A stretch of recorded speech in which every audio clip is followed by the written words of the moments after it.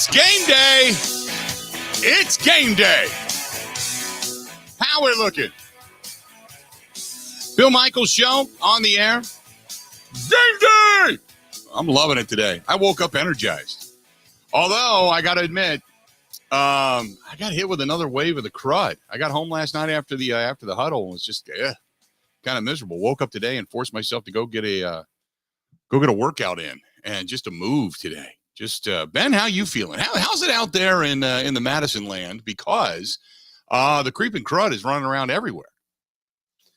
I feel okay. Yeah, wouldn't say it's great. Okay, you know, just but checking. I've been worse. Nah, it's fine. Just it's a Thursday. I'm a little tired. Yep. No, I completely understand that. You got Kenny and Halpern coming up tonight. Now, are you guys? You're going to Monk's, but are you staying there for the game? I don't know yet. Plans depend on obviously the post-game show and such. Because that Halpern can get wild. Anything after 9 o'clock, that man gets crazy. Yeah. Sources tell me that has happened. Yeah. That man hard to confirm. I can see it happening. Who's your guest tonight, by the way?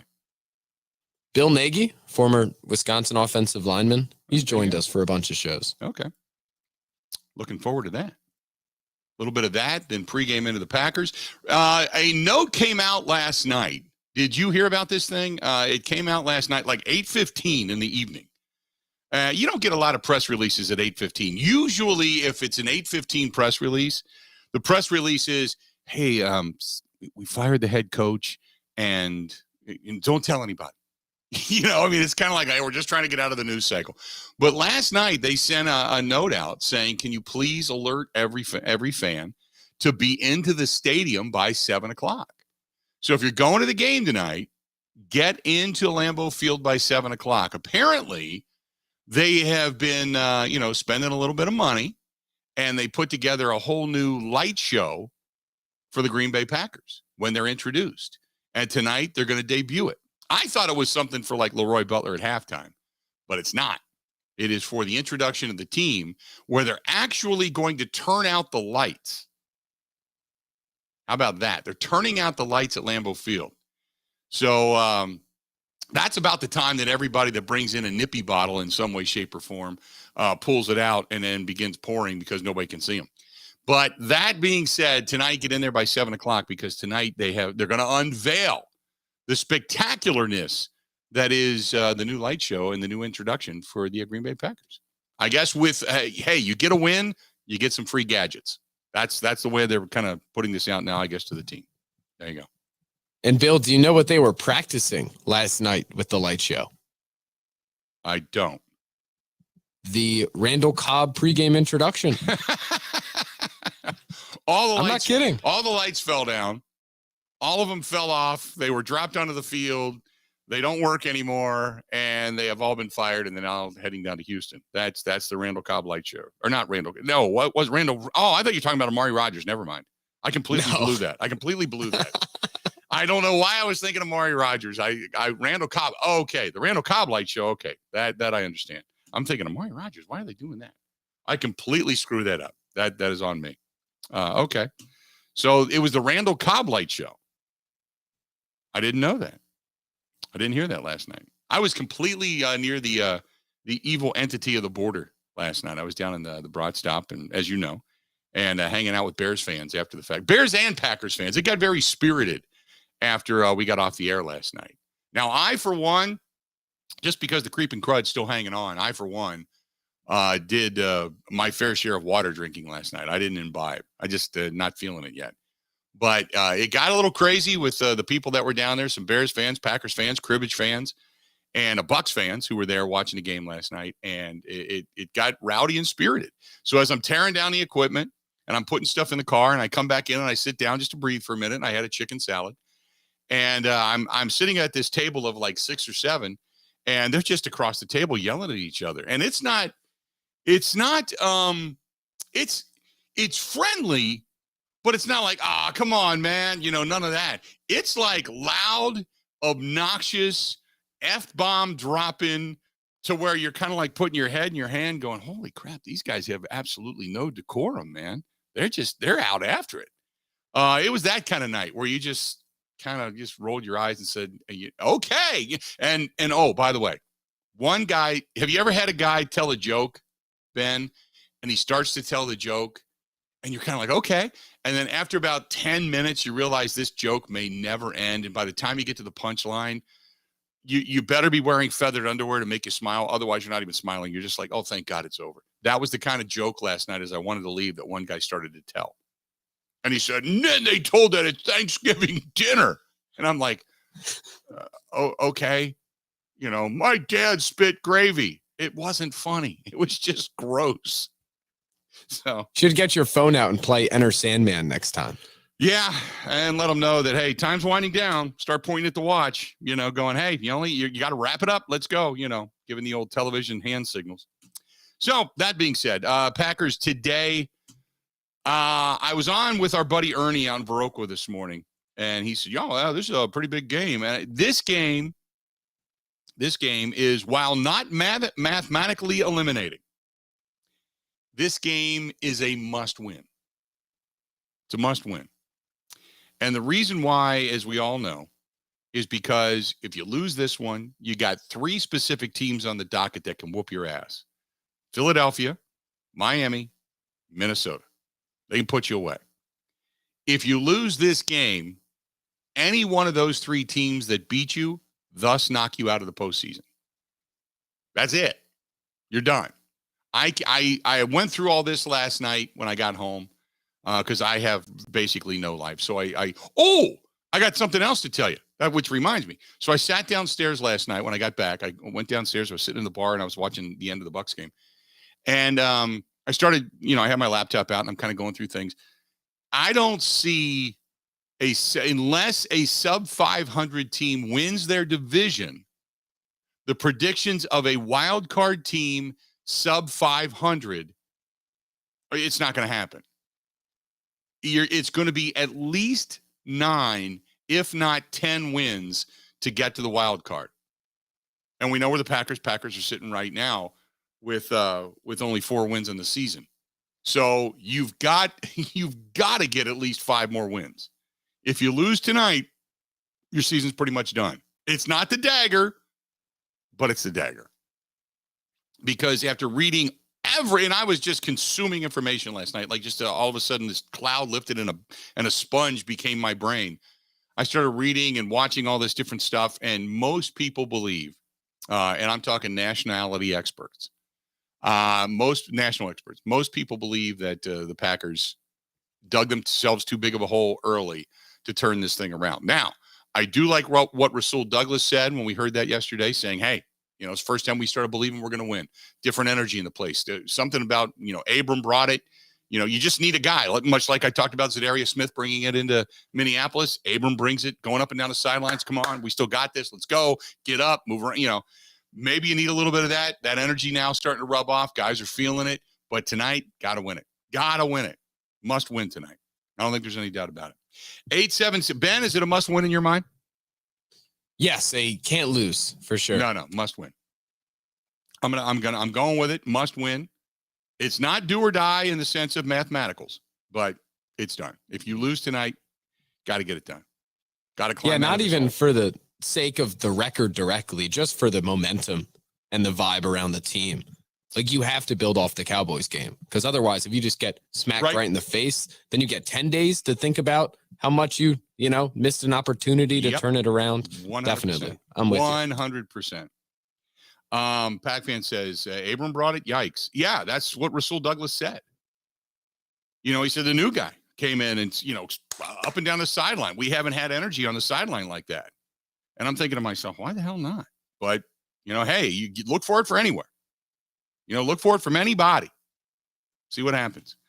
And again, yes, I'm not kidding you. The press release said with Thursday's game set to kick off at 7:15, the Green Bay Packers are debuting the new lighting elements during their player introductions this week with flickering lights and spotlights to enhance the pregame festivities. The stadium lights will be completely turned off in the stadium to direct fan attention to Tundra Vision, the video boards, while the pre-intro video plays.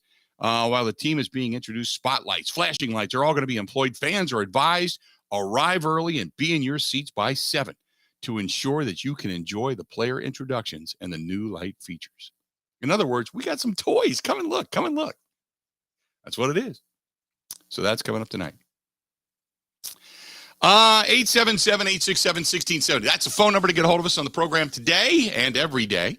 Phone line's wide open. If you want to hit us up on Twitter, you can at Bill_Michaels, at Bill_Michaels. You can find us on the Facebook fan page. Go to facebook.com/The Bill Michaels Show. YouTube, subscribe. It is absolutely free, and it'll just pop up and let you know, here we are. But go to youtube.com/Bill Michaels Show. Same thing over on Twitch TV. Email the program, thebillmichaels@gmail.com. Don't forget, we are on Apple. We are on Spotify. We are on Google Podcasts as well. And the website is thebillmichaels.com. That is thebillmichaels.com. There you go. This one is from Jesse. Jesse says, oh boy, a new light show. Look over here will distract you while this team loses yet another game. No, they got to feel pretty confident. You got to be all excited and happy. This is Jet. You got to be all giddy and happy while you're debuting the new light show. You don't debut a new light show and then, lose. Come on, right? Oh, by the way, and this one's from Marty, who said, I heard you talking about games in which they honor players. Remember, Woodson, they lost. Favre, they lost. Starr, they lost. They've got Leroy Butler coming in tonight. This whole thing about bringing guys back and honoring them, boy, it's been a trap.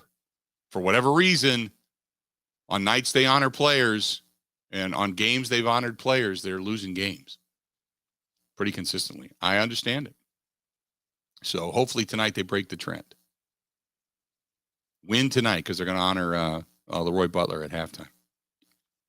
So, by the way, Tom Pelissaro talking about the offensive line. You got Randall Cobb, David Bakhtiari, Elton Jenkins, all those guys. Hopefully going to play in one way, shape, or form. I don't think Cobb's going to play yet tonight, but it's coming up. We'll have the audio from those guys coming up here in just a little bit. Stay tuned. We got Terry McCormick from the TitansInsider.com going to be joining us coming up here in less than an hour. Oh, by the way, today is Fantasy Football Day. It's been 2 weeks since I've had a chance to talk to Paul Charchian. I was gone last week because I was sick, and the week before that, I was off at Quick Trip doing the walkthrough in their city. So we got Paul Charchian today at noon. Charge is back, and I'm sure he's going to make fun of me for getting bounced out of the Guillotine League. We have our picks coming up against the spread, coming up here in just a little while, about an hour and a half from now. So stay tuned for that as well. A whole lot coming up today on the Bill Michaels Show. Kind of energized today, even though the head's starting to fog back up, but that's okay. I've been working foggy my entire life. Stay tuned. Got a lot more of the Bill Michaels Show coming up right after this. Covering Wisconsin sports like a blanket, this is the Bill Michaels Show on the Wisconsin Sports Zone Radio Network. Cool weather, brisk winds, and a hot deal. Hi, this is Gina Della from Pella. Is your home ready for winter weather? Don't wait. Right now, put no money down, no payments, and no interest for up to 2 years. When it's cold outside, thanks to Pella Windows and Doors of Wisconsin, you'll be warm and toasty inside. Pella Windows and Doors of Wisconsin can be installed in as little as a day, with little to no disruption to your family or your home. Plus, you'll get expert advice from our Pella specialists, professional installation by Pella's certified installers, and the excellent service our customers have come to expect. And Pella Windows and Doors of Wisconsin has products and warranty offers you won't find anywhere else. Don't wait for the heating bills to start piling up. Right now, put no money down, no payments, and no interest for up to 2 years at Pella Windows and Doors of Wisconsin. Visit PellaWI.com today. Expires 11/30/2022. Certain exclusions and restrictions apply. See showroom for details.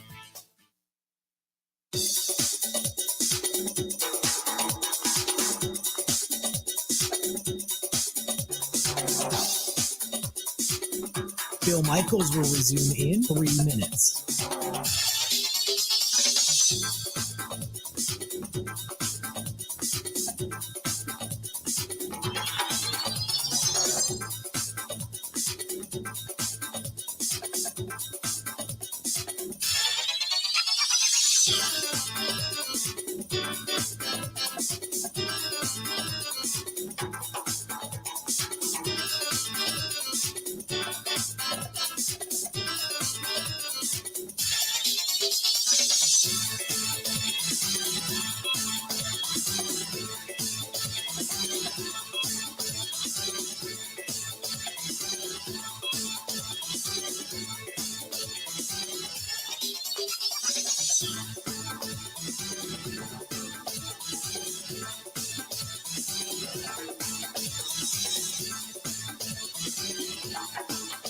Bill Michaels will resume in 2 minutes.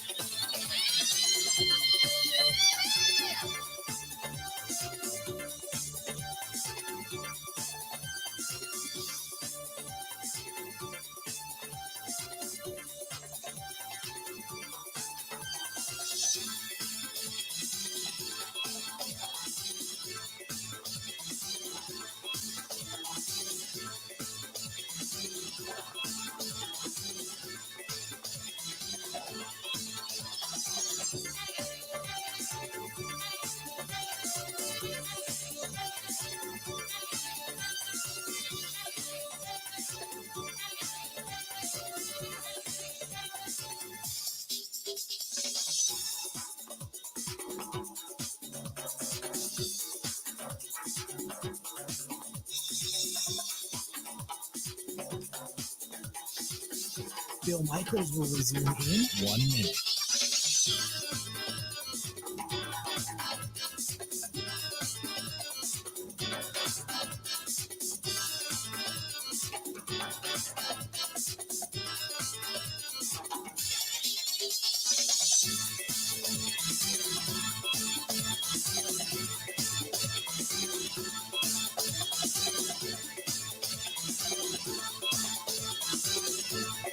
Bill Michaels will resume in 30 seconds.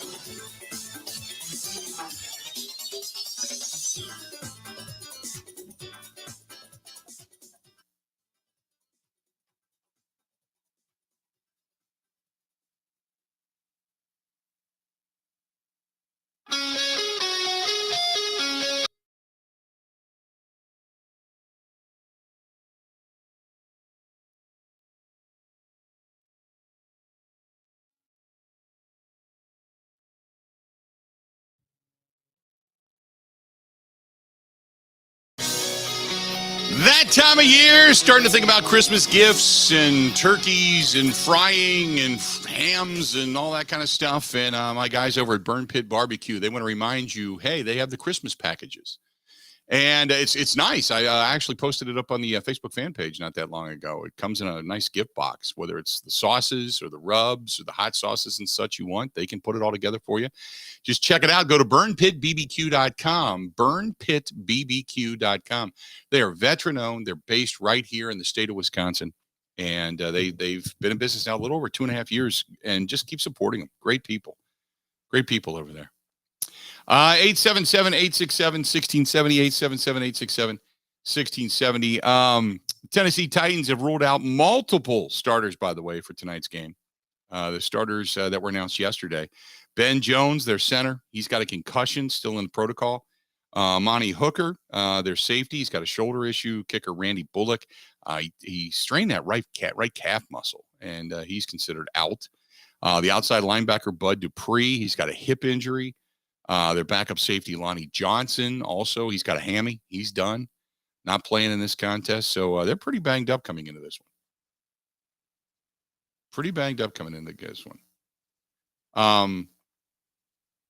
877-867-1670, 877-867-1670. If you want to give us a shout. What else do we have? This was oh, by the way, Josh Lambo. He's going to handle the kicking duties tonight. In a corresponding move, the Titans released their wide receiver, Chris Conley, and they opened up the roster spot for Lambo. The Titans listed starter Jeffrey Simmons and nickel corner Elijah Molden as questionable for tonight's contest. So there you go. By the way, Tom Pelissaro talking about the statuses of some of the Packer players that are in question. Take a listen. Well, in other wide receiver news, I am told Packers wide receiver Randall Cobb is expected to play tonight against the Titans for the first time since he suffered that high ankle sprain back in week 6. Last time we saw Cobb on the field, he was getting carted off. He was in tears, fearing the worst. Instead, he is back to help out Aaron Rodgers for a big game tonight. A couple other injuries for the Packers. I'm told offensive lineman Elton Jenkins is expected to play. Left tackle David Bakhtiari also listed as questionable, as he has been most of the season. So there you go. There you go. Tom Pelissero said, hey, Randall Cobb, many were saying that they didn't think he'd be back for this game. So Pelissero saying, nope, he is going to be back for this game. I know the Packers, they don't want to tip their hand early. If they're saying it internally, then my guess is going to be that, yeah, Randall Cobb's going to play in this game. It's an interesting one because it's a cold weather game, and with a high ankle sprain, man, Cobb must be feeling pretty good. Those things, if you have at least a slight bit of pain in the ankle, usually they pretty much err on the side of caution when it comes to high ankle sprains. So that's good news. That's a little bit ahead of schedule if indeed that holds true tonight. Looking forward to seeing Randall Cobb back out there. And again, you get Cobb back. You still don't have Romeo Doubs, but you get Cobb back with Lazard, and now you do have Christian Watson. And what we've seen on film is a legitimate threat that can get downfield. And Cobb is, Rodgers' safety blanket when things begin to break down, because he's a guy, and he was having a hell of a season until he went down with the ankle injury. He's kind of the comeback guy. He's the guy that's on that same wavelength with Aaron Rodgers. So it'd be great to see Randall Cobb come back for this contest. 877-867-1670. Is this, in your opinion, a must-win game? Sean says, Bill, are you kidding me? Until they're mathematically eliminated? No, it's not a must-win game. Quit telling people that. I'm only giving it to you because I'm looking at it in the form of reality. One, you got to stack success. You got to build upon what you just had the other day on Sunday. Two, you've got a team coming in on Thursday night. You are the home team. Home teams, more often than not, win games at home on Thursday night, okay? Because of the quick turnaround, especially when you're playing at home that Sunday prior. That's another reason. Three, you've got some tough games on the docket. You can't afford to lose this one and then hope to basically win out, because I don't think that's going to happen. Four, if you do lose this game and you lose it for all the same reasons you've lost games throughout this season, then what we saw in the second half of the game against the Bills and what we saw in the fourth quarter against the Cowboys, they're more apparitions than they are reality, which means you only muster up that every now and then to be able to compete, and not on a consistent basis, which at that point, you're kind of relatively hopeless. So there's a lot of reasons you got to win this game tonight. It's a big one. And you got to win. Come on. You got to win. You're honoring Leroy Butler. They've got new lights. Got to win tonight, right? Got to win. 877-867-1670. Phone lines wide open. David writes, the reasons why I believe the Packers are going to win. One, the Lambeau Leap was invented by Leroy Butler. He will be in the house tonight. Two, like you said, new lights. Three, the weather plays a factor in this game, and the Green Bay Packers are used to it, while the Tennessee Titans are not. Four, the Titans on a short turnaround have to come into Lambeau Field. Five, the Packers have found something in Christian Watson. Six, he says, the defense looked energized. Seven, because Mason Crosby's been pretty much dead on this season. Nobody's talking about that, which we have talked about it a little bit. We have talked about some of the – so now the one kick in – was it Detroit that fell woefully short, the 50-yarder, 50-something yarder? At least it looked as if maybe the snap was off, and I hate to say that because I don't want to blame it on the snap. It just looked like he tried to overkick it, and it just fell short. It's kind of like trying to hit a golf ball too hard. You just can't, You just got to let it go. And it just looked like the whole process was off, and that fell short. Yeah, he's really only missed – the other one he missed was blocked, remember. It was a bad snap, and it was blocked. So that was it. Other than that, he hit a game winner, and he's been pretty solid. Anything 40 yards and in is almost automatic. He's only missed one between 40 and 50, and that was the one that was blocked. So you're right, he has had a pretty good season. 8, Aaron Rodgers is buying into the system. 9, Matt LaFleur has finally gotten rid of Amari Rodgers. And number 10, the team is playing with energy. The top 10 reasons why the Green Bay Packers are going to win tonight. There you go. This one's from Rick, says, hey, let's be honest. Every game left is a must win. Zach says, be honest, 5 and 6 looks a whole lot better than 4 and 7. And then there's always one in the bunch. Aaron says, light shows, that could cause seizures. Not cool. Are you kidding me? Have you ever been to Trans-Siberian Orchestra? Have you ever been to a concert? Yeah. It all might, everything might kill you. Everything might throw you into seizures. Everything might, whatever. Just, Aaron, I bet you're the guy that goes, you know what? When they introduced David Bakhtiari, the lady next to me fell over and started twitching. It was a bad scene. I'm blaming the Packers. I would say this. If that's the case, and you are prone to this, I'd probably say close your eyes during the introductions. Just use some common sense. There you go. Yeah, Rush concerts back in the 80s. Oh, my God. Yes. You are. Have you ever? How about some of the introductions they've had at NBA games? Oh my goodness! You kidding me? Hell yeah! This is from the Harness. The Harness says heading to the game tonight, going over to the Green Bay House. Harness, I know the Green Bay House. I see them on. We got to do a show from the Green Bay House. I want to get over that way. That place looks really cool. Going to the Green Bay House tonight with a bunch of friends. Afterwards, heading over to Andrewsi's to watch the game. I don't have tickets, but I just want to be a part of the celebration. I like it. With a name like the Harness, you probably don't have tickets. People are afraid of you. Just crashing parties, getting crazy. I get it. I see where you're coming from. And this one's last but not least. This is from Mitch. Mitch says, hey, I got a bottle of Eagle Rare up here. By the way, Mitch says he lives in the Tomahawk area, if there's a way to get it to you. Mitch, you sit back tonight. Let's do this. You sit back tonight and enjoy it, okay? You sit back tonight and enjoy it. Here's the reason why. I had a very good friend of mine who works for a liquor distributor call me and said, hey, he was just traveling back from Indiana. And he said, once you get south of the border, Eagle Rare is so much easier to get. He said, I got a couple of bottles. I heard you talking about it. I got a couple of bottles. He got me a bottle. Got me a bottle of Eagle Rare. You know how much it cost him? In Indiana? $35. $35. So I got me a bottle of Eagle Rare. I'm giddy. I'm ecstatic over that.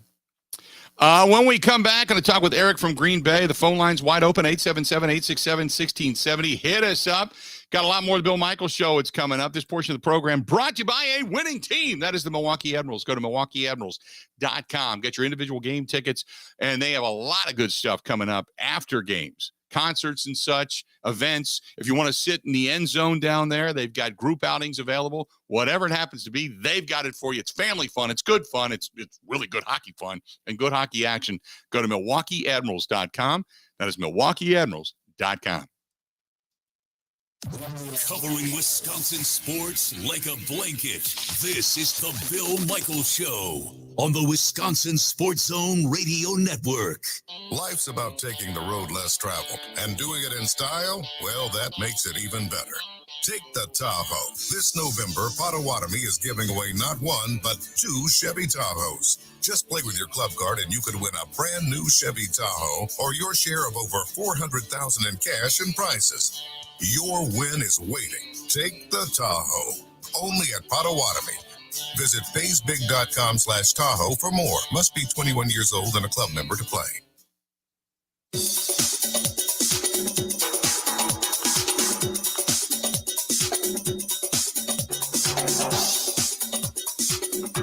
Bill Michaels will resume in 5 minutes.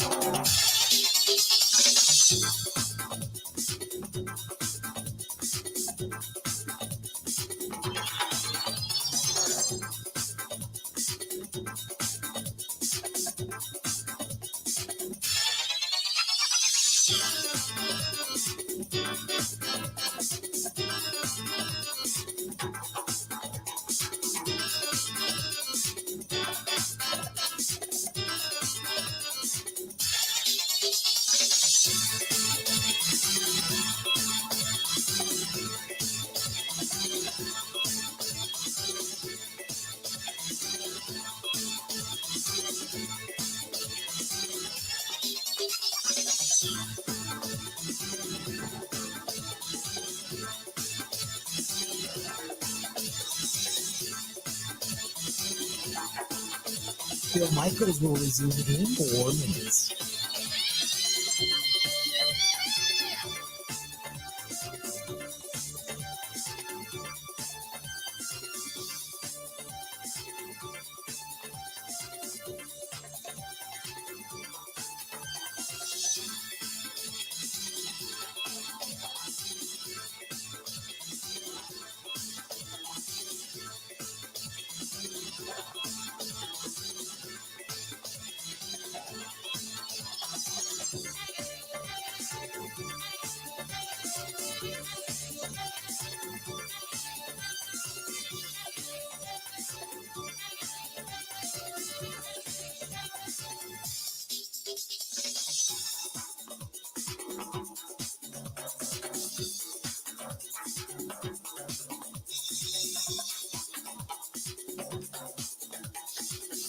Bill Michaels will resume in 3 minutes.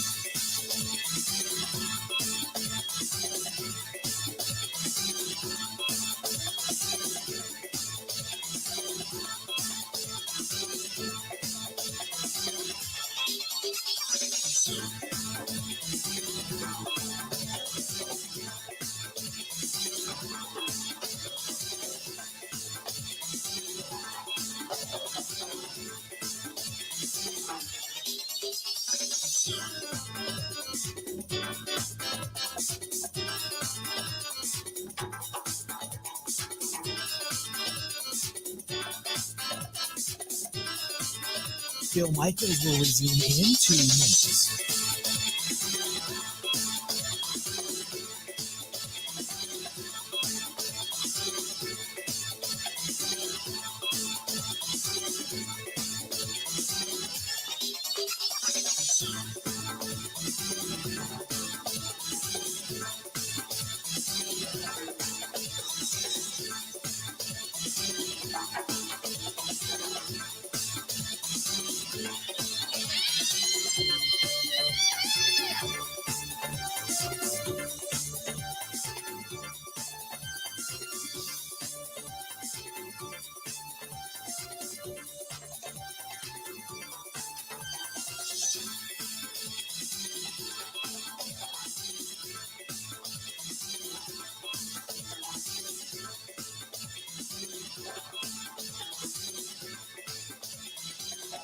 Bill Michaels will resume in 1 minute.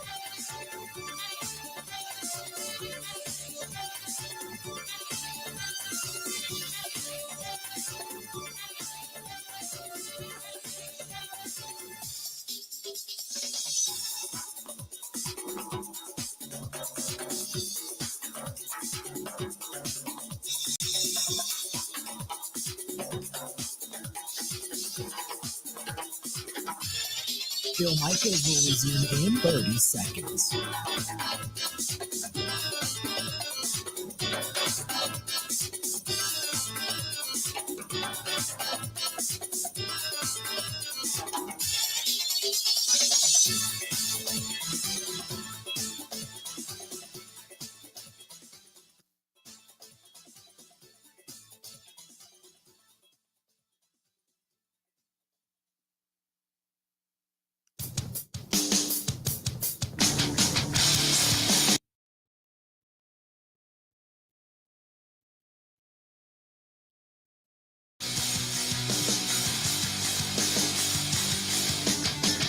Welcome back. Good to have you. Bill Michaels Show. We continue on this portion of the program brought to you by our friends at the Water Doctors. They have the best water softening system there is. I just love it. The Connecticut water softening system, absolutely fantastic. There is nothing better out there. You can rent it, you can buy it, whatever it happens to be, but I highly recommend you call my friends at the Water Doctors. H2, the letter O, doctors.com, H2O doctors.com. Or just get a hold of my buddy John Atlee, 262-549-7733, 262-549-7733, anywhere in the state of Wisconsin. And if John's not in your area, he will get you in touch with the person that is. But give him a call, 262-549-7733, 262-549-7733. And they donate money back to the Custom Canine Service Dog Academy to help veterans. So love it. Love stuff like that. Oh, by the way, holy crap. If you are living in the area that is, well, if you're planning on going to the game in Buffalo this weekend, oh my goodness. What are they saying now, Ben? Over 70 inches of snow? Multiple feet, both before and during game day. So I think they're talking about rescheduling it, which sucks. No, they're talking about moving it. Yeah. They have to make a decision by 4:00 Eastern time tomorrow. They could say earlier, but they're talking about 4:00 Eastern time tomorrow being the latest that they can make the decision. And the reason being is not that they can't play football in the snow. It's that the services that are going to be needed in the air, it's much like when the hurricanes go through. It's not anything about the game itself within the stadium. It's about everything around it, with the police, the ambulatory services, all the different services that are needed to put a game on. And what makes sense is, as I digress, is for Buffalo. And who's Buffalo playing in this one? The Browns. The Browns, okay. Which the Browns, by the way, they're used to snow. So it's not like, because that's the mistake on a lake, and they get a lot of lake effect snow too. But they're talking about moving this thing to Detroit because it makes sense for both teams. One, Buffalo's actually playing in Detroit during Thanksgiving. So they said, okay, maybe they could just stay in that area while all the snow is cleared. But it's not far for Cleveland. It's not far for Buffalo. It's an indoor stadium. Detroit doesn't play at home this weekend, so they think that might be an alternative that they could go to. But yeah, this might is they're saying it's shaping up to be potentially one of the most extreme snowstorms in U.S. history. 70 inches of snow. As the models continue to increase and say, it's actually supposed to snow 3 to 6 inches. But when you talk about the wind coming off the lake, that's where the snow is coming from. It's not necessarily falling out of the sky as far as atmospheric goes. It's because of the lake and blowing across the westerly winds blowing across the lake. So 35 to 55 mile an hour winds and snow up to 70 inches. That's some serious snow. I don't care who you are. That's some serious lake effect snow. That means we won't even see you until June. There's not enough hours in the day to melt that much snow. You got to have like a month's worth of sunshine and warm weather to melt that much snow. I can't even fathom that. What was the big snowstorm in the Wisconsin area? Was it 1978 or 1998? Excuse me, 1998, I think was the big giant snowstorm here.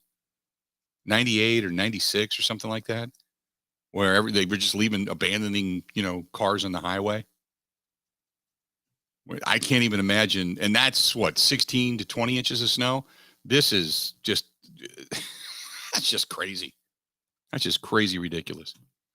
877-867-1670. Let's get to the phone calls. Let's go to Eric listening to us in Green Bay. Eric, how you doing today, man? What's up? All right, man. How's it going, Bill? I'm doing well today. No problem. What's up? What's on your mind? Hey, wasn't that snowstorm like in April of 2018 or something? Well, we had a big one a few years back where, was it like early 2000s when we got like 56 inches of snow in December, but I can't imagine getting it in a weekend. The blizzard of the century hit in April, which was funnier than all get out. Hey, I wanted to comment on the person made the comment about all the lights and stuff triggering seizures. Mm-hmm. Now, I suffered a TBI in 2013 while working with a tree crew, and that's one of the little gift items that I was left with. I survived, so hey, that's I'm happy. Right. But those of us that suffer that problem, man, we know how to deal with it. Wear sunglasses, have a seat, make sure you're not standing up. I mean, sometimes it can be entertaining. I took my kids into Terror on the Fox, and as soon as we walked into the funhouse mirrors, I was done. I got left behind. I had to hitch a ride. The next group coming through scared the crap out of them. They thought I was one of the ghouls, so I had to hitch a ride with them to get out of there. Yes, strobe lights and funhouse mirrors are an absolute wreck for us, but Football games, concerts, man, we know how to deal with it. That's not a problem. It should be fun. Problem is when they stick it on a road sign or when somebody riding at 10 speed down the side of the highway has one on their freaking bike helmet. I don't know about the wisdom of that. Yeah. But at a football game, it's going to be fun, man. Hey, hopefully I'm talking to you tomorrow after a Packers victory, Bill. Yeah, well, if you feel free to call in tonight. We got the post-game show, too. Be up late listening and hopefully kicking back a couple after victory, man. Excellent, man. Go Pack, go. There you go. Talk to you soon. He drops off. You get on board. 877-867-1670. I never thought of that because you get the strobe lights off of some of the street signs, especially if you're going a little bit too fast for that particular area when they have one of those radar enforced speed signs and the blinking lights on bike helmets. Oh, you're driving down the street. Next thing you know, and you're just off the road. I never thought of that. Yeah. It's not like you can close your eyes. I'll let the force guide me. Just driving along. Never thought of that, man. I feel for you. This is from, it's a visual. You can't really see it, but Marcy said I was at Trans-Siberian at the Resch Center. Take a look at this. Oh, my God. And I've seen Trans-Siberian Orchestra. And with the lasers and the flashing and the lights that go everywhere, and it is a visual feast. Without a doubt, it's a visual feast, but I completely get it. Man, if you suffer from that, it can put you into it. Put you into a night. I 100%, man. I feel for you. Wouldn't all white jerseys do that too? Oh God, those ugly all white jerseys. That's what they're wearing tonight. Yep. Thank God it's not snowing like it will be in Buffalo, or you won't be able to see them. I wish it would have been snowing because maybe you don't want to see them. Well, hopefully the Packers are visible tonight. Leanne says, hey, I'm heading to the game. I'm looking forward to the light show. I just heard about it. Thanks for alerting us. The Bucs got a win last night. Excited about that. Sports in Wisconsin, pretty good. Your thoughts on the Colton Wong re-sign?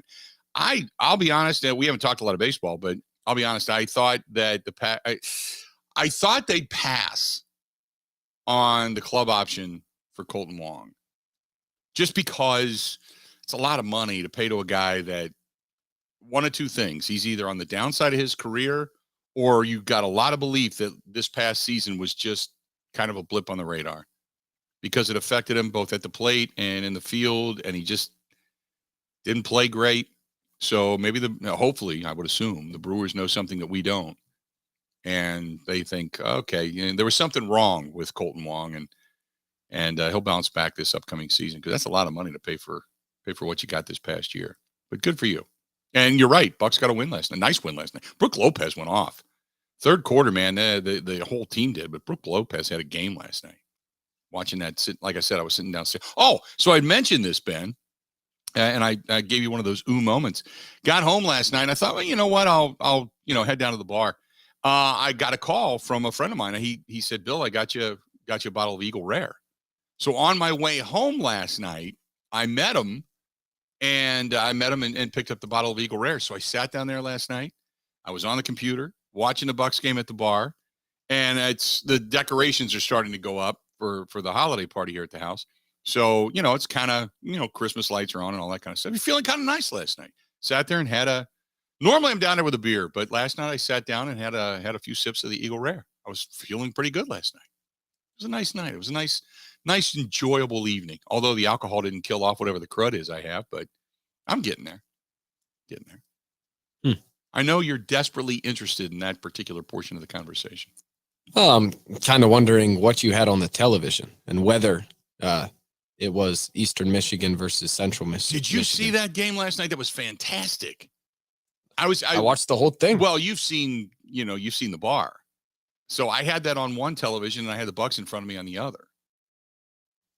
That was fantastic. I love that stuff. I love it. I was watching this morning on Good Morning Football, and they were talking to some former players who were, talking about, all the snow coming into Buffalo. And I know, like, wide receivers and stuff, they're not fond of it because if you start slipping and sliding, you can pull a groin muscle, you can tweak an ankle, whatever. I get that. But all the linemen and all the defenders are like, I love it. Love it. Bring it on. It slows everybody down.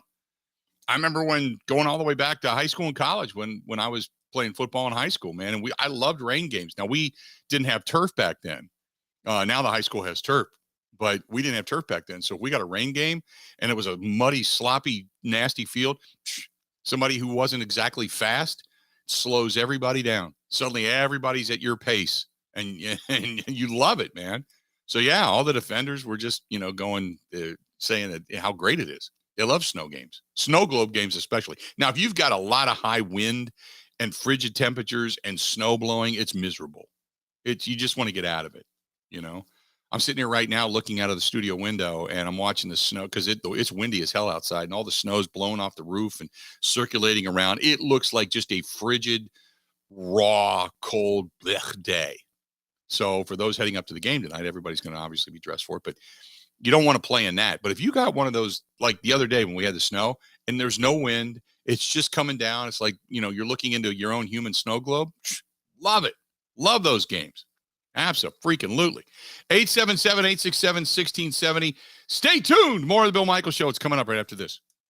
Ready? This is the Bill Michaels Show on the Wisconsin Sports Zone Radio Network.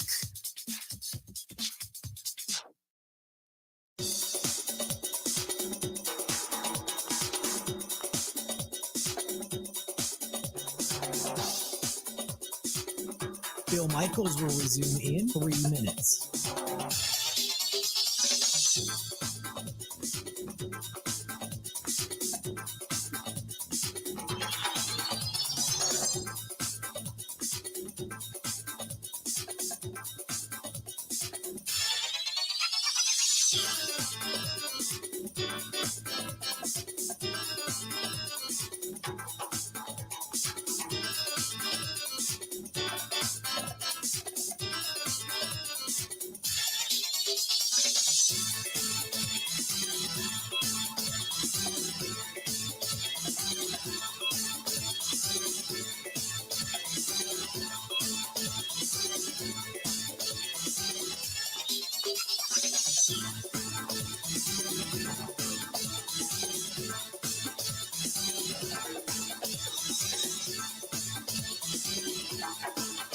Bill Michaels will resume in 2 minutes.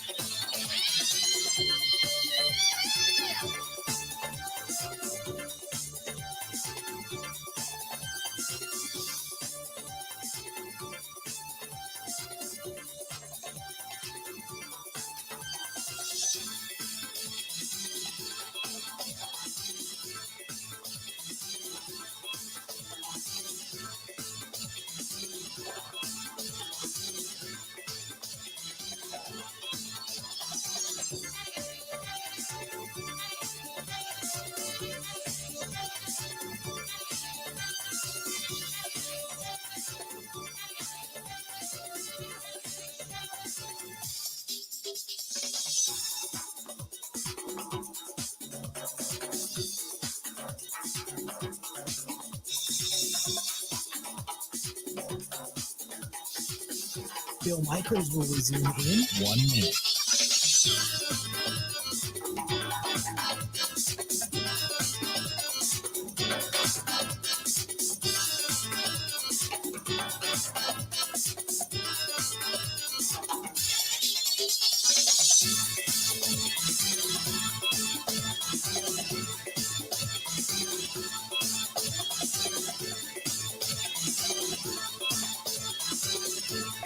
Bill Michaels will resume in 30 seconds.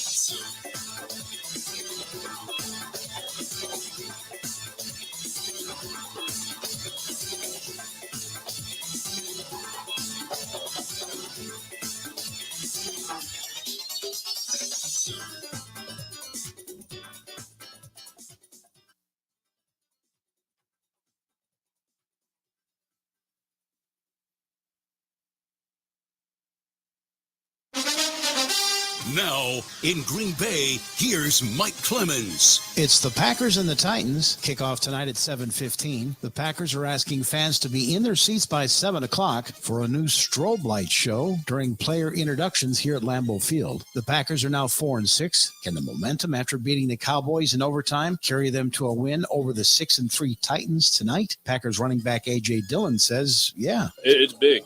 Anytime you can get positive momentum is great. Same thing when you're going like drive to drive. You know, you have a good drive, you score. Next drive, you go out there as an offense, you feel like you can do it again. So, you know, we just won. We feel like we can do it again this week. On defense, the Packers will have to stop one of the best running backs in the league and perhaps a future Hall of Famer, number 22, Derrick Henry. Packers head coach Matt LaFleur. He's a freak of nature. You just don't find guys that are that big and that fast. If he gets going, it's going to be a long day. So you got to do a great job of trying to contain him, bottle him up, try to get him going laterally, because once he gets going downhill, it's just like a freight train rolling through there. The Titans coming off a 17-10 win at home over the Broncos. Derrick Henry was asked after the game, how did Denver's defense hold him to just 53 yards rushing on 19 carries and no touchdowns in the game? A lot of them in the box. I got to play better, no excuses. I feel like I could have done a lot better than what I did, and get past it, and then do everything you need to do, get your body ready, quick turnaround, and get ready for Thursday. You were in and out of the tent there a couple of times, just what was going on? Say it again? You were in and out of the tent a couple of times, just kind of what was going on there. I went to the bathroom. That's Titans running back Derrick Henry. In Green Bay, I'm Mike Clemens on The Bill Michaels Show.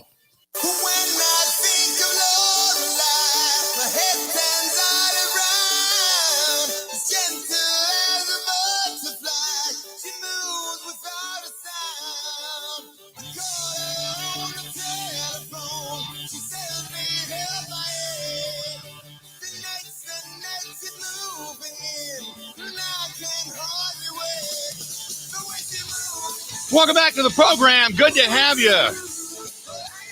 Maybe a little celebratory vino tonight from Forgotten Fire Winery. And don't forget, this time of year, holiday gifts. Oh, yeah. Stop in to whatever liquor store, wine store, grocery store you go to. Look for it by name, Forgotten Fire Winery, right here in the state of Wisconsin and in Peshtigo, Wisconsin. Stop in and tell them we sent you. Get yourself a wine tasting and, talk to Jake, the master winemaker up there. Good stuff from our friends at Forgotten Fire Winery. Go to ForgottenFireWinery.com. That is ForgottenFireWinery.com. Coming up after the top of the hour, Terry McCormick, the Titans insider, going to be joining us, and we'll talk with him about what this Titans team is bringing and the fact that the Titans have issues because they're as banged up as the Green Bay Packers are in many different facets. So we'll be talking about that coming up a little bit later on this evening. Stay tuned. Or a little bit later on after the top of the hour. Stay tuned for that this evening. I keep thinking I'm still doing the huddle. Tonight, don't forget, we got the Green and Gold postgame show. Green and Gold postgame show tonight, immediately following the Green Bay Packers and the Tennessee Titans. We break it all down for you. We go tonight. We on the air till midnight tonight, Ben? We go till midnight? Yeah, 10:30 to midnight. Approximately 10:30-ish until midnight as the game gets underway, about 7:15 kickoff from Lambeau Field. So the Green and Gold postgame show live immediately after every Packers game. Find us here on many of these same stations or on the app, The Zone Madison, ZOWOZN, Madison. You can find us on YouTube, on Twitch TV, Facebook, and over on Twitter. Good stuff there. A couple things before we get to the top of the hour, and this one's from Kirsten. Kirsten says, we hope to see you come up to Twin Bays at some point again. We would love to have you guys up here. Can you do a show up in this direction? This year, no. I don't want to say never, but no, not this year. But we would love to do something certainly up in the Twin Bay area, up in Tomahawk, coming up maybe next year. I'd love to do it. Absolutely love to do it. This one's from Dan. This is Packers going to win by 7. Miguel over on the Bud Light live stream says, oh my God, no, white pants. Who actually likes these special uniform games? Does anybody? I don't think so. I think, is there anybody out there that thinks these all color wash uniforms are good? I don't know anybody. I think everybody thinks they suck. Brandon says, tell Buffalo to send the snow out to Vegas for Lake Mead. Yeah, Lake Mead. Did you see some of the Lake Mead? For those that don't know, Lake Mead and in that area is not only big for recreation, but it's big for drinking water and everything else that goes along with it. They've been in a severe drought for a long time. And as Lake Mead continues to go down, they continue to discover bodies, mob hits from years gone by. It's because the lake is down like 25, 30 feet. That's how, I mean, this was a really deep lake to begin with, but it keeps going down. It keeps receding. And they're finding bodies in barrels. They're finding cars. They're finding, all of that stuff. So all these old mob hits from years gone by, they're finding some of these bodies because they were dumping them in Lake Mead. And now Lake Mead's gone down. It's starting to reveal what was down there. And they're finding all this, all this different blech, for lack of a better term. Pack fan says, I love the all-white uniform personally. Much better than those old blue or brown throwbacks that they used to wear. I was never a big fan of the blue and black. I'm not a fan of the all-white. Never have been. Got to break it up. At least the Packers aren't all white. Remember, like Cincinnati did the all white on a Thursday night game, and they did even the white helmets. It was all white and black. It was like somebody just completely took the color out of there, made it an old black and white film, and they had the black stripes with the white helmets, white shirts, white pants, white face masks. I mean, it was weird. It was weird, but I agree. Tom says, how about Rodgers' thumb? Will he be able to be under center more in a short turnaround week? I hope so. He didn't seem to act like it was. He just said, look, having, after this, get through this game, and then after that, you'll got 10 days off. You'll be able to take it easy for a little while, and it continues to get better. So hopefully he doesn't have to necessarily worry about the thumb too much. Terry McCormick, TitansInsider.com. You can find him on Twitter at TerryMC13 over on Twitter. He's going to be joining us. We're going to talk some Titans football when we come back. Titans football. Looking forward to it. This portion of the program brought to you by our friends over there at Stoley's Hog Alley. They continue to get ready to open up right around Christmas time. Can't wait. Looking forward to it. Don't forget about Stoll's Old 109 opening up tonight. They're going to be open for the Packers game. You want some good food, head out there and check it out. Say hi to Alicia when you're out there as well. Talking Titans football when we come back. We'll be back right after this.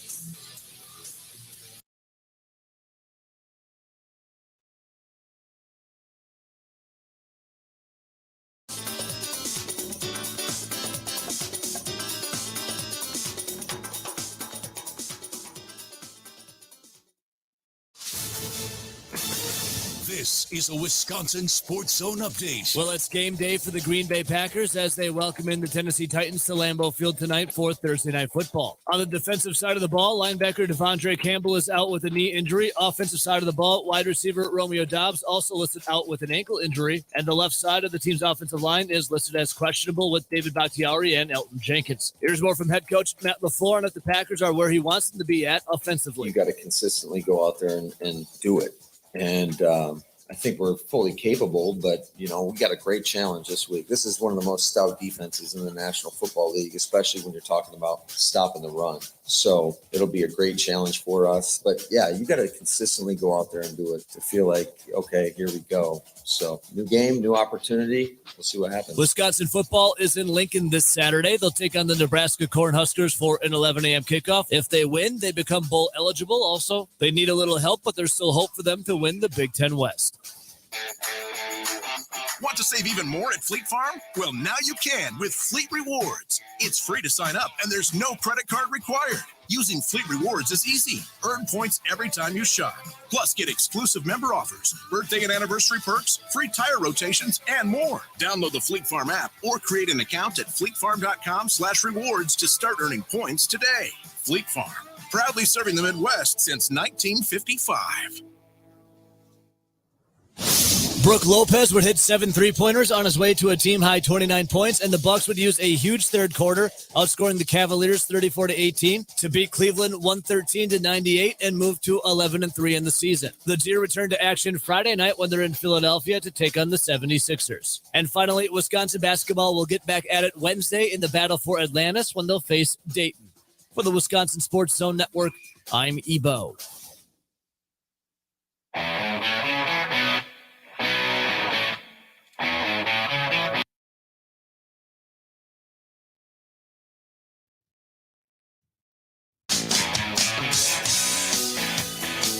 Welcome in this hour of the Bill Michaels Show. And a blustery, kind of flurry-filled day. Lambeau Field, they're telling you, get in by 7 o'clock tonight. They're going to do a special introduction for the Green Bay Packers. They have a new light show where they're going to turn out all the lights in the stadium to debut this thing tonight. So the Packers are asking all the ticket holders this evening to get in as quickly as possible, get through the lines, get in, get seated, and enjoy the new light display. The Tennessee Titans come a-calling this evening. Tennessee without a lot of their starters tonight, and it's going to be interesting because the Packers are getting Randall Cobb back, their offensive line relatively healthy, and now they're just trying to put the back-to-back success together for the first time in a long time for this team. To talk a little bit more about the Titans side of things, Terry McCormick of TitansInsider.com now joining us at TerryMC13 over on Twitter. Terry, how you doing? Good. How are you guys? We're good. There's some excitement. There's a little bit of resuscitation and life in the Green Bay Packers, who we all pretty much thought were dead at this point, but they seem to have a different energy and a pep in the step now. Winning will do that. In the meantime, the Titans come in pretty banged up. So let's start there about who will and will not be playing tonight for the Titans. Yeah, that seems to be par for the course for the Titans over the past couple of years. They have learned to play with lots of guys that they didn't necessarily know who they were, and learn to play without guys that they were counting on. So that's kind of old hat to them. The guys who were among the missing tonight, Bud Dupree going to miss his second straight game, and I think he's missed like 4 or 5 games overall with a hip injury. And then you're talking about Amani Hooker going to miss his 3rd straight game with a shoulder injury. And then now you've got starting center Ben Jones, who's really the glue of that offensive line. He's out with a concussion. And then kicker Randy Bullock will not go. It will be Josh Lambeau, who will be in Lambeau tonight to kick for the Titans as they go against the Packers. So let's start with this team defensively speaking, because they're pretty stout against the run. Second in the National Football League, not nearly as good against the pass, but they're good against the run. The Packers trying to run the ball more, trying to establish the run, to have the pass play off of the run. Let's talk about that stance first and foremost, defensively speaking, for Tennessee tonight. Yeah, they've been really good against the run. The good news is it looks like they're going to have a chance at least to get Jeffrey Simmons back, and he is the anchor of that defensive line. Pro Bowler, second-team All-Pro pick last year. He's a guy that, you know, if you don't know a lot about him because the Titans don't have a real high national profile outside of Derrick Henry, that's a guy who is probably the second-best defensive lineman in the NFL behind Aaron Donald. He is that good. He changes the game. A lot of people probably saw that last year in the playoff game against Cincinnati, where he had 3 sacks against Joe Burrow. They'll have a chance to get him back after sitting him out again in the Denver game because he had a left ankle injury. And then there's another guy who's really coming on in that regard, and that is Teair Tart, former undrafted free agent who is really starting to come into his own at nose tackle. And then you've got Danico Autry, who's been a great free agent find. In fact, I believe he leads the team in sacks this year. It's kind of being a hybrid, playing some on the defensive line in the rundowns, and then in the pass downs, he'll slide outside to an outside linebacker spot. With what you saw with Christian Watson and Randall Cobb coming back, I mean, it's not the same prolific attack aerial-wise that the Packers have had in the past, but all of a sudden the Packers found themselves a real downfield threat. They've got a comeback guy in Randall Cobb looking like he's going to be coming back. Tell me your thoughts on what you see outside looking in with the Packers in this passing game. Well, it seemed to me, you know, just what little I've seen of the Packers, that Rodgers and the receivers were having a hard time getting on the same page. It kind of lingered maybe for much longer than people expected. But last week against the Cowboys, it certainly looked like that he and Watson were aligned and on the same page. 3 touchdown catches will certainly get your attention. And I think that this Titans secondary, they know they're going to be tested by Aaron Rodgers. They know that, you know, he's still a top-level quarterback in this league despite his struggles this year and despite the Packers' struggles. So, but the interesting thing that Mike Vrabel kept bringing up in his press conference was how well they're running the football. So the Titans are going to try to rely on stuff in the run and making the Packers one-dimensional, even though you would think with Rodgers that might be playing into the Packers' strength. And the secondary, they've been beat up a lot. They've had to mix and match. It's going to be interesting to see if they can get their best cornerback, Christian Fulton, back on the field tonight. He was out Sunday with a hamstring injury, but he did do a little bit of practicing this week. So it's going to be a test for this Titans secondary tonight. Now, on the opposite side of the ball, the Packers, defensively speaking, not good against the run. And without Rashawn Gary in the lineup, many teams are going to begin double teaming heavily. Kenny Clark up the gut. Quay Walker, the rookie, is not proven to be very good against the run. What are you expecting tonight? I mean, just a ginormous heavy dose of Derrick Henry up the gut? Well, that's what they try to do every week. I mean, they try to get Derrick Henry 25 touches pretty much every game. It didn't happen last week because the Denver Broncos absolutely sold out, putting 8 in the box almost every play to stop Derrick Henry. They held him to 53 yards. But fortunately for the Titans, Ryan Tannehill returned, and they were able to make enough passing game plays to win the football game, even though it wasn't very pretty. It was 17-10. I think, for the Titans, yes, they want to run Derrick Henry as much. That's going to be a little harder job with Ben Jones out tonight. They'll be going with a backup center in Corey Levin. So it's going to be interesting to see, if they continue to just, do the same things that they can do without the guy who kind of holds it together and makes the line calls there in their center, Ben Jones. The other thing is the Titans are maybe starting to get a little bit better in the passing game. Now, it's certainly, a long way from being what you'd call good. They're ranked last in the league, I believe, in passing yards. But they're getting a couple of rookies. Traylon Burks is back off injured reserve. I think he's going to give them a shot in the arm. He played Sunday, had a couple of catches, showed a little bit of yards after the catch ability, which is something they have sorely lacked this year since the trade of A.J. Brown. And then you've got Chig Okonkwo, who is a rookie tight end. He's averaging 20 yards a catch, but he only has 7 catches. He's a guy that they really need to get involved more. The problem is the reason he's not had a lot of reps and a lot of targets is simply this.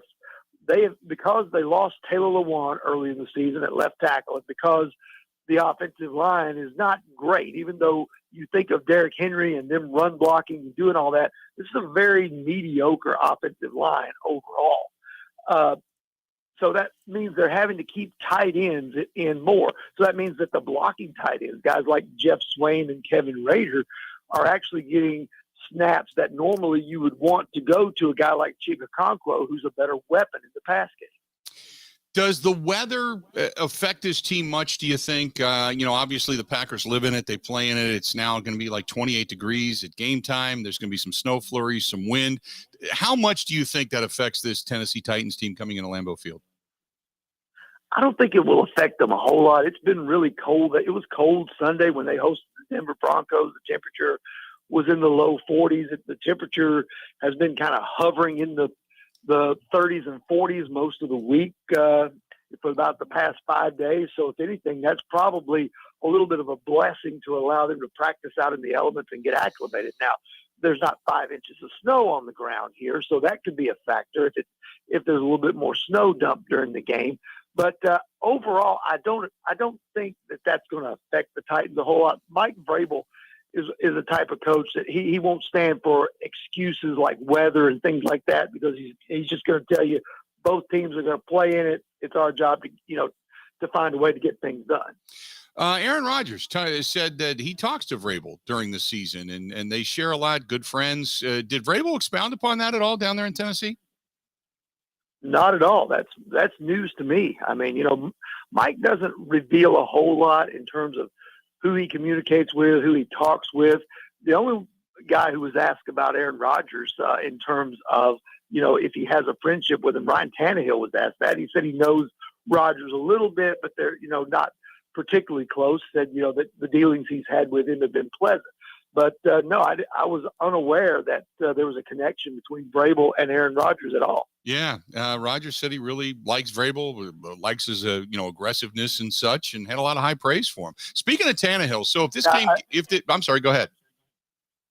I do believe didn't Aaron Rodgers maybe buy a house down here in this area and lives here some in the off season? That may be where their friendship struck up. know. I have no idea. He's an aspiring guitarist, and who knows if he's singing country songs now under an assumed name on the street down there in Broadway. I don't know. Speaking of Ryan Tannehill, if this game comes down to a last drive, is Tannehill the guy to be able to get this team up and down the field and pick up, say, 80 or something yards in a quick drive downfield? Yeah, I mean, I think, they were able to do that at the end of the first half against Denver because the offense had just been kind of lethargic up to that point. But they went no huddle, got in the 2-minute, went 75 yards, and got a touchdown before the half ended to kind of get themselves back in that game against the Broncos. If you check Tannehill's numbers, I think he has maybe as many or more fourth quarter comebacks as any quarterback in the league over the last 3 or 4 seasons since he's gotten here to the Titans. So that's something that he's shown a knack for being able to do, even though, he's not the first guy you think of when you think of fourth quarter comebacks, in the vein of a Tom Brady or somebody, or Aaron Rodgers or somebody like that. Tannehill's had his share of those. Hey, speaking of quarterbacks, you just had a chance to see Russell Wilson play, and completely off topic, but how bad is it with what Denver's offering right now? That offense just looks terrible. Yeah, it was bad. I mean, it was one of those deals where, when Russell Wilson was in Seattle, it seemed like that, the play action, the intermediate pass was a big part of his success and what he was able to do. Now, he could take the deep shots, but he came out on Sunday and was just throwing every pass was a deep shot or, 20 yards or more, it seemed like. And you're wondering, where's the short and intermediate passing game that moves the chains? And it wasn't there. It's interesting, how that, they went about trying to play that game because, the Broncos offensive line, it's a mess. They've had a lot of injuries, and you would think that if your offensive line is struggling to hold up in pass protection, you wouldn't want to take a lot of 7-step drops because he got sacked 6 times. Mm-hmm. So I don't know what's going on there, but it just seems like that something is completely out of sync. I don't know if it's the offensive scheme that you guys know Nathaniel Hackett well and what he's tried to bring in there, or if it's Russell Wilson is not a fit for that. I don't know what it is, but it looked completely out of rhythm. Before I let you go, so tonight it's a must-win for the Packers. I mean, I think it's playoff week every week now in Green Bay. For Tennessee, they want to stay on top of the division, even though that division is not real strong. Who wins tonight and why? That's a good question. The Titans have never had a whole lot of luck up in Green Bay. There was a 55-7 beatdown they took up there a few years ago. And then even the last time they were there, it was a snow game, and they got embarrassed on a Sunday night. In fact, the last time that I remember the Titans winning in Green Bay was a Monday night when Brett Favre was still the quarterback, and Lamont Thompson intercepted him twice and also recovered a fumble. So based on what's happened in recent years, I think the Packers win a close one. Good stuff, Terry. I appreciate it as always, and we will talk again soon, okay? All right, thanks. Thanks, pal. There you go. Terry McCormick at TerryMC13 over on Twitter. He's part of the Tennessee Titans coverage, and it's TitansInsider.com. TitansInsider.com is where you can read all of his stuff. Thanks to him for joining us for a couple of minutes. This portion of the program brought to you by our good friends over there at the Sunset Grill in Pewaukee, reminding you that tonight, early happy hour, and then they have the game on this evening all the way up until the very end. And then afterwards, on your way home, you can listen to the postgame show, the Green and Gold postgame show on many of these same stations. And if you can't get it, download the app. Go to WOZN, The Zone, out of Madison. Download it. Go right now to your store on your mobile device, over on your computer. You can find us at thebillmichaels.com, but download it. The Zone Madison, WOZN, The Zone Madison. Download the app. Take a listen tonight. We got it all going on. But Sunset Grill open tonight, and they're going to do some happy hour specials. And then after that, it's Packers and Titans football on the TVs everywhere inside that place, right on Pewaukee Lake. Sunset Grill, great place to go. Stay tuned. More of the Bill Michaels Show. It's all coming up right after this. This is the Bill Michaels Show on the Wisconsin Sports Zone Radio Network.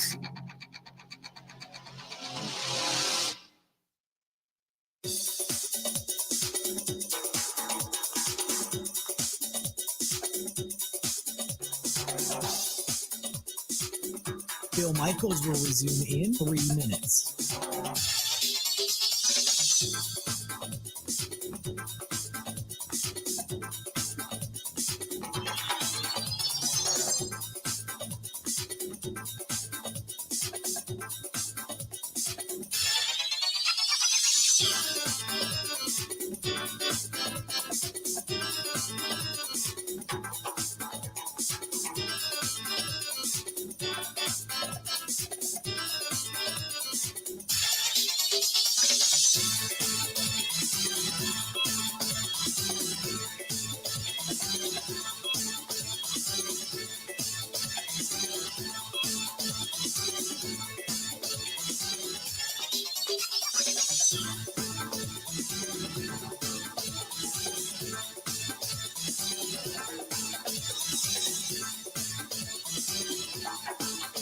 Bill Michaels will resume in 2 minutes.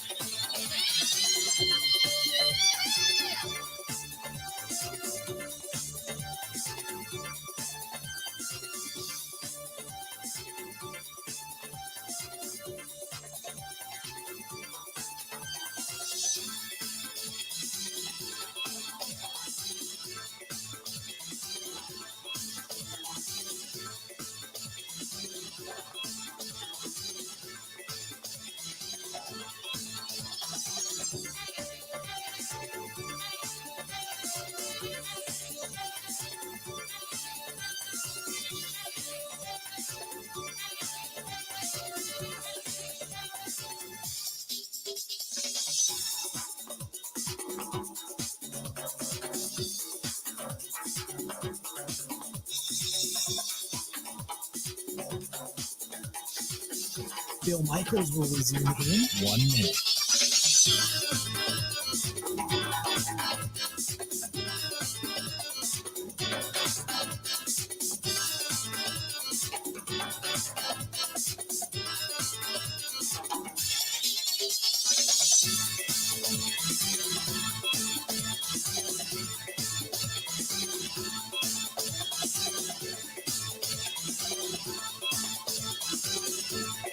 Bill Michaels will resume in 30 seconds.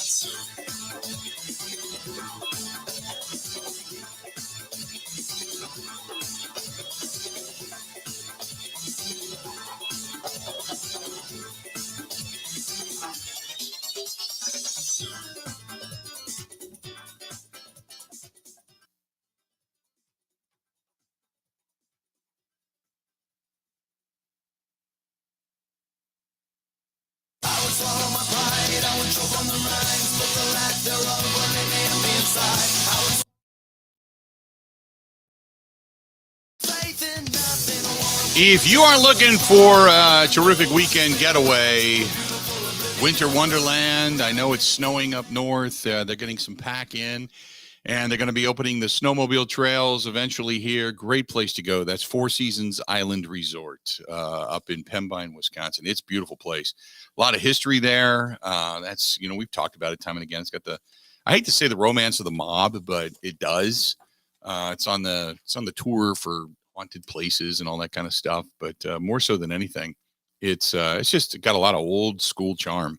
Really cool place, beautiful place. The golf course is closed, but the snowmobile trails are going to be opening up. The Boundary Waters Bar and Grill, always a fun place to go downstairs. Upstairs in the Diamond Room, great dining. They have the lounge upstairs, do a little wine tasting, some cheese tasting and such. But just a great escape on the island, on the island up there on the Miscana River, over that old historic bridge. Give them a call. It's 715-324-5800, 715-324-5800. As a matter of fact, I think it's the week before Christmas. They're having a great big ugly sweater party in the bar up there. So if you want to head up there and be a part of the fun, get a hold of Barb now. B-A-R-B, Barb at thefourseasonswisconsin.com. That is Barb, B-A-R-B at thefourseasonswisconsin.com. And they get you a room rate. And if you tell them you heard it here, and you got to do it, it saves you money. Tell them you heard it on the program, and they'll give you 15% off the room right up front. And in addition to some other cool stuff. So get a hold of Barb or call them direct, 715-324-5800, 715-324-5800. Get a hold of our friends at the Four Seasons Island Resort. Out in Vegas, quarterback Derek Carr and Devontae Adams were relieved when the team owner of the Raiders, Mark Davis, gave his support to Josh McDaniels. He said Rome wasn't built in a day. Carr said it allowed the players to exhale a little bit. He said it really did. Just being here for 9 years and everything that we've all seen and been through and some tragedies and all that stuff, right? I'm so happy to hear that Mr. Davis feels the same way. I'm so happy that he loves Josh. He loves the first-year general manager, David Ziegler. He believes in both of them. Carr was getting emotional at the postgame podium. Don't forget this past weekend when he was talking about some of the players that just weren't buying in the locker room. Carr said that it gave us a breath like yes. And he said, let's go out. Let's win these games. Let's go out and try to do all the things, of course. But let's just go play better football. It kind of let us know the process. You can trust the process. There's a process, and we do have time during this season that we know who our leader is. So Derek Carr, Devontae Adams saying the same thing, that they, believe in Josh McDaniels.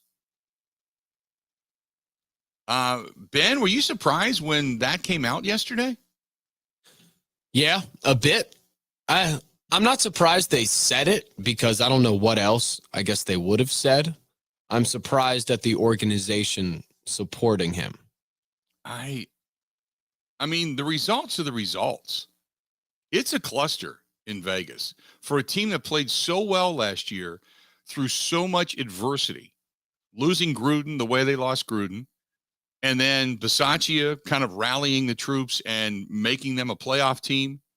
Ultimately they got beat in a close one in Cincinnati, but, rallying them and putting them kind of on the map. And they thought, okay, here we go. And then you bring in Devontae Adams and you're thinking, this is awesome. The final piece is now in place. We can get downfield with Jamar Chase just like we could, because we couldn't against Cincinnati in that game, in that playoff game. Now we've got the guy to go do it. And you thought, okay, they're just ready to head to the stratosphere. And it's just, man, they look terrible. They absolutely look terrible. And then after losing to Indianapolis, to the Colts, and Jeff Saturday picking up his first win, and there was a lot of turmoil, we thought, because of McDaniel. And then to hear guys say, no, he's great. I'm a little shocked by that, to be quite honest with you. I mean, the roster's in tough shape, though, right? Yeah.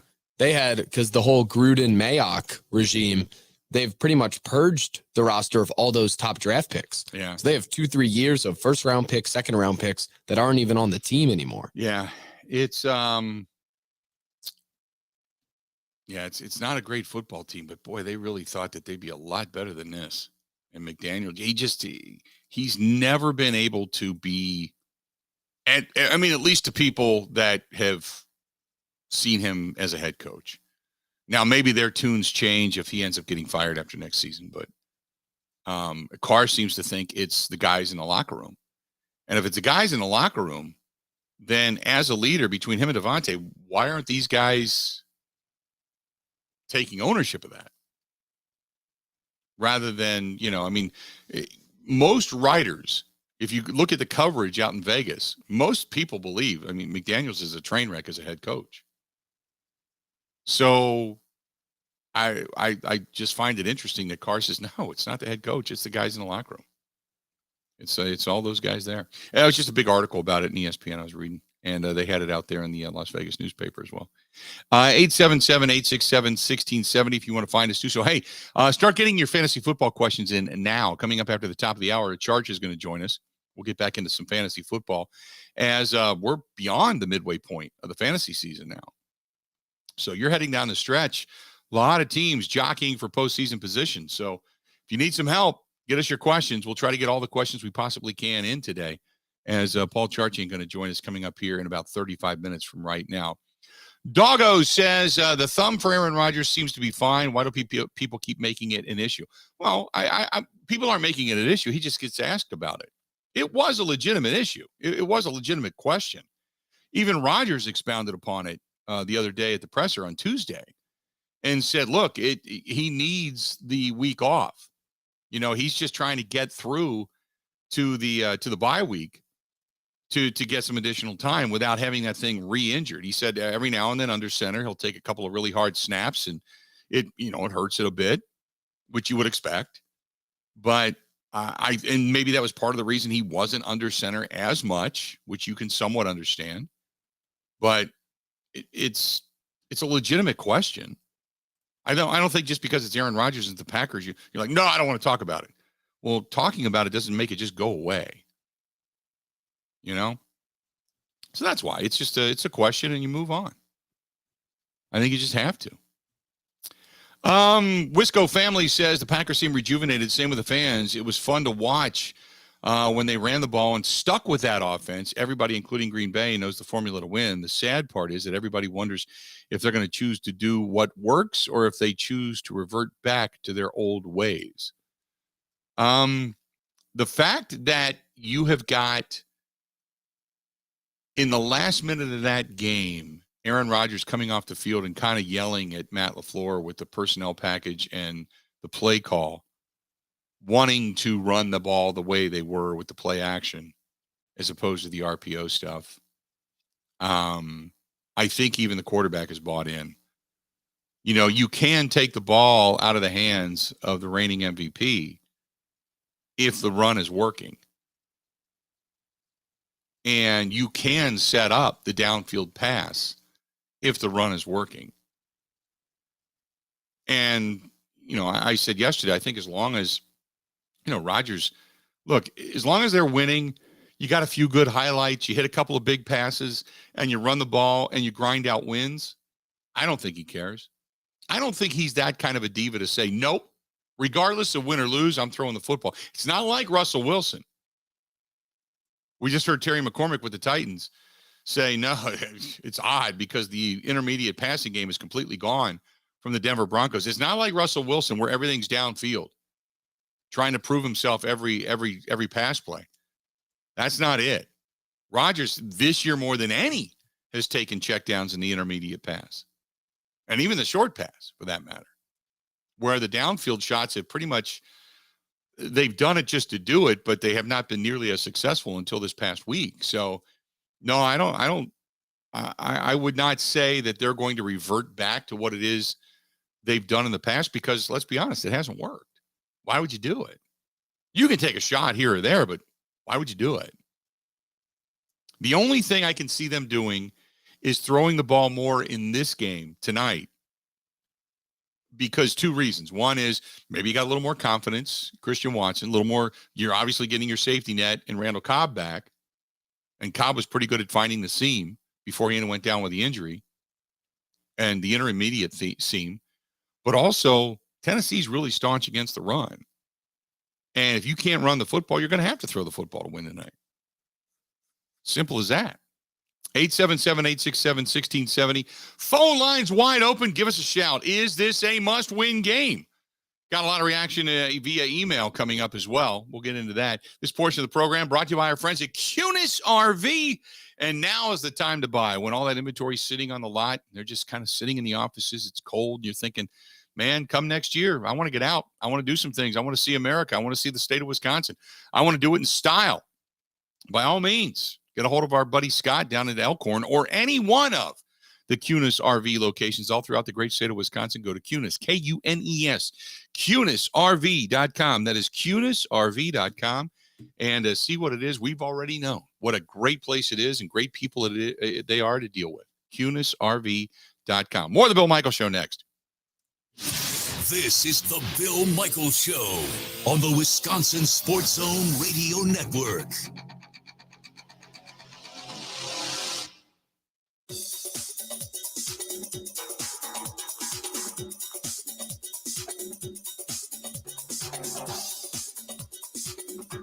Bill Michaels will resume in 5 minutes.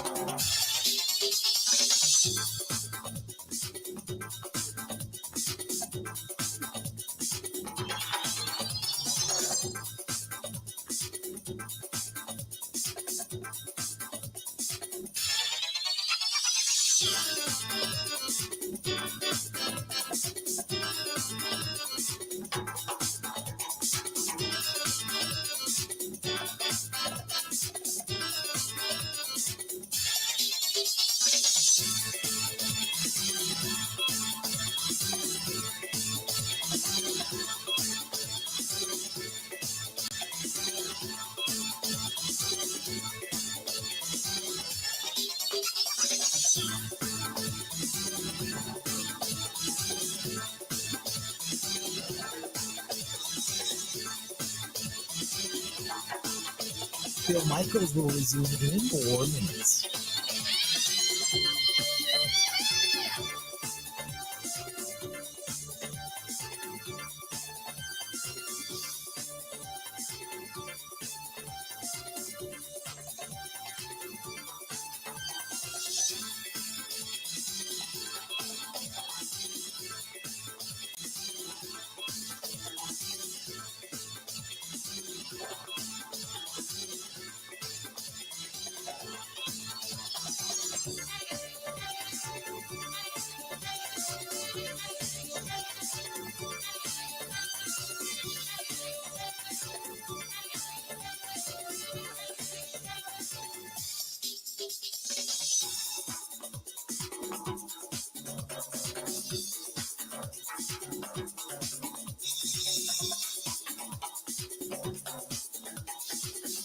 Bill Michaels will resume in 3 minutes.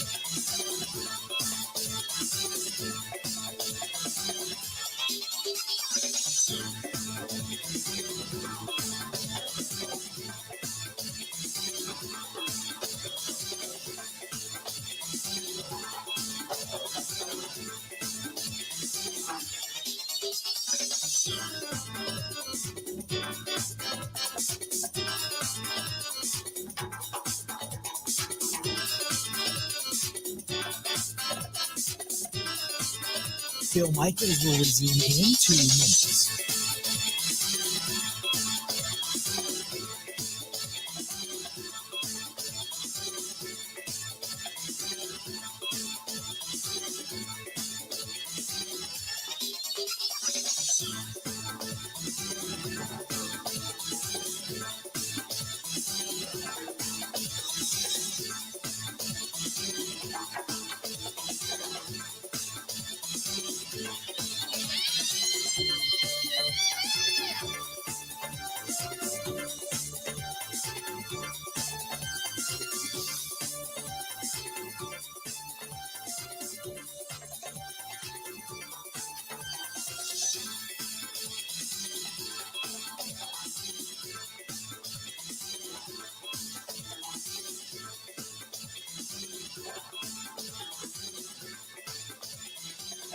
Bill Michaels will resume in 1 minute.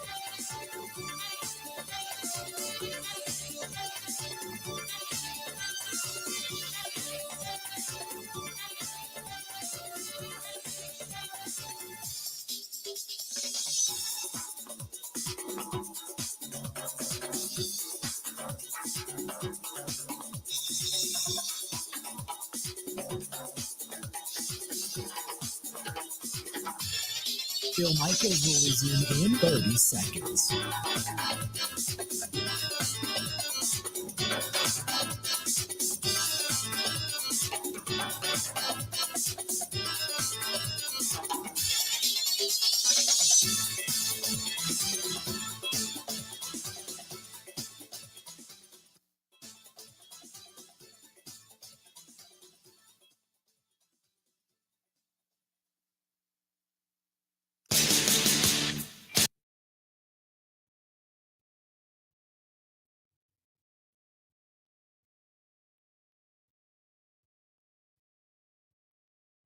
I know it's cold outside, but you could be thinking about riding. We're always, anybody that rides a motorcycle, especially a Harley Davidson, you're always in a riding state of mind, or maybe you want to be in that state of mind.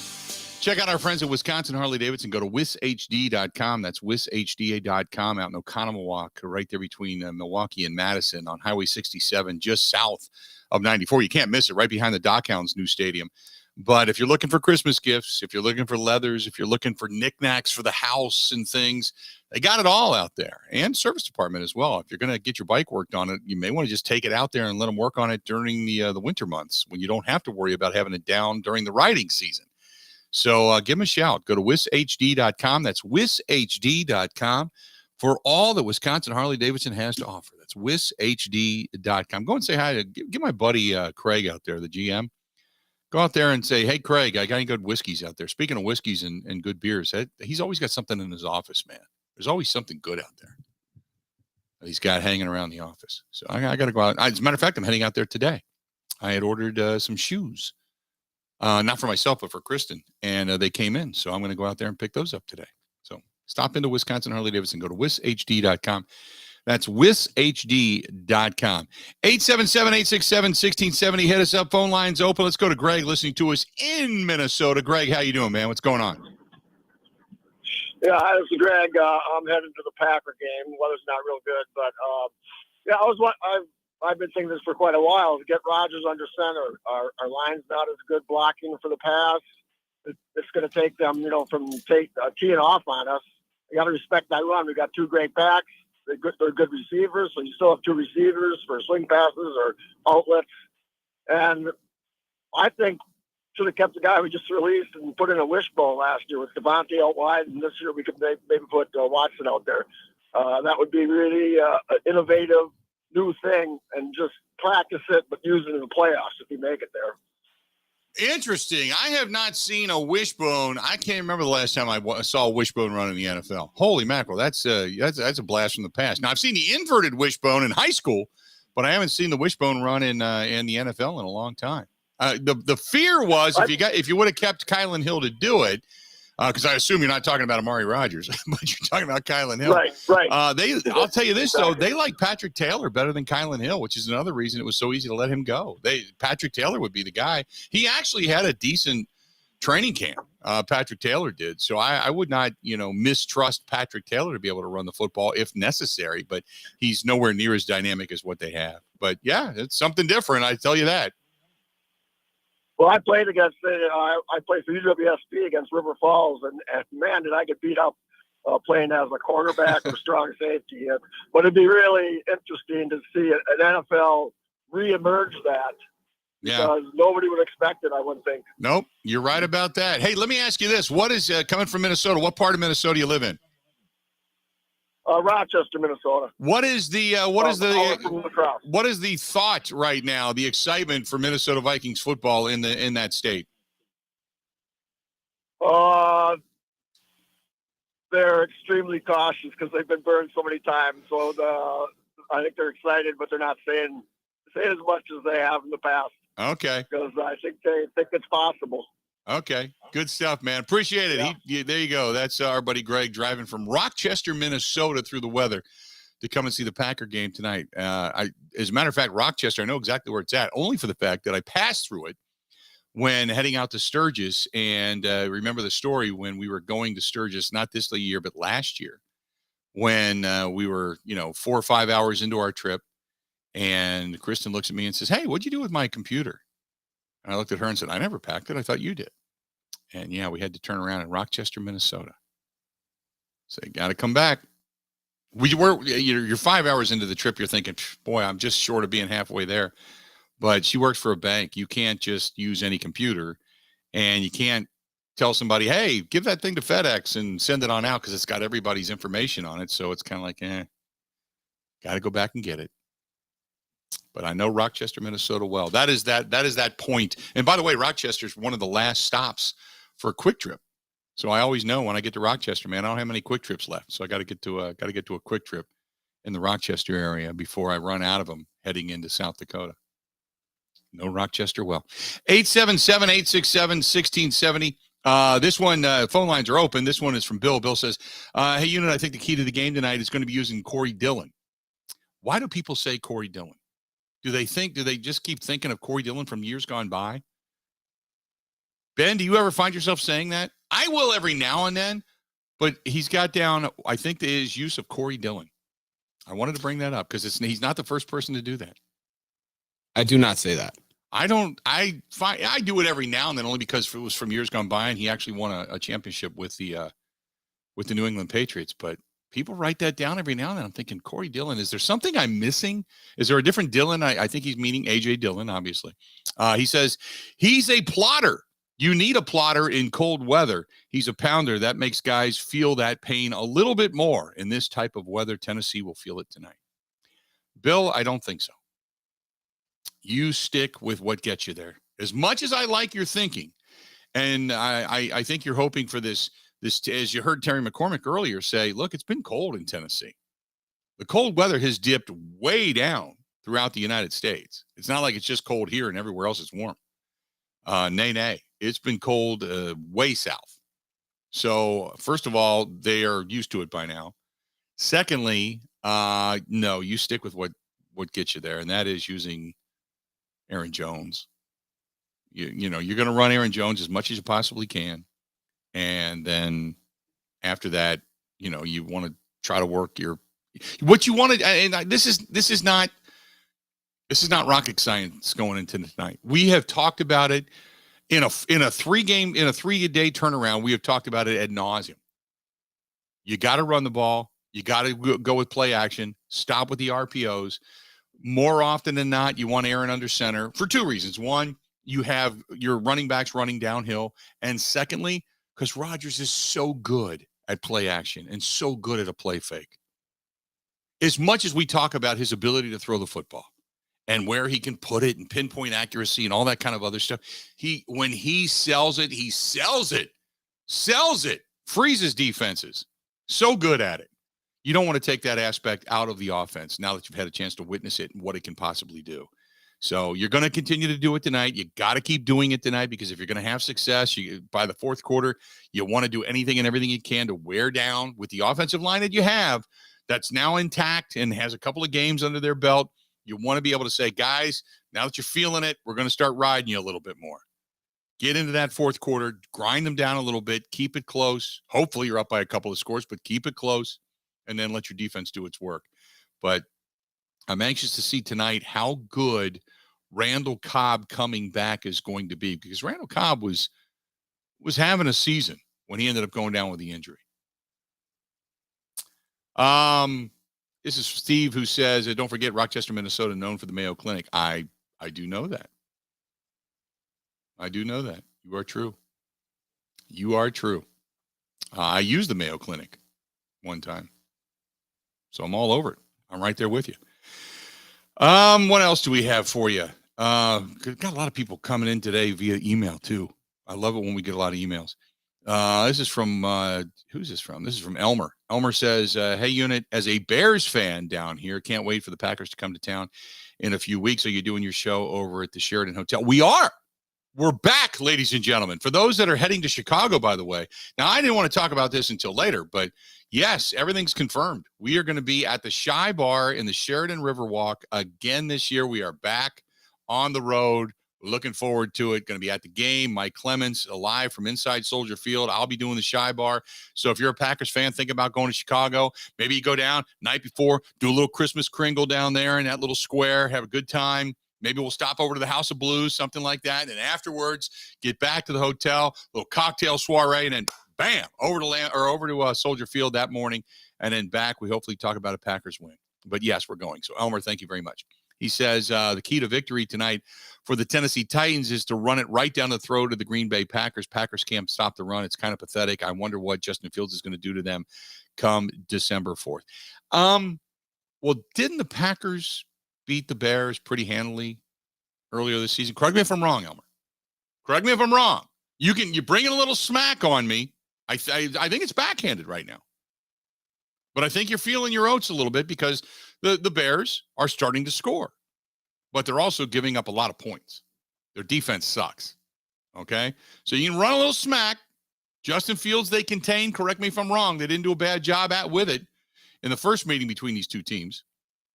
So, but already getting a little smack talk from, and I expect this because Bears fans, Lions fans, Vikings fans have been waiting a long time to see the Packers falter and stumble badly. And they have this season. So I give it to you.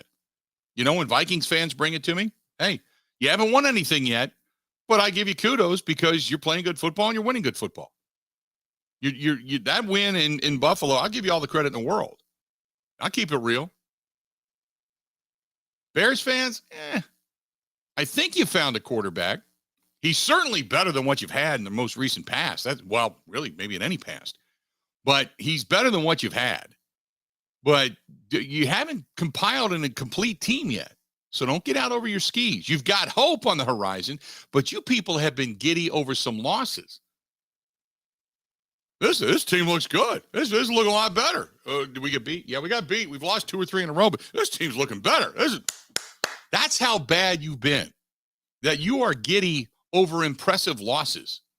So don't get crazy on me. Just hang in there. Stay tuned. More of the Bill Michaels Show coming up next. Covering Wisconsin sports like a blanket. This is the Bill Michaels Show on the Wisconsin Sports Zone Radio Network.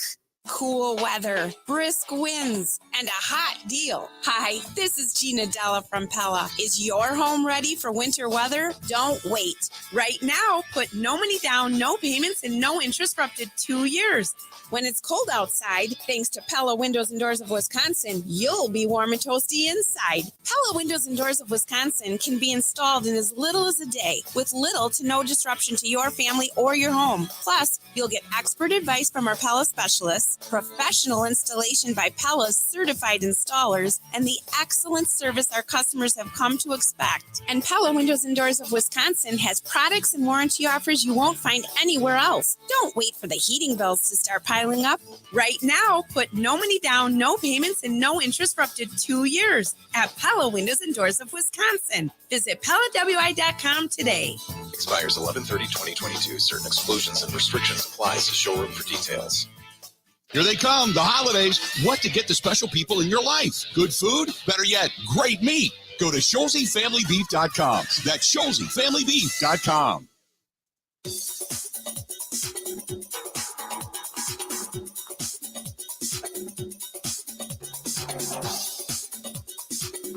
Bill Michaels will resume in 3 minutes.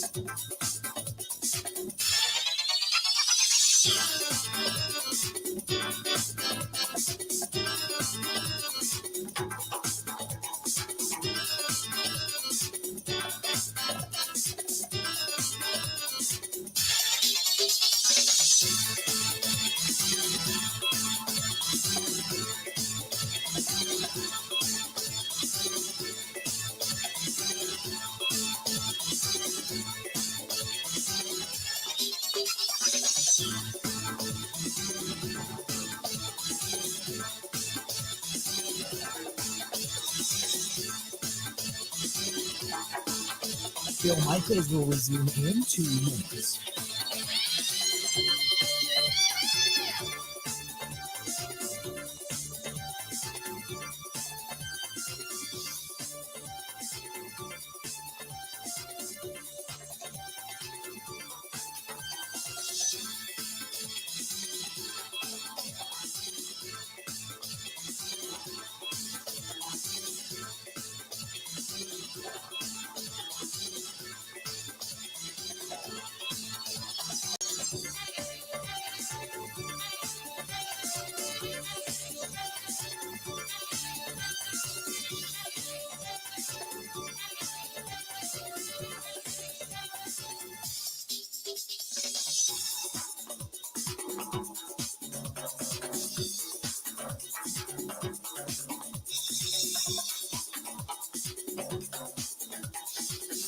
Bill Michaels will resume in 1 minute.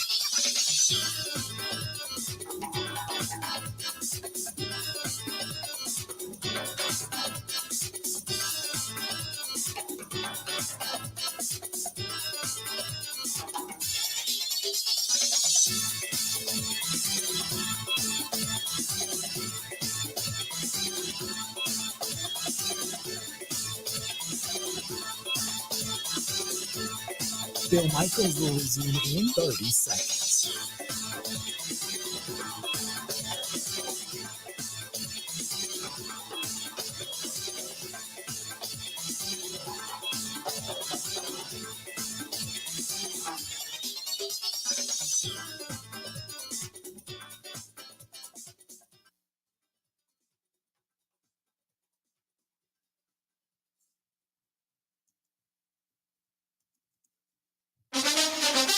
Now, in Green Bay, here's Mike Clemens. The Packers host the Tennessee Titans tonight at 7:15. Coverage on Amazon Prime TV. At halftime, Packers Hall of Famer Leroy Butler's name will be added to the Lambeau Field Ring of Excellence in the southeast corner inside the stadium, right next to Charles Woodson's name. Packers head coach Matt LaFleur asked how he felt Rudy Ford did at safety Sunday night against the Cowboys. You could really feel his speed and physicality out on the field. There were a couple open field tackles he made that I thought were pretty impressive. To be able to trigger on those 2 picks, especially the one in the red zone after turning the ball over, that was one of the pivotal plays in the game that gave us an opportunity to kind of stay in the game, and we converted both those into points. LaFleur goes against his former boss tonight, Titans head coach Mike Vrabel. LaFleur was Tennessee's offensive coordinator and play caller for one season before being hired by Green Bay. Vrabel asked what he expects from the Packers' offensive game plan tonight. Well, we'll have to be prepared for whatever it may be. I mean, I think that we still have to go out and tackle. We've got to avoid, the biggest thing is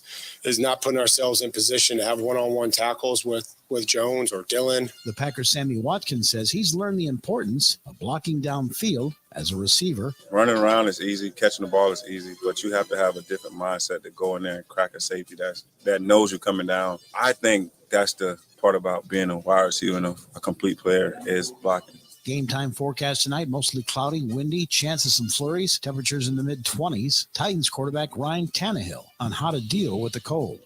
Hand muffs. nothing too crazy. I don't have any special tricks or anything like that. I've only been up there a couple times, so every time you get up there, you want to take advantage of the opportunity. It's a special place. You kind of feel it driving up to the stadium. Definitely one of my favorite places to play. That's Titans quarterback Ryan Tannehill. In Green Bay, I'm Mike Clemens on The Bill Michaels Show.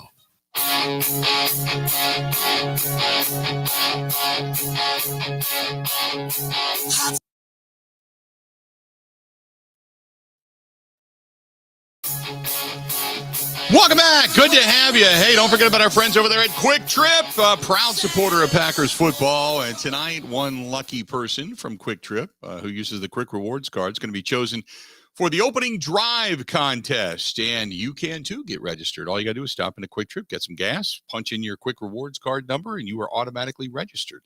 And if your name is chosen, you get $10 for every yard garnered on the Packers opening drive. Not a bad way to go. You get gift cards. So take that in a heartbeat. Heck yeah. Today's day and age. I saw gas came down a little bit, but still over $3 a gallon. Take the free gas. Free gas. Love it. And get everything you need. If you're heading up to Lambeau Field tonight, maybe you need some tailgate supplies. Stop into the beer cave. Maybe if you're going to do some brats, hot dogs, things like that on one of the grills, one of the small grills you're going to bring, by all means, stop into Quick Trip. They got it. They got everything you need, even the condiments, the breads, the buns, all that stuff. Check out our friends at Quick Trip. Coming up here after the top of the hour, we have got Paul Charchian going to be joining us. For those that have fantasy football questions, get them in and get them in now. I'm going to try to get to all of them today. I had a few of them last week, and I wasn't here, and I apologize. But how'd it go last week, by the way, with Charch, Ben? It was good. We talked about your choke job in the guillotine league. It was terrible. It was terrible. Did you play the I don't really care anymore drop about? Yeah. Okay. After we talked about it. I kind of figured you might. But, yeah, so this is the first time I've had a chance to talk to him since I was going to call him and ask for some advice. And then I didn't get around to it. I got real busy and then I ended up getting sick. And it was a bad play. So I got beat. I didn't get beat too. When I wasn't like I went out by a point or two where you went, oh God, I went out by just getting drubbed. I got beat by 20 points. It wasn't even close. I really don't care. Yeah, I thought so. So when I bowed out, I bowed out with a thud, unfortunately. So anyway, that being said, we got fantasy football questions coming up here after the top of the hour. So hang around for that. We got also coming up in the next hour, the bottom of the next hour, we're going to give our picks against the spread. How did I do last week? Because I think I picked the winners, but I didn't pick the winners against the spread. Correct me if I'm wrong. You went 1-2. That's 16-14 on the season. That's what I thought. Which is respectable. Every game and every winner I picked won, but I did not beat the spread in those games. Correct? Yeah, rotten. Water's going to find its level here. I expect some regression to the. Yeah. to the bad side. Yep. Well, it went to the bad side last week. No doubt. I was so close because almost had the Vikings game. What was the other two games I picked? But I remember, was it the Eagles The game? Packers? No, it wasn't. I picked the Or Packers. you picked the Cowboys. I picked the Cowboys to win, so I was wrong there. But I can't remember what were the other games I picked. The Seahawks over the Buccaneers. Yeah, they that lost. was that one. They lost that game. And the Giants, you got the Giants over the Texans. I had the Giants over the Texans, but the Giants didn't cover the spread. So that I remember because the Giants were, I think, a point away from covering the spread. So better luck this week. I got 3 picks, sure to go wrong, coming up here at the bottom of the next hour. So I look forward to that. I'm sure you will too. This portion of the program brought to you by Stenny's. As a matter of fact, coming up here in about a month, we're going to be at Stenny's for a Wednesday night huddle. Looking forward to that. But Stenny's second to National Walker's Point. I know they were packed last night. People down there for the Bucks game. Yes, I'm getting a lot of people that are asking is Stenny's going to be open for the World Cup. Yeah, they're the preeminent sports bar in Milwaukee. You better believe they're going to be open. A lot of people gearing up for the World Cup. They'll be open, but they'll be there for all your shuttle needs. They're going to be running shuttles up to the game tonight, as a matter of fact. Running shuttles tonight. And if you need tickets, they put you on the bus, give you a ticket, get you food, get you some beverages, all for one low price, transportation up and back. Good stuff from our friends at Stenny's. Second to National, Walker's Point. When we come back, Paul Charchian, the Charge is going to be here. And I'll take a little ribbing, and then we'll move on. Get your fantasy football questions into us right now, and we'll be sure to ask them coming up here in a few. Stay tuned. More of the Bill Michaels Show. 2 hours down, 2 to go. Coming up next.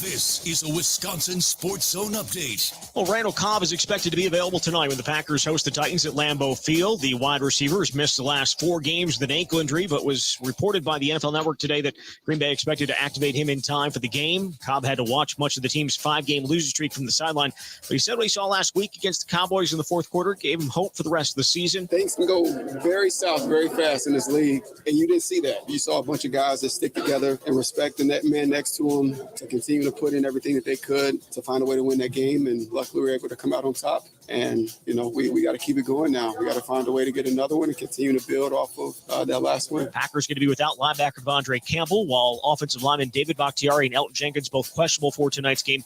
Kick is at 7:15. Turning to the Badgers, a second commitment. The class of 2023 has decommitted.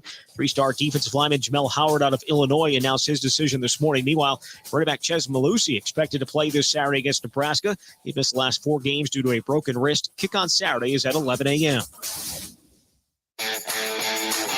Want to save even more at Fleet Farm? Well, now you can with Fleet Rewards. It's free to sign up, and there's no credit card required. Using Fleet Rewards is easy. Earn points every time you shop. Plus, get exclusive member offers, birthday and anniversary perks, free tire rotations, and more. Download the Fleet Farm app or create an account at fleetfarm.com/rewards to start earning points today. Fleet Farm, proudly serving the Midwest since 1955. Well, the Bucs snapped a 2-game skid with a 113-98 win over Cleveland last night. Brook Lopez, big night, led the way with 29 points, hit 7 of 9 from beyond the arc. They will be in Philly tomorrow night. And the Badgers going to head to the Bahamas next week to play in the Battle for Atlantis, their first game against Dayton on Wednesday. With this Wisconsin Sports Zone Network update, I'm Zach Heil.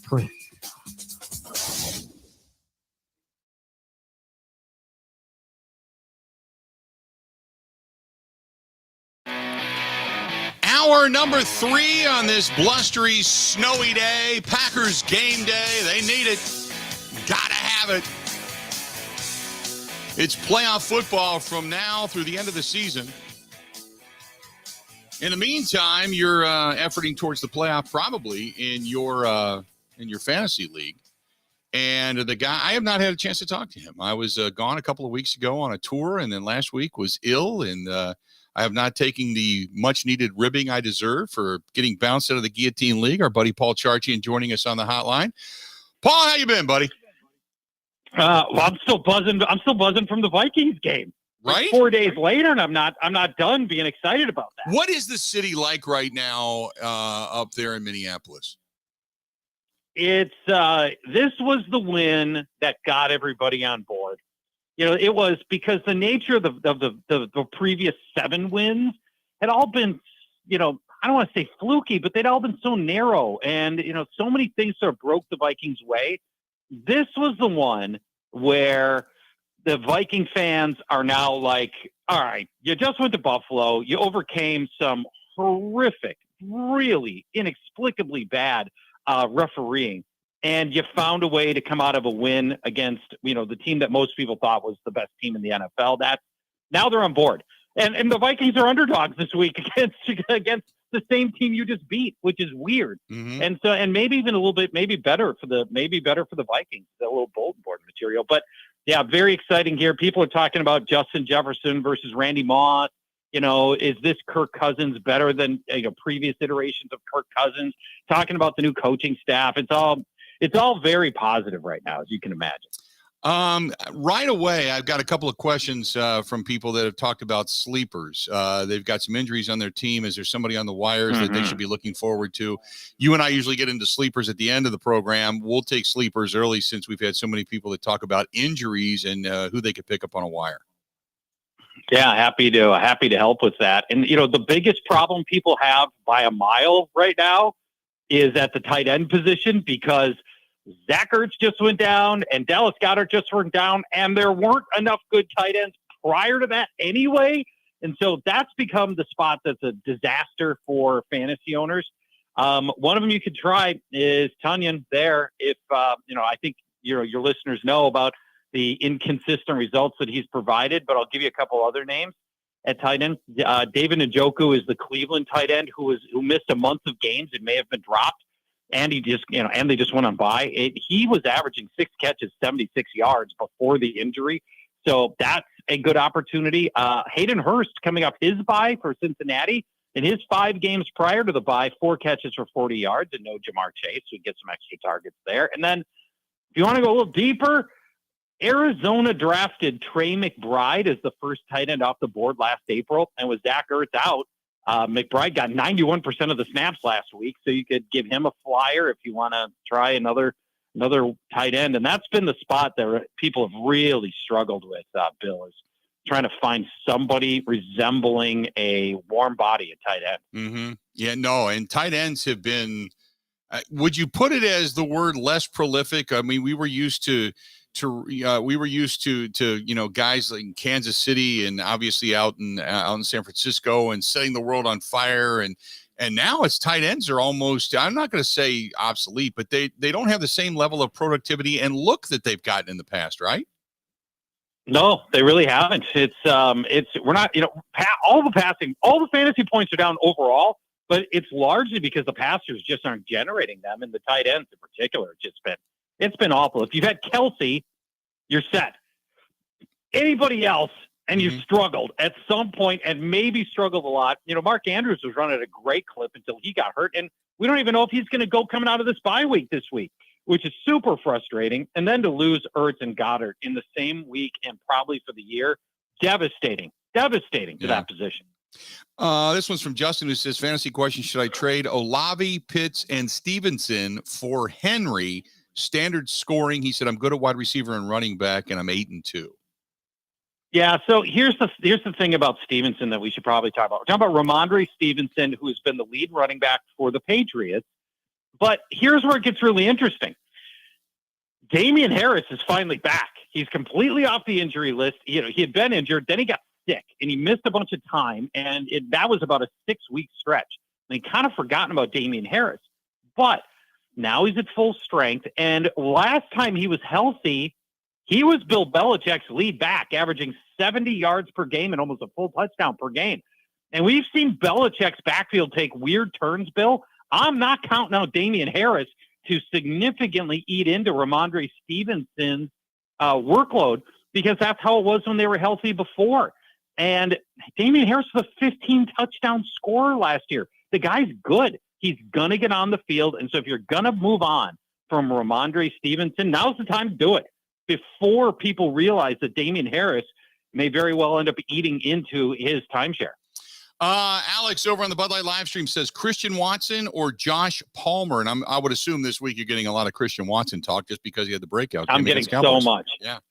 Oh, and I really want your opinion on this, because here's how it looks to me.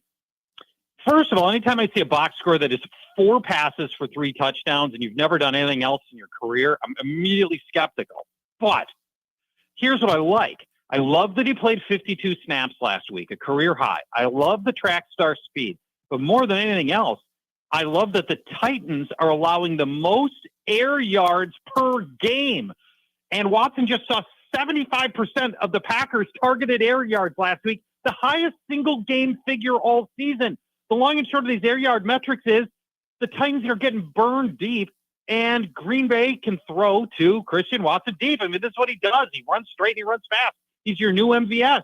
So I think there's a good chance here. And you got all those injured cornerbacks for the Titans. I think six different cornerbacks are questionable right now. I think Watson could be sitting on another good game here. How do you see it? Is it any different than that? No, first of all, I agree with you. I think a lot of the offense is going to run through him. I think they're starting to gear the offense in that direction because of his speed. The one thing that I've noticed about Christian Watson, because people are kind of saying, well, he reminds me of Devontae because he's able to get off the block. Devontae's technique. Devontae's very good technique-wise. Christian Watson, watch his feet. He's so freaking quick. He's just quick. Yeah. He just gets away from you, and by the time you get your feet set, he's 2 steps ahead of you, and you're not going to catch him. Yeah. So that's where he's so good. So I think they're going to go to him. We'll probably see a downfield shot, 2, maybe 3. But also don't forget, you're getting Cobb back tonight. And Cobb's the safety blanket. So if Watson's not open and not Rodgers, he gets a couple of drops and Rodgers doesn't trust him, they might look to Cobb a little bit more this evening, who was having a hell of a season before he went down with the injury.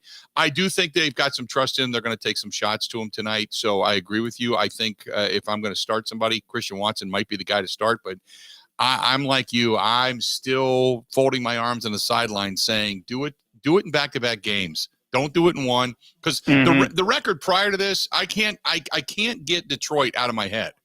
Detroit was awful. Right. It was awful. That was such a plus spot. Yes. That should, we should have seen this kind of passing proficiency the week before that as well.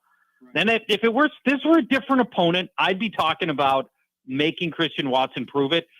Titans are a very good run defense, a very bad pass defense. So I still like Christian Watson this week. Now, that said, I have Joshua Palmer. Josh Palmer ranked higher, to go back to this guy's question. So I'd still go Josh Palmer this week. But I'm optimistic on Watson tonight. I'm optimistic on Watson, but I'm still of the ilk of show me again, and then I'll become a true believer. This is from Cheddar Balls, says Devonta Smith or Kadarius Toney. Cheddar Balls? Cheddar Balls. That's the guy's name, man. All right, let's talk Kadarius Toney, because this affects a lot of people. He's the hot waiver wire pick of the week, coming off his big game against last week when he came in and blew up a box score that we hadn't seen yet before, and everybody's excited about Kadarius Toney as the new toy for Patrick Mahomes and his Chiefs offense. But, Bill, let me ask you this. Do you think it was a coincidence that Kadarius Toney suddenly showed up in the box score in a game in which Juju Smith-Schuster got knocked out on the first drive, literally knocked out, and Mecole Hardman missed the whole game? No, I think it's the only guy you had to have. So you give him an opportunity, much like Pollard. Once Zeke Elliott comes back, Pollard's numbers are going to go down. But we knew Pollard was a good running back to begin with. So Pollard numbers go up. Everybody's like all over him. Is there controversy? But as well as I do, the minute Zeke comes back, Pollard goes back to being a second level guy. Exactly. And that's how I think it's going to go for Toney. Once you get Juju back, maybe this week, and once Hardman's back, and MVS right now in Kansas City, he's battling illness, but assuming he plays, Kadarius Toney's just going to turn into, what I think he is, which is more of like gadget guy and occasional big game. Mecole Hardman has games where you look at him and go, my God, he looks amazing. And then he disappears for a month and they throw to him like once a game.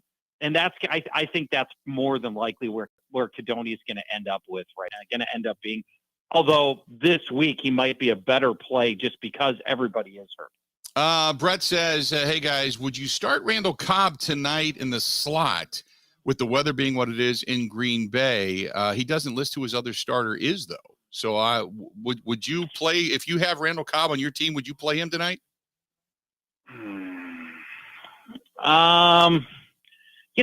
Potentially I would. It really just depends on. I would have to have a certain level of desperation, though. Cobb is a very, very infrequent fantasy contributor at this stage of his season. Now, a lot of this comes down to the slot cornerback. A guy named Elijah Molden is the slot cornerback for the Titans. He's just a dude. There's nothing special about him, and that does provide an opportunity if you want to try to just play that particular matchup. I'll give you a little bit to go on here. Let me see a little Elijah. Let's learn about Elijah Molden together, if we will. Started one game this year. That's it. He's the projected starter tonight, and he's given up 1 of 4 targets in his coverage in the last game, which is not very much. I don't know. It feels like an okay opportunity. That's it. This one is from Keith. Keith says, this is a tough one because Lamar Jackson hasn't always given me the numbers.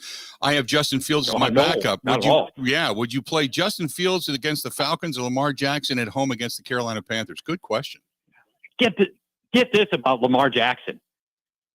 Since week 4, he was doing very well through the first 3 weeks. He was running and passing and everything looked great. Then Rashad Bateman got hurt and the whole thing unraveled. Since week 3, Jackson ranks 22nd in quarterback fantasy points per game.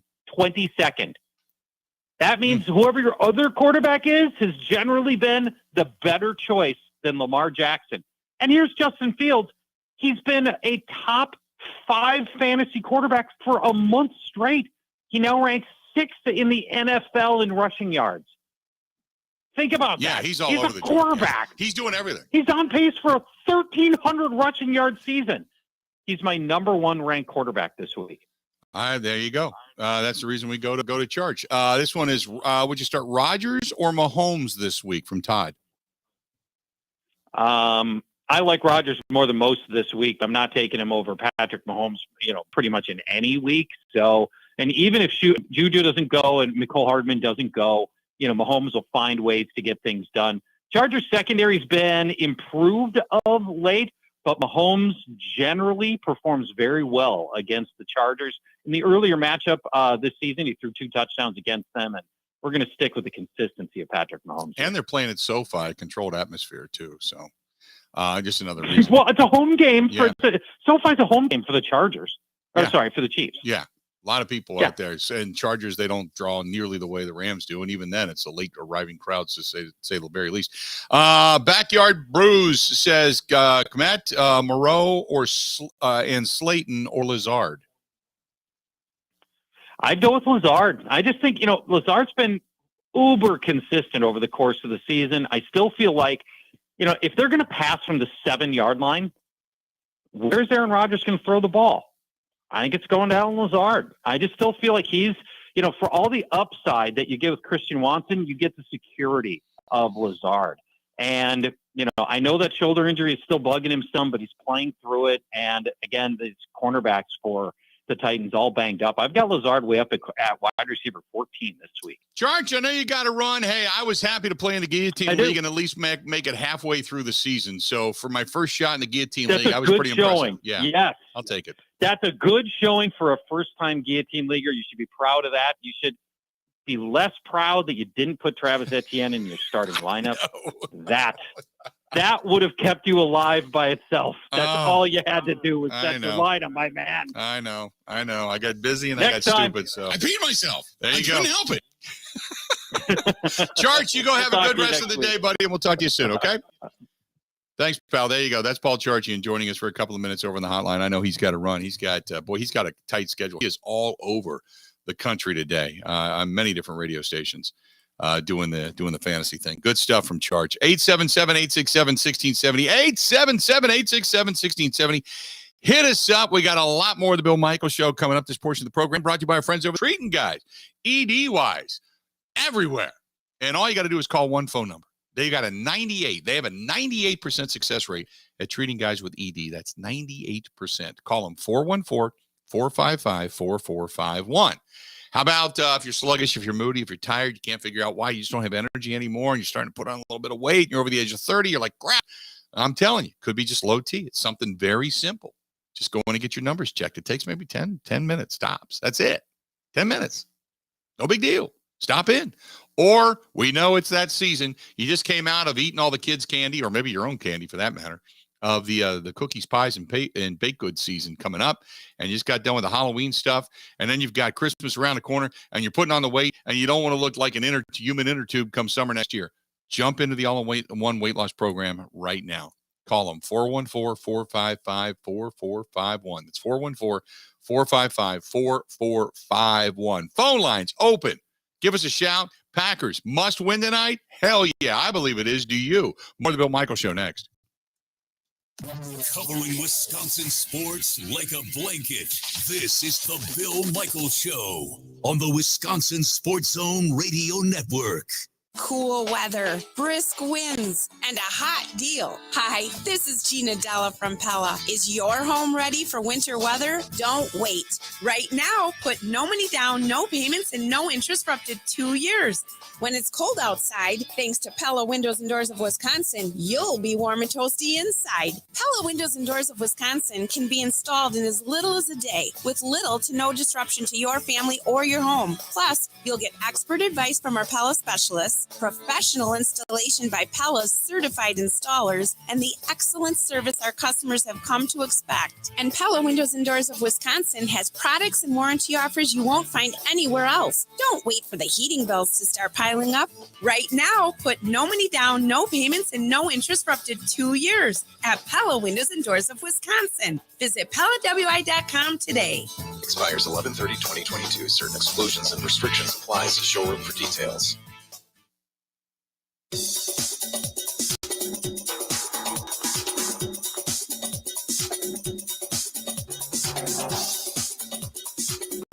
Bill Michaels will resume in 3 minutes.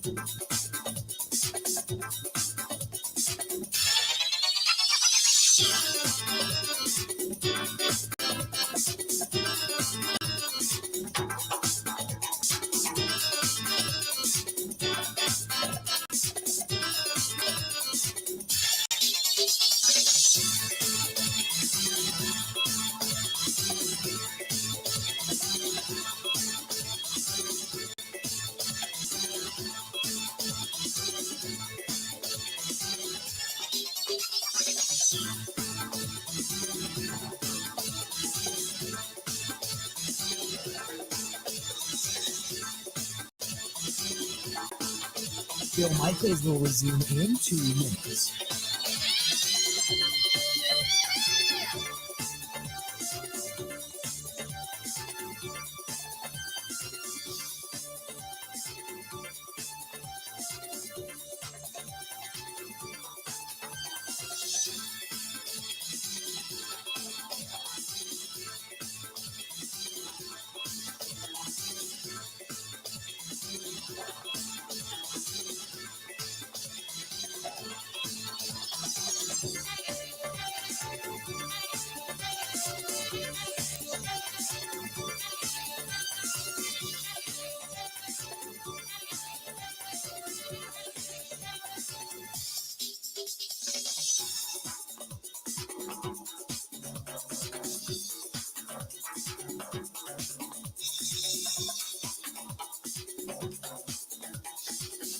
Bill Michaels will resume in 1 minute.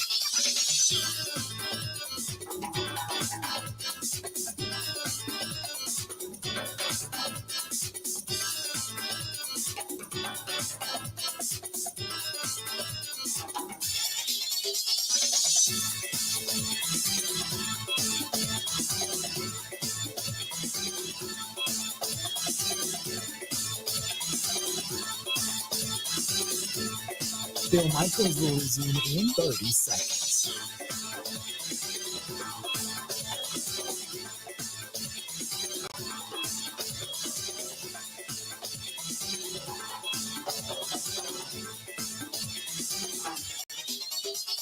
I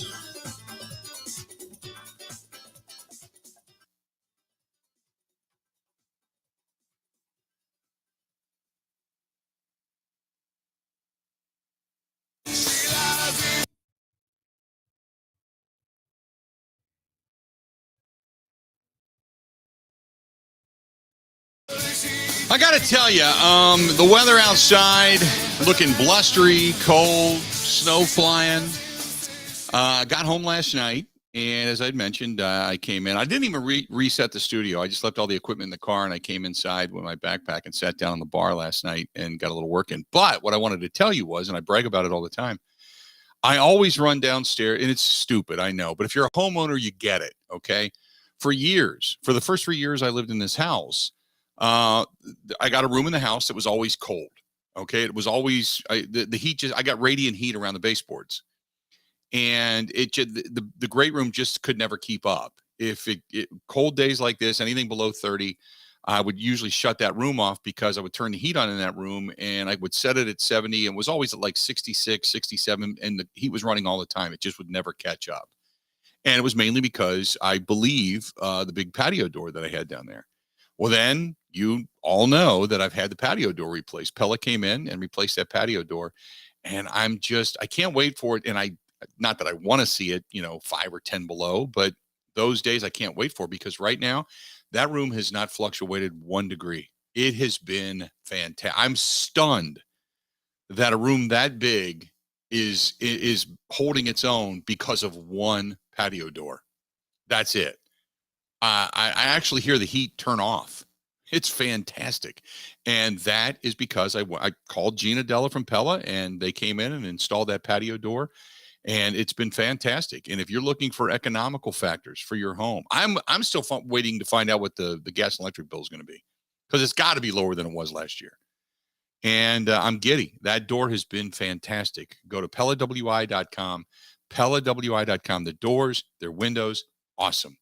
Awesome. I swear by these things. Awesome. PellaWI.com right now. No money down, no interest, no payments, 2 years. No money down. No interest, no payments, 2 years.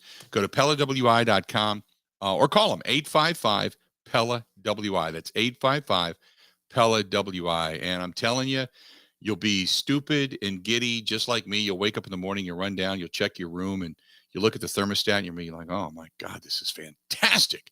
And it's all because of that one patio door that I had replaced. That's our friends from Pella Windows and Doors of Wisconsin. This is, I got a couple of emails to get to here, but if phone lines are open, by the way. This one is a must-win game, unit. I agree with you. They've got some tough games coming up, but this against Tennessee is a must-win because Tennessee is decimated with injuries right now. I believe the Packers are going to win 27-17. And I hope you're right. Not picking them, but I hope you're right. What are the reasons the Packers wouldn't win this game? I guess if you're like me, okay, let's look at it from the opposite side. If you take off the green and gold glasses for a minute, why would the Packers not win this game? Ben, if you were going to say, no, the Packers aren't going to win this one, and here's the reasons why would the Packers not win this game? I have a weird sense that toughness and, the Titans, not the most talented team, but they kind of go after their head coach and take his mantra. The toughness sticks out. Derrick Henry obviously sticks out. And then offensive ineptitude, right? Where you see what happened against the Cowboys, and it could continue like that. Or in theory, they could go back to what it was for the weeks prior. There's a few reasons I would look at it this way to say, okay, if the Packers don't win this game, here's the reasons why. One would be we see the offense. If they're really stout, if Tennessee is really stout against the run and the Packers can't run the football suddenly, or they're putting pressure up the gut, all of a sudden we revert back to the RPOs. Aaron Rodgers standing in shotgun, not much play action at all. Because remember the success they had out of play action, 2 touchdowns, and 355 out of the 411 yards were either running or play action this past weekend. If you get away from it, you're going to see your results go way down. So I think first and foremost would be the play calling. Secondly, we start to see the penalties again. Big plays, penalties downfield, big plays being called back. They're not pressing the chains. They're not putting themselves in good down and distance. That's number 2. Number 3, obviously, turnovers. Number 4 would be is if they just don't sell out and can't stop the run. For whatever reason, if they just don't sell out and can't stop the run. That would be the other area of this. If Tennessee goes on long drives, suddenly, Derrick Henry really starts to feel it and starts to run with that force and that power and the momentum, and the Packers just aren't selling out, much like Joe Barry talked about earlier this week, and swarming to the ball and gang tackling and such. If they don't sell out for that, they don't sell out for that. Those are some of the reasons I can see the Packers not winning. These are all the reasons that we've seen this team lose 5 straight. Which is why I sit here and when people go, how can you not pick the Packers? It's because for 5 games in a row, they looked inept. It was a sure win playing against the Giants over in London, and they pissed it away. It was going to be a win against the Commanders. They couldn't get it done. And then you thought, there's no way, you're going to lose to the Detroit Lions. You couldn't have played a worse game if you tried. It was like you had money on it on the Lions and you were throwing a game. It was that bad. I can't unsee that. You got manhandled. Ass whipped up front by a Jets defensive front that wanted to get all over you. So for all of those reasons, I can't unsee that. I want to pick the Packers in tonight's game. And there's a lot of people, including yourself, that are talking me into picking the Packers in tonight's game. But I keep saying you can't go with that emotion. You got to go with your gut. My gut says don't unsee what you've already saw. So just for tonight, I hate to say it, but I'm still going to go in the way of Tennessee. They've been able to figure out the way to win games. But like I said, desperation for the Packers. The fact that they're now in the in the playoff mode. They got to win every game. Secondly would be for the Green Bay Packers, the Thursday night game, being at home 2 games in a row, Tennessee having to travel, doesn't bode well for the Thursday night team, the road team, all those reasons. I would say, okay, I could take the Packers, but I just can't unsee what I've saw. So one more time, I'm going to hang in there and just say, I know it's a coin flip, but I'll take Tennessee in a really close game, But it wouldn't surprise me if the Packers won. Maybe they found something in Christian Watson. Maybe his confidence level is now through the roof. Maybe his ability something clicked where when they said, hey, no, we're coming back to you, start, paying attention, get your confidence back, whatever you got to do, catch the ball before you run with it, but you can run with it and go. And nobody's going to catch you once you catch it, but you got to catch it first. Maybe something snapped. Maybe something clicked into place for him, and he's going to be the answer. But you got Lazard, who's another week, removed from the shoulder injury. Cobb is coming back. Still got the ability to throw to Tunyon. You got your duo in the backfield. Your offensive line is now pretty much intact for 2-3 weeks in a row now, 3 games in a row anyway. And, now you've got your full complement, short of Romeo Doubs. So I think the Packers can win this game, but I can't pick them because I can't unsee what I've seen. 877-867-1670. Got a lot more to get to. Hang in there. More of the Bill Michaels Show. It's all coming up right after this. Stay tuned.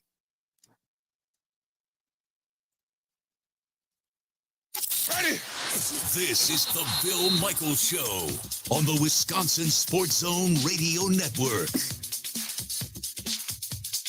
Life's about taking the road less traveled, and doing it in style, well, that makes it even better. Take the Tahoe. This November, Potawatomi is giving away not 1, but 2 Chevy Tahoes. Just play with your club card and you could win a brand new Chevy Tahoe or your share of over $400,000 in cash and prizes. Your win is waiting. Take the Tahoe. Only at Potawatomi. Visit paysbig.com/Tahoe for more. Must be 21 years old and a club member to play.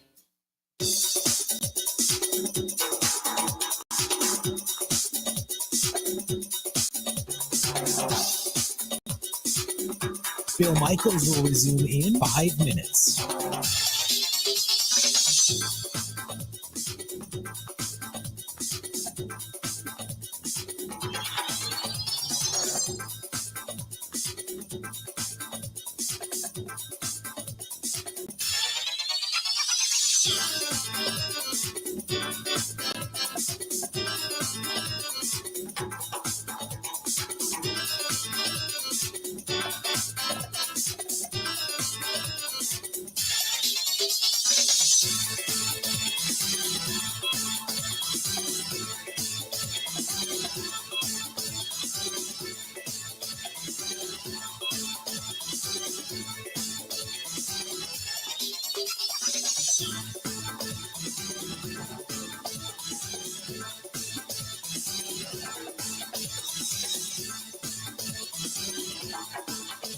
Bill Michaels will resume in 4 minutes.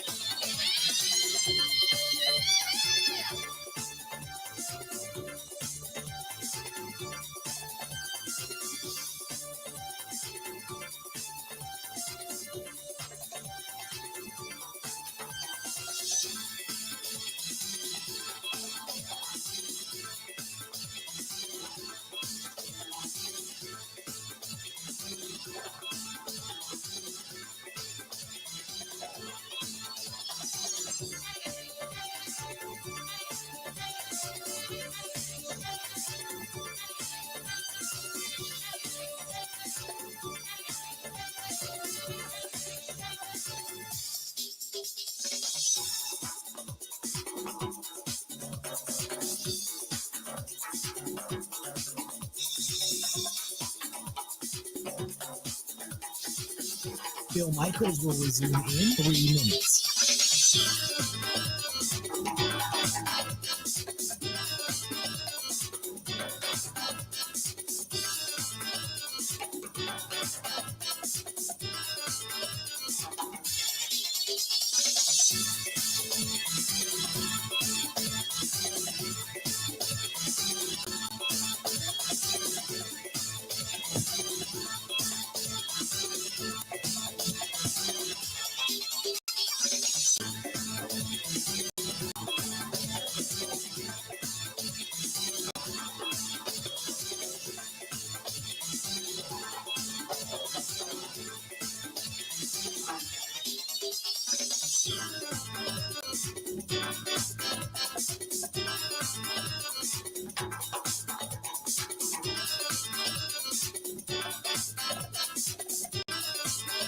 Bill Michaels will resume in 2 minutes.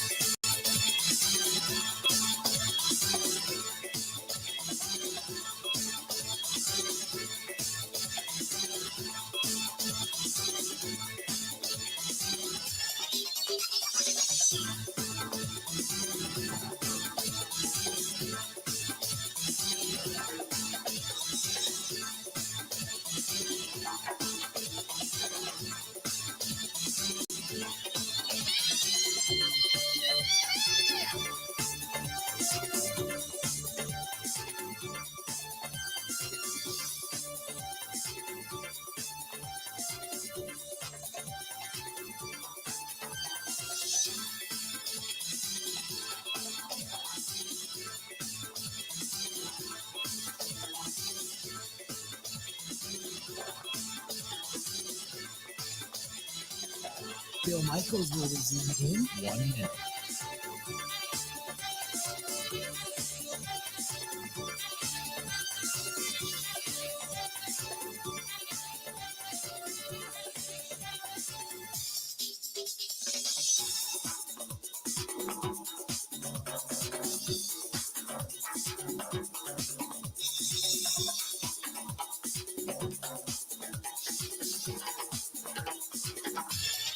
Bill Michaels will resume in 30 seconds.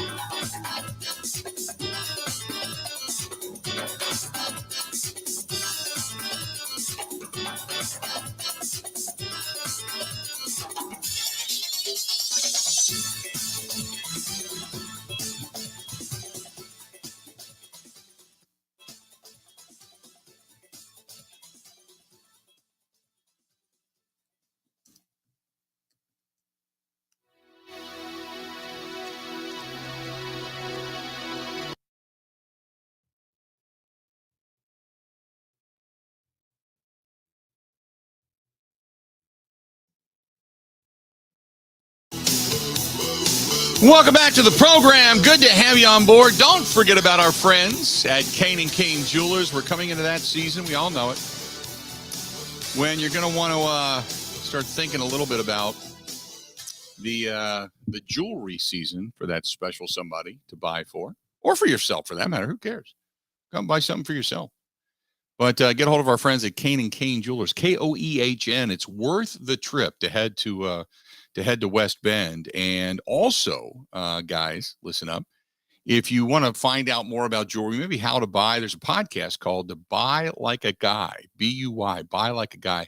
Andy Kane puts it together. Does a really good job, too. Really good job for the podcast. But it's a guy podcast. It's a jewelry-based podcast, but it's good stuff. So check it out. Go to Buy Like a Guy and subscribe. One of the other side notes. Now, we didn't talk. I was gone last week when the Attorney General made the announcement regarding the lawsuit for the Washington Commanders. They are not only going after Ben. Did you cover this while I was gone at all? The lawsuit alleging that Snyder, Roger Goodell, the NFL, they all colluded to deceive the fans. Did you guys go over that? Yeah. Was there? Because I didn't get a chance to really talk about it. But it's a piece that they're doing, I know, on ESPN, and I think Jeremy Schaap has been kind of covering this and doing it behind the scenes, so to speak. But was there anything in that shocked you or that made you kind of pause, finger to forehead for a minute and go, I mean, the press release from the day before, but I think we addressed that. Yeah. When they brought in Brian Robinson to the equation and were saying, hey, look, our running back was shot and we helped you. So now you're coming after us. I wasn't that surprised to see Goodell on it because they're going after the NFL as a whole. And hopefully it spurns action for Goodell to get rid of Snyder, but not really. Yeah, there was not because it kind of went, it came and went, and that was it. It was like a puff of wind. It did say the Commanders and Daniel Snyder lied to D.C. residents about what they knew about a toxic culture of sexual harassment, and then they entered into a secret agreement with the NFL and Commissioner Goodell that kept the truth from the D.C. residents, all in an effort to protect their profits. In D.C., you can't lie to consumers to enrich yourself and get away with it. That's what this lawsuit is all about, standing up for D.C. residents who were deceived and misled. No one, not even Mr. Snyder, is above the law. That was one of the excerpts out of that.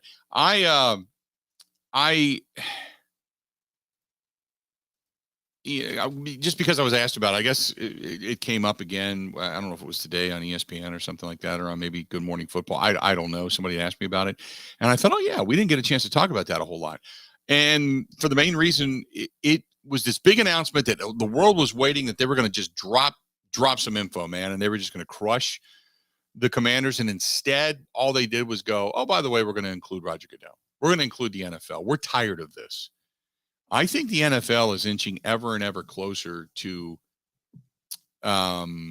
needing to make decisions on bad ownership and bad cultures. Otherwise, they are coming dangerously close to losing their exemptions, and to where Congress is really going to start to look into they're going to open up Pandora's box, and I don't think the NFL wants that. No, I think the NFL is going to move forward, and eventually Daniel Snyder, he's going to sell the team, because I don't think he doesn't want anybody else crawling any further up his colon with a microscope at this point. But I have a feeling that this is going to go away rather quietly, with announcements being made. The team is sold. They're getting rid of it. They're going to move on with better people and all that, and they're going to appease everybody that's screaming for heads to roll right now. I don't know. The D.C. Attorney General said even if the team is sold, they're still going after him. After Daniel Snyder? I think, yeah. Yeah, no, I don't doubt that. Well, when we talk about discovery, because this is a legitimate lawsuit, where it isn't just something that can be swept under the rug like the NFL does with so many other things. Mm-hmm. This is something where they're going to be in a courtroom, and they will go inside his colon and find everything. We'll also see it. We are still waiting for all of the rest, the finality of the sexual harassment atmosphere and lawsuits. The women were called onto Capitol Hill. There were subpoenas issued, fists pounded. We're getting to the bottom. And then it just went dormant. There's been no real headline breaking news coming out of any of that investigatory process, has there been? That I know of? That made us all go, whoa, wait a minute. There's not in terms of changes. Right. Well, they just said it happened 15 years ago, and they've since changed their ways. Right. But the press released the heck out of it. Everybody was on Capitol Hill. The committees were all gathered. Everybody was pounding their fists. This is unacceptable. We are going to bring Daniel Snyder to Capitol Hill. He is going to answer all of this. And then remember, he went on this, I got to go overseas on Commanders football business. And he was out, and then he did a little bit of a deposition, but it wasn't anything major or public. And we haven't heard anything since. There really hasn't been much of anything. So, you know, I have lost my faith in the investigatory power of the government in the sense of I believe they are. I look at it this way. Back when baseball, and I know I'm getting off track, and we're going to get to our picks against the spread coming up, but back when baseball, Bud Selig needed. Look, it was bad. In 1998, the home run chase was on. It rejuvenated baseball. And as the years went on and Barry Bonds and Sammy Sosa became these bloviated caricatures of baseball players because of steroid use, and with everything coming out, Bud Selig was trying to get steroid testing and PED testing into baseball. And Donald Fear was adamant it wasn't going to happen. So he does the wink and a nod to Tom Daschle and company, and they haul their asses up on Capitol Hill, and we're going to get rid of anti-exemption and antitrust, and we're going to do this, and we're cleaning up the game. And that was the only way Bud Selig could get results, was to go there, have the emperor have no clothes, be somewhat humiliated, but ultimately in the end get what you want, and that was testing for baseball. And that's what he got. I think this is the government. We're going to go after you, Roger Goodell. This guy's a scumbag. We're going to take down the NFL. We're going to, and then winking a nod. Okay, thank you very much, because you're going to press this guy to basically sell his team, get away from us, and then you're going to leave us alone, right? Yeah, okay. I that's what's going on. That's what I see happening. I don't see much coming of this. I see Daniel Snyder selling the team. There's probably a few lawsuits that he's going to pay off, but don't forget, Daniel Snyder's going to get what, $5 billion put into his bank account, you know? So he's not worried about it at all. He's like, yeah, come after me. I'll pay some fine. Sure. What the hell? I'll go ahead and get rid of these laws. I'll pay everybody off. I don't care. Okay. Sue me. How much you want to sue me for? $1 million? Give it to you. Here you go. I got $5 billion. Go ahead. I'm going to go ahead and buy an island somewhere, and I'm off, and I'm going to go do my scumbag things somewhere else. So I don't think we're ever going to, and nothing major is ever going to come from this. And if there is, I'll be somewhat surprised. Let's do this. I've rambled on long enough about that, but we'll get back into our NFL picks against the spread coming back after the commercial break. So stay tuned for that. Hey, if you're out and about tonight, you're looking for some good, we'll say comfort food as you get ready to hunker down and watch the game. If you're not going to do the pizza thing, maybe do the Italian food thing. And that is with our friends from Albanese's Roadhouse on the west side of Milwaukee, actually out in Waukesha, right there on Blue Mountain Road, next to Menards. Stop in, tell Joey and the gang, hey, I'm going to get some takeout, maybe even sit there at Dominic's Sports Bar inside Albanese's and grub down. But get yourself some food, get yourself something good, and get ready for the Packers game tonight. Good stuff from our friends at Albanese's Roadhouse right there, Blue Mountain Road, next to Menards. Stay tuned. More of the Bill Michaels Show. We're going to give you our NFL picks. 3 of them coming up, betting-wise, against the spread, coming up next. This is the Bill Michaels Show on the Wisconsin Sports Zone Radio Network.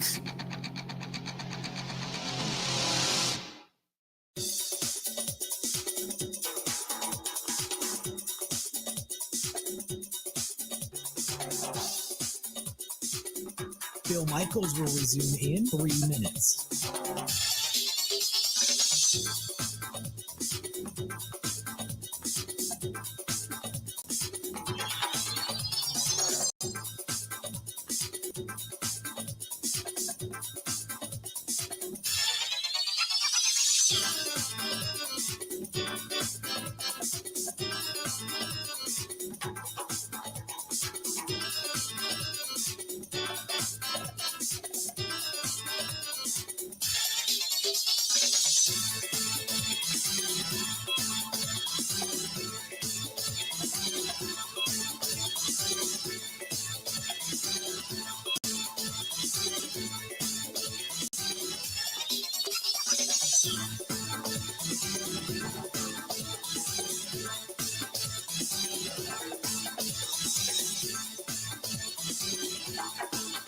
Bill Michaels will resume in 2 minutes.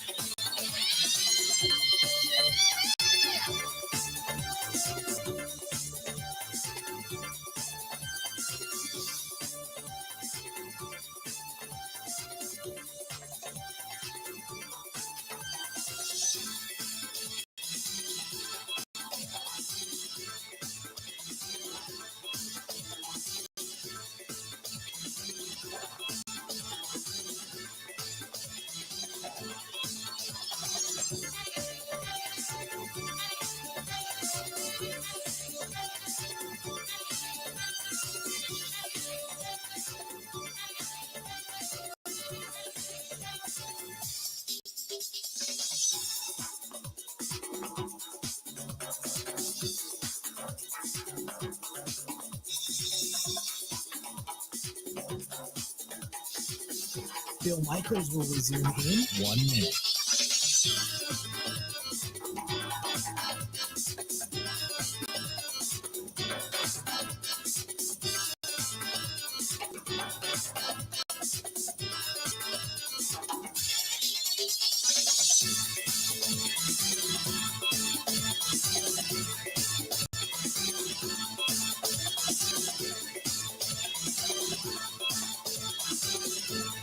Bill Michaels will resume in 30 seconds.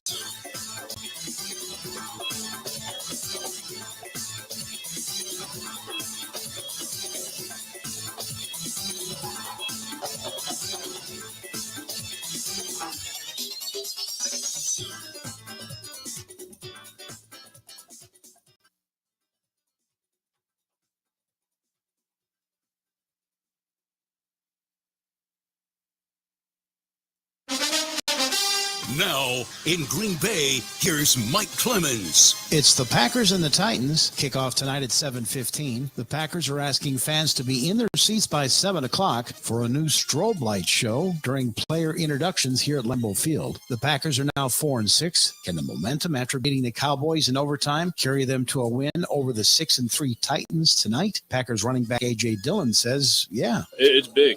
Anytime you can get positive momentum is great. Same thing when you're going like drive to drive. You know, you have a good drive, you score. Next drive, you go out there as an offense. You feel like you can do it again. So, you know, we just won. We feel like we can do it again this week. On defense, the Packers will have to stop one of the best running backs in the league and perhaps a future Hall of Famer, number 22, Derrick Henry. Packers head coach Matt LaFleur. He's a freak of nature. You just don't find guys that are that big and that fast. If he gets going, it's going to be a long day. So you got to do a great job of trying to contain him, bottle him up, try to get him going laterally, because once he gets going downhill, it's just like a freight train rolling through there. The Titans coming off a 17-10 win at home over the Broncos. Derrick Henry was asked after the game, how did Denver's defense hold him to just 53 yards rushing on 19 carries and no touchdowns in the game? A lot of them in the box. I got to play better, no excuses. I feel like I could have done a lot better than what I did and get past it and then do everything you need to do, get your body ready, quick turnaround, and get ready for Thursday. You were in and out of the tent there a couple of times, just what was going on? Say it again? You were in and out of the tent a couple of times, just kind of what was going on there. I went to the bathroom. That's Titans running back Derrick Henry. In Green Bay, I'm Mike Clemens on the Bill Michaels Show.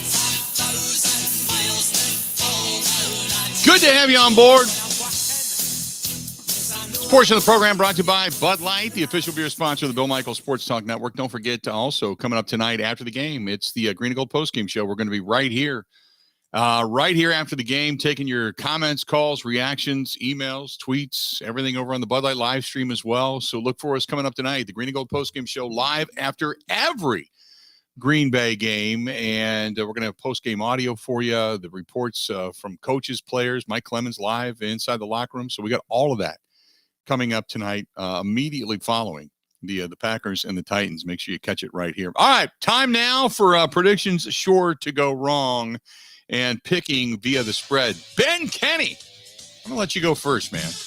You need to catch up, so I'm going to let you go first. I'm only down 2.5 games. I'm 13-16-1. You are 16-14. Okay. And those numbers do not need to be audited. I can confirm they're accurate. I'm going to start with the game tonight, Bill. I said it last night. I'll continue. I'm taking the Packers. I have a great feeling after Dallas. I think the offense is different with Christian Watson on the field, not just with his production, with everybody else. I think they will need Quay Walker's game of his life when it comes to stopping Derrick Henry, because Devontae Campbell's out, I believe. Got to be a huge Quay Walker game. Titans have covered 7 straight, weirdly, and they're 6-3, but I'm not all the way in on them being that great of a team. They just find ways to win, which is impressive.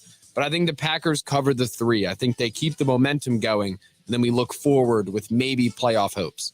I'm hoping you are right. Otherwise, you have just given the Green Bay Packers the giant open mouth, tongue down the throat, sloppy wet kiss of death. I'm good at that. I look forward to talking about it tomorrow. My lock here. I have no idea why the Giants are not. They're not great by any stretch of the imagination, but they're still 7-2. They're 4-1 at home. And even though the Lions are starting to feel it, and the Lions can score, but I just don't think the Giants are going to give up this one. So the Giants are giving 3 as the Lions come to town. I'm going to take the Giants at home to cover the 3, beat the Lions by 5 or more, and therefore cover that spread. I got the Giants going to 8-2 in the season. The Lions going to 3-7, and the Giants covering this game. So that is my pick, the Giants in the Meadowlands to get the win. There you go. What else you got? Oh, I was going to pick the Lions. There are a lot of 3-point spreads this week. Mm-hmm. It's fun. Yeah. They're like 7 3-point spreads. I'm going to take a similar game. I'm taking the Bears +3 on the road in Atlanta. Atlanta's winning some games. They're 4-6, but they can't really throw the ball. I don't know if they could take advantage of how poor the Bears defense is. And right now, I want to hitch my carriage to the Justin Fields wagon and let him carry me to a cover. Okay. So +3 Bears. All right. This one is tough because I think there's more riding on this because they are now upping that to anywhere from 4 to 5 feet of snow in Buffalo. That game has still not been moved. The NFL waiting to make a decision. They have until 4 o'clock tomorrow Eastern time to make a decision, 3 o'clock Central time.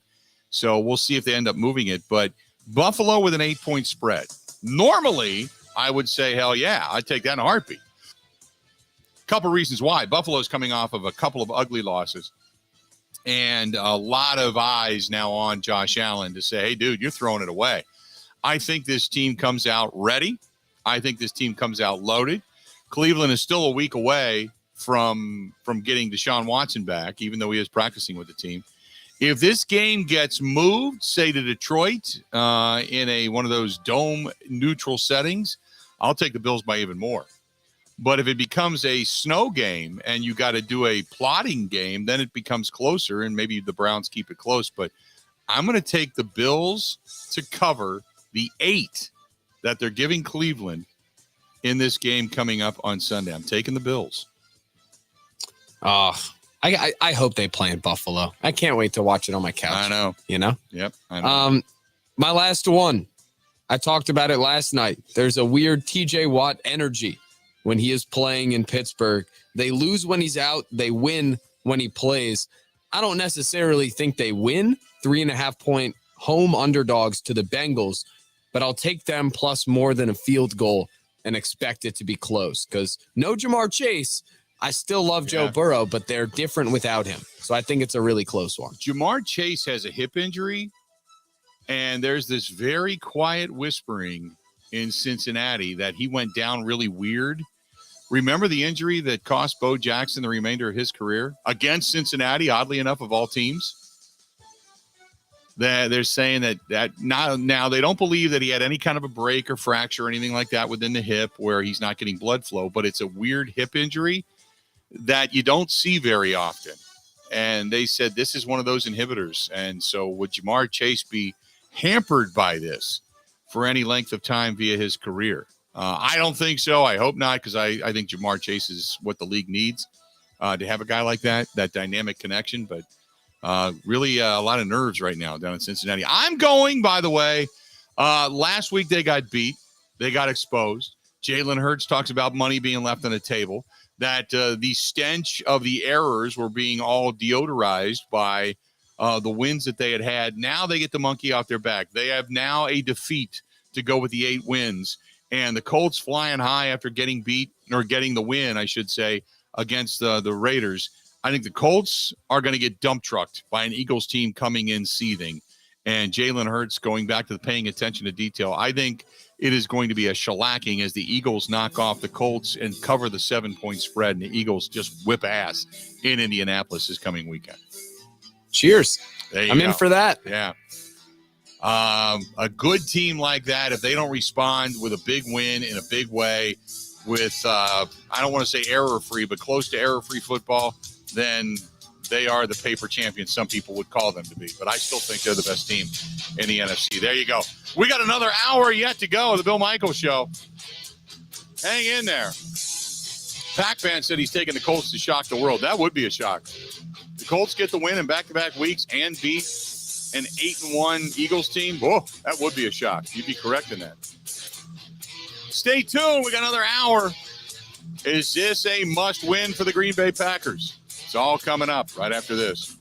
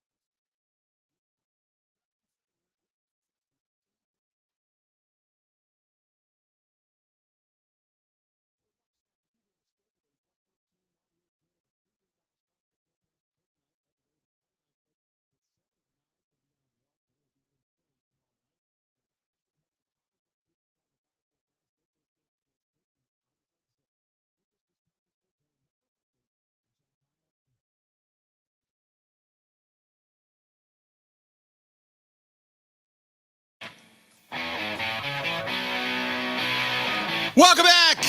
Final hour of the Bill Michaels Show. How we looking? On a blustery, snowy Thursday, Packers game day. It's snowing, kind of flurrying in Green Bay right now. Not like it is here. Here in the Milwaukee area, man, it's flying all over the joint. Nothing sticking heavy, but it's still snowing. Up in Green Bay, they got some flurries flying right now. Temperatures are all about the same all across the state of Wisconsin. They've got a pretty good stiff westerly wind. But that's it. There will be some snow flurries tonight during the game. The field is covered. They're ready to debut that new lighting system they've been working on. So make sure if you are attending tonight's contest between the Packers and the Tennessee Titans, looking forward to this. Witnessing a new lighting display. So good to go. But it is a blustery day out. So be safe getting there. Be safe getting home. but expect frigid temperatures tonight, cold, wind, snow flurries, all live at Lambeau Field this evening. Good stuff. And don't forget, afterwards, you got right here on many of these same stations, the Green and Gold postgame show. So make sure you tune in after the fact, whether it's on the Bud Light live stream, on YouTube, on Twitch, on Facebook, on Twitter. Follow us on Twitter, but download the app. If you can't get us anywhere throughout the state because maybe one of your radio stations flips over to the Packers game, make sure you tune right to the app, WOZN, The Zone Madison, and download it, and you'll be good to go. You'll find us. So look for us right after the game, right immediately following the game. About 10:30-ish tonight. We hit the network at 10:30, but if the game ends, say, a quarter after, we'll be on the air on the app, and then we go network-wise at 10:30. So get a hold of us on the app. Good stuff there. Is it a must-win game? Two simple words coming from Scott. He says yes. And then he's got ... Hell yes. Hell yes. Scott says hell yes. Must-win game tonight for the Green Bay Packers. Believing it is. This one's from Travis. He says, nope, not a must-win. You don't have to play well tonight. You just have to play better than what you've been playing, and I still think you can win, but it is not a must-win until you are mathematically ready to be eliminated. Let's not put too much pressure on this team to get back-to-back wins.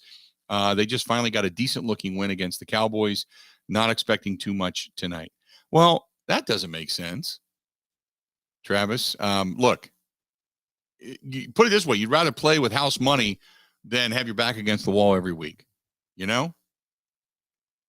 Right? Also, Travis, listening to us in West Salem, says something to discuss. When can we start talking about the Packers possibly getting a top 5 draft choice? Ha. Something to get excited about for next year's draft and all the possibilities that would bring. But then again, who am I kidding? They would just trade out of it anyway. Or scenario number 2, Rodgers, LaFleur, and Goody all together at this trade deadline. And they knew they aren't even close this year, basically said, keep the picks for next year. No trade this year and get them a higher draft and pick trade away during the draft or draft someone raw with a ton of potential. Can you tell I'm kind of glad they are struggling? They are taking the Brewers approach. Ugh, so frustrating. Travis listening to us in West Salem. Boy, that's a lot to nosh on. So what you're saying is they didn't make a trade because they don't believe they're close. Thus, go ahead, don't make a deal. Let's watch this season go down the tubes, get a higher draft choice, and therefore you've got trade commodity power at the top of the draft next year, whether it's a top 5 or maybe a little bit lower, but then you can either trade up and get somebody or trade out of it because you are not good at drafting. Okay. It's a lot to move on here. Okay. First of all, let's say I hope they don't get a top 5 draft choice. Okay, let's start with that. But if they do, then what direction do you go? And I hate to get out of the, win now mode, but then what direction do you go?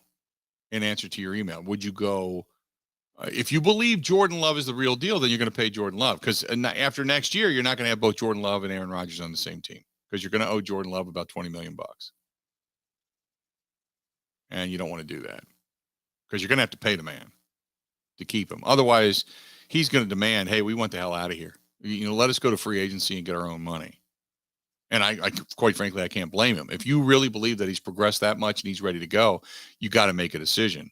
Or would you trade Jordan Love away, get yourself another 2nd, 3rd, 4th round draft choice, whatever it happens to be for him, stockpile that, use that then to move up and get a top draft choice that you can look at Aaron Rodgers and go, this is the heir apparent. He's got 4 more years. You're 39. So we're basically saying, here's the next guy. Please give him every piece of knowledge you can. We are committed to you for the next 3 years until you decide to call it a career. We're going to do anything and everything we can to get you the weapons you need in addition.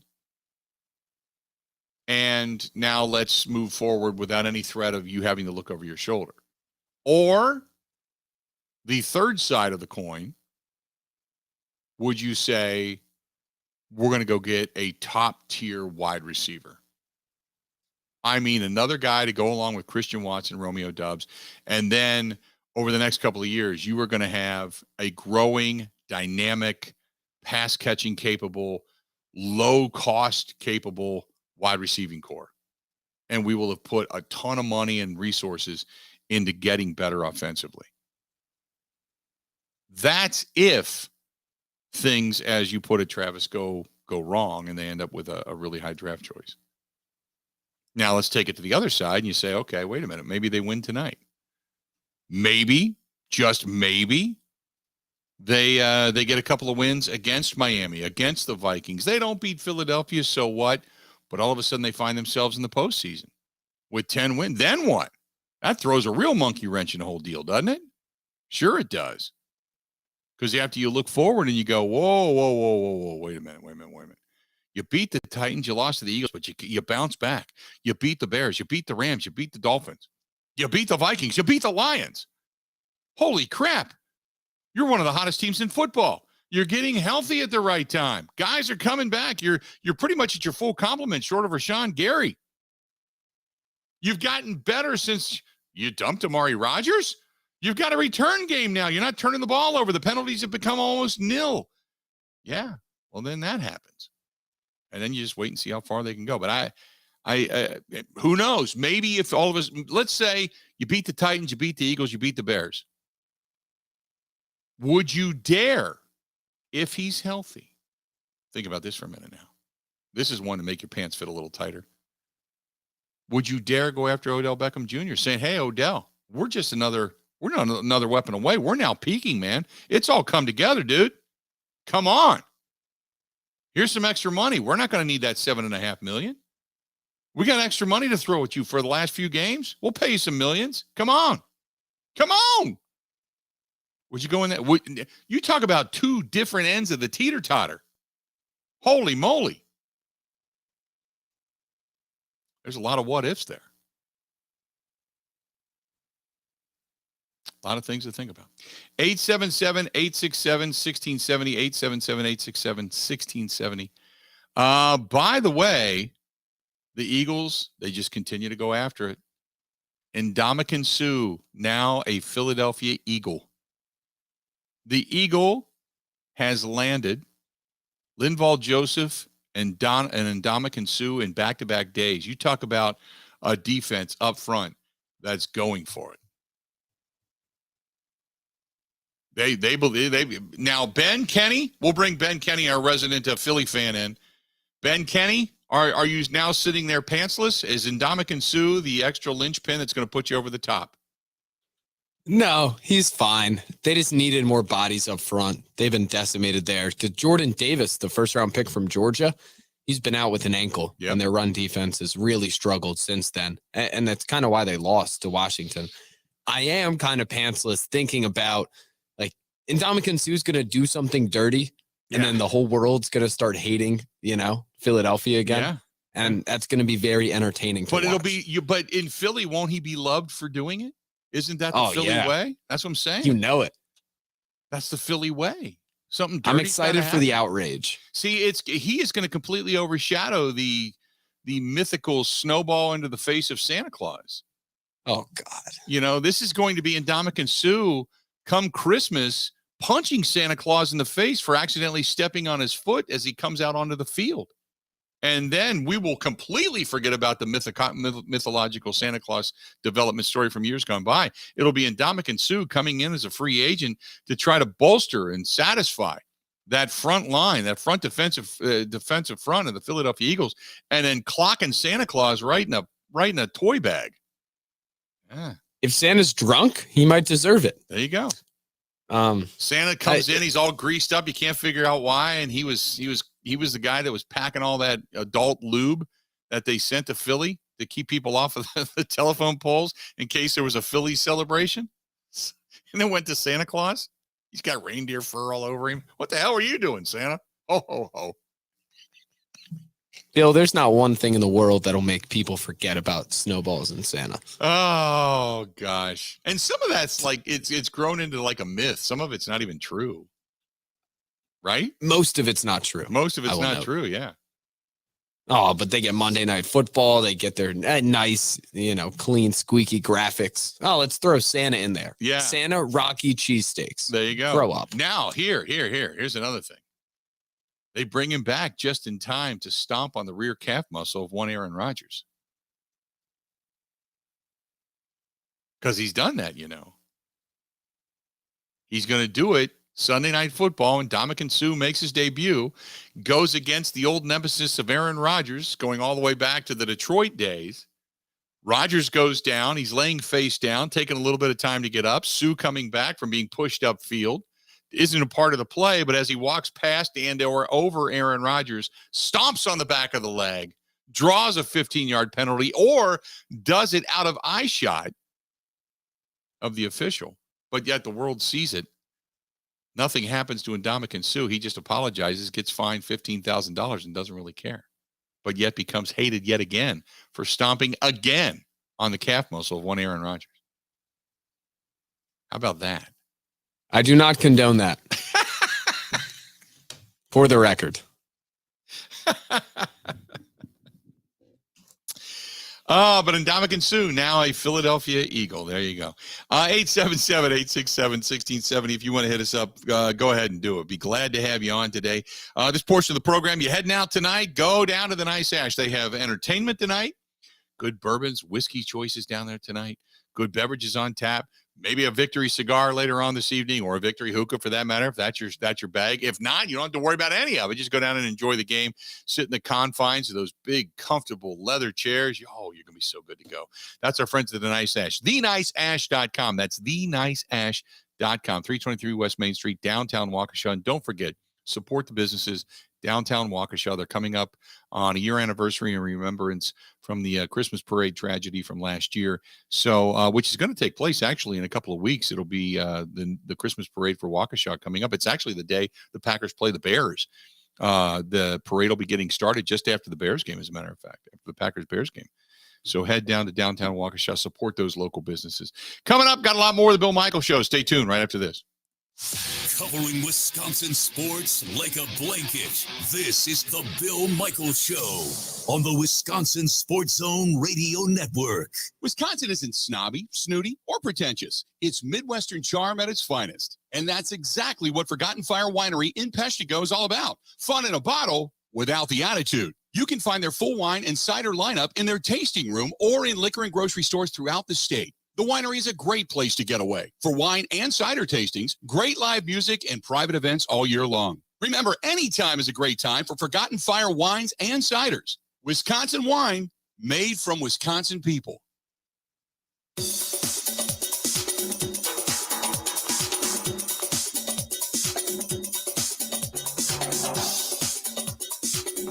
Bill Michaels will resume in 3 minutes.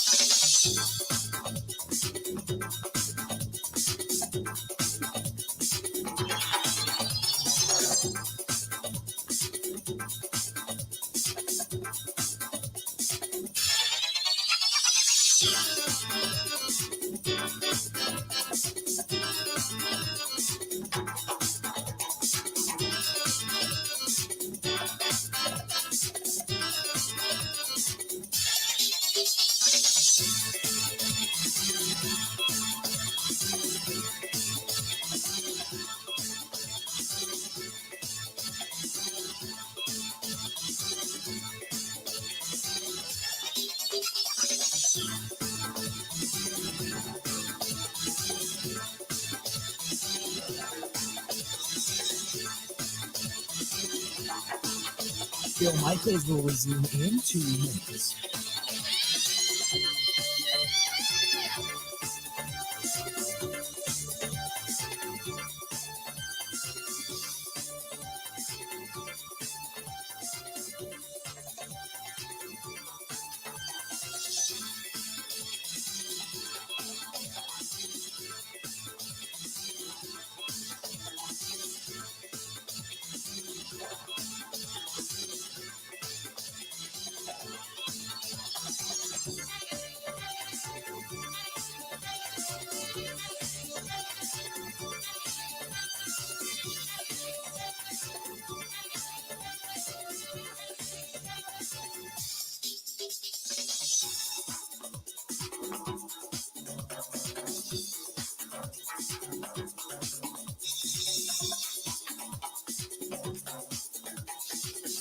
Bill Michaels will resume in 1 minute.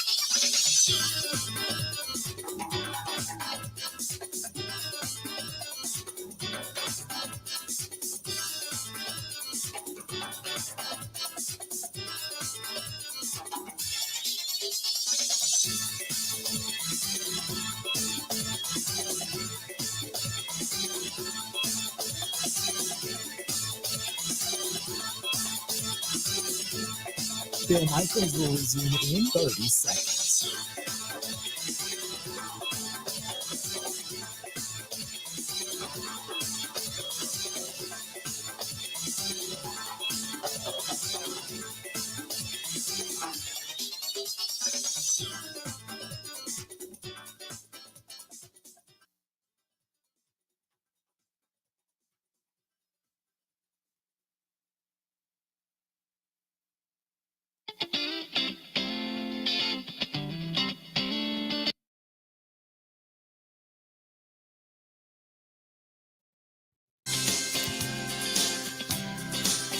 Welcome back. It's game day. Packers, Titans tonight, Lambeau Field, 7:15. And a reminder from the Green Bay Packers to get in there early.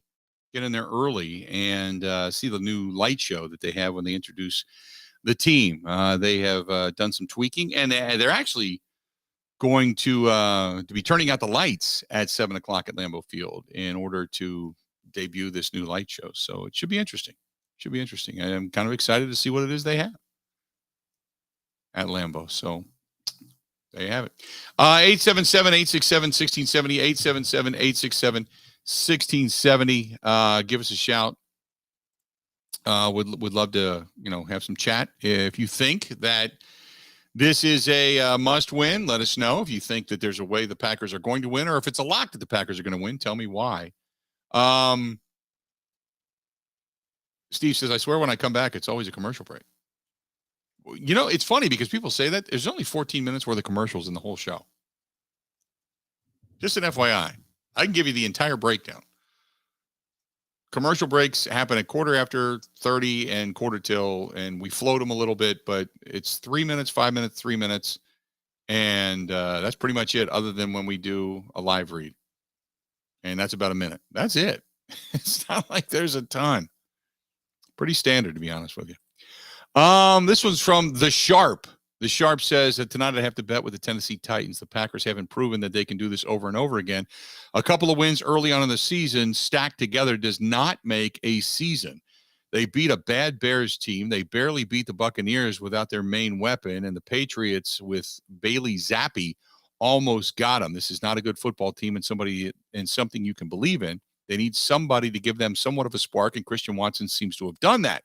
I just don't believe in Watson right now. Maybe he can stack a little bit of success and then prove me wrong, but he's got to do it against the Titans and the Eagles before I can believe that the Packers are for real.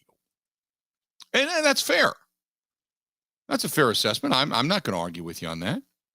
I can go along with that. Kind of this same, methodology that I'm thinking.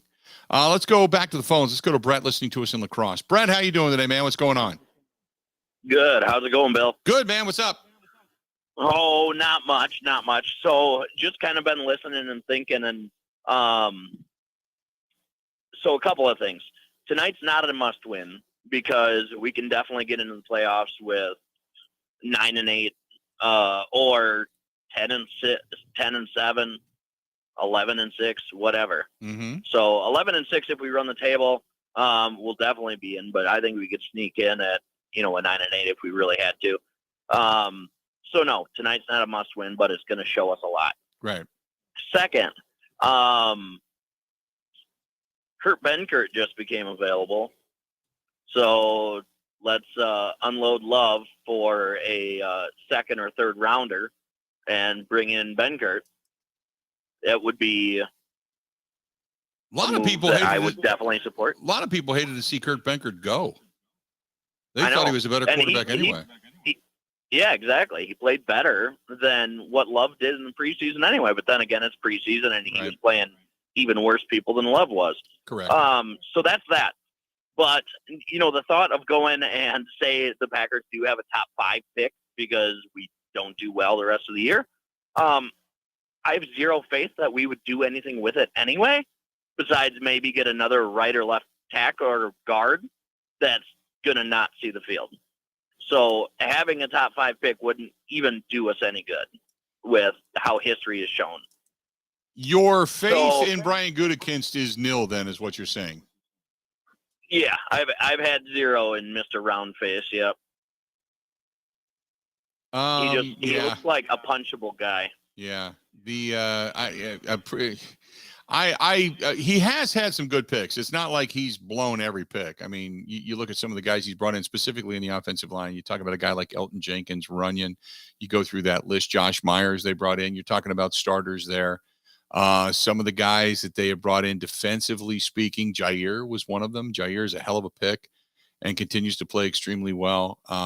He hasn't been all bad, but I agree with you. It's as time goes on, it's proving that more and more of the drafts are becoming, flawed, seriously flawed when you can't retain guys.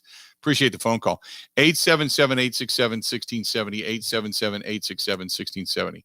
Pac-Fan says, no way that's true. Your breaks are 4 to 5 minutes apiece. No, they're not. No, they're not. Now, if they run a commercial prior to the network break, then yeah, it would be 4 minutes. But the bottom one, the hour one, is 5 minutes. That's the longest one of the thing. Other than that, they're 3 minutes. And I know because I time them, because when I get up and walk away and I have to go to the bathroom, I got 3 minutes to get back. Trust me, when your bladder depends on it, Pac-Fan, you will know exactly how much time you have. There you have it. 877-867-1670. Hit us up. 877-867-1670. LFG says, not a must win, but if you don't win tonight, you have room for error for only one more game. Well, think about it this way. You're 4-6 right now. Okay. Now just let me do the math for you. 4-6. If you don't win tonight, you are 4-7, right? 4-7 with 6 games remaining. So if it takes you 10 wins to get in the postseason, it means you can't lose. If it takes 9 wins to get to the postseason, it means you have 1 loss remaining. That's it. So if you lose tonight, you can only lose one of your next 6. Eagles, Bears, Rams, Dolphins, Vikings, Lions. Means you all but have to run. If you lose tonight and it takes you 10 wins to get into the postseason, you have to be perfect the rest of the year.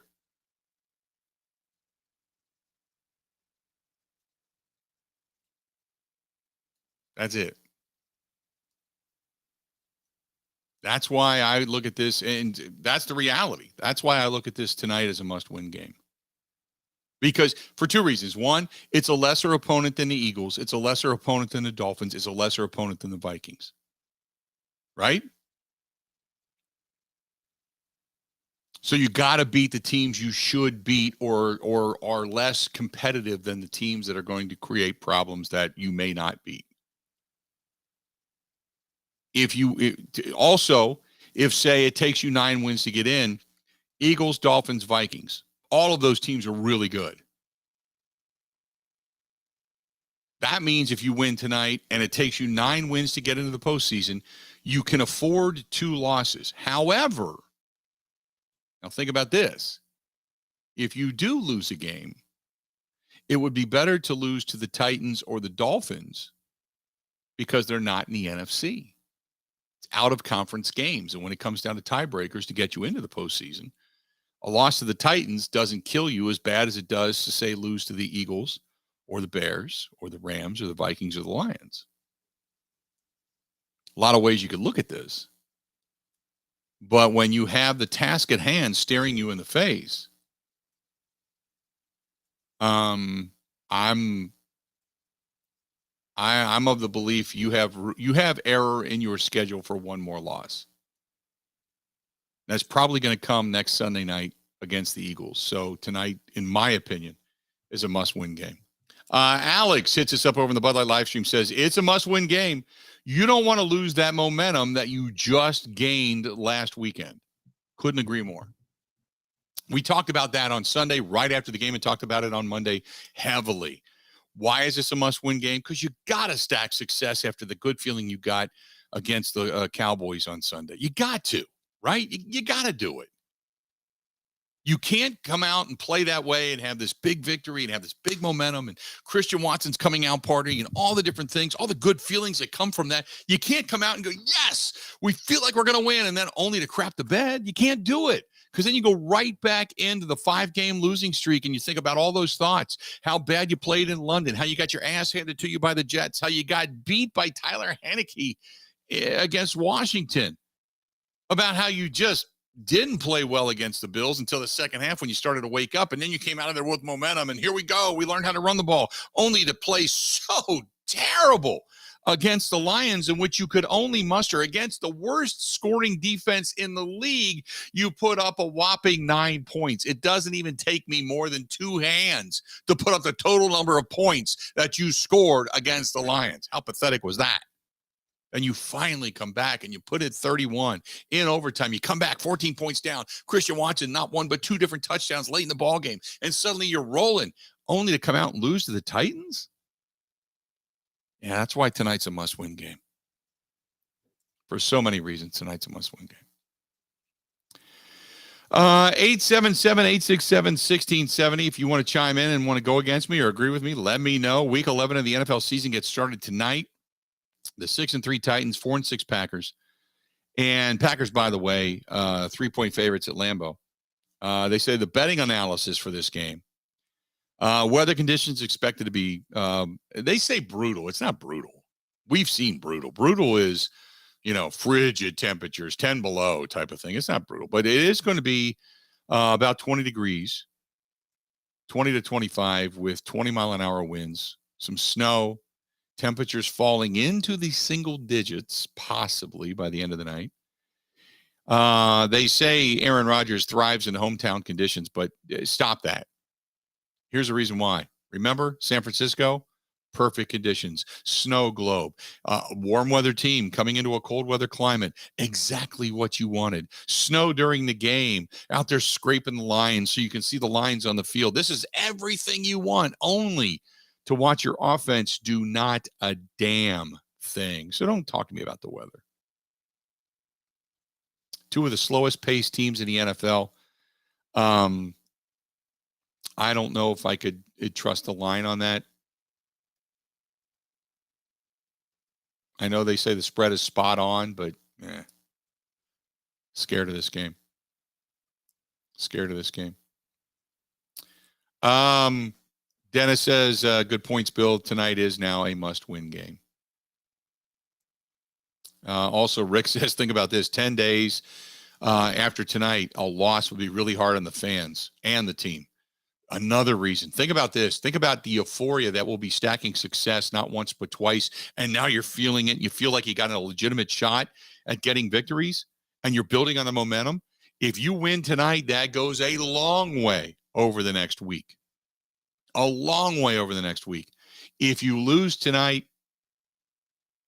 you can very faintly in the background, regarding the season, you can very faintly in the background hear Wayne Larrivee yelling, and there is your dagger.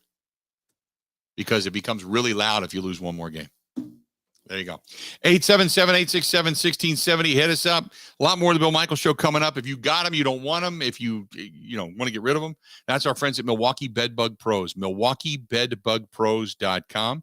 That's MilwaukeeBedbugPros.com. It's bed bugs. It's ants. It's the stink bugs flying around. It's the box elder bugs, whatever's floating around your home, whether it's your office, your townhome, your multi-unit apartment building, your condo, your dorm room, your hotel, motel, resort, medical facility, daycare, whatever it is, call them. They can help you.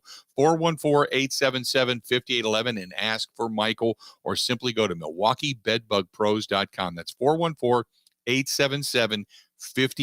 414-877-5811. More of the Bill Michaels Show next. Covering Wisconsin sports like a blanket. This is the Bill Michaels Show on the Wisconsin Sports Zone Radio Network. Best way to get a Packers game going? Give it some gas. Actually, give you some gas. It's the Quick Trip Opening Drive Sweepstakes. Win a $10 gas card for every yard earned on the Packers opening drive. 1 yard, $10. 50 yards, chug a lug for your vehicle. Oh, and if the Packers score on the opening drive, we'll throw you an extra $500. Just fuel up on Quick Trip's guaranteed gasolines. Use your Quick Rewards and you're entered. See quicktrip.com/sweepstakes for details.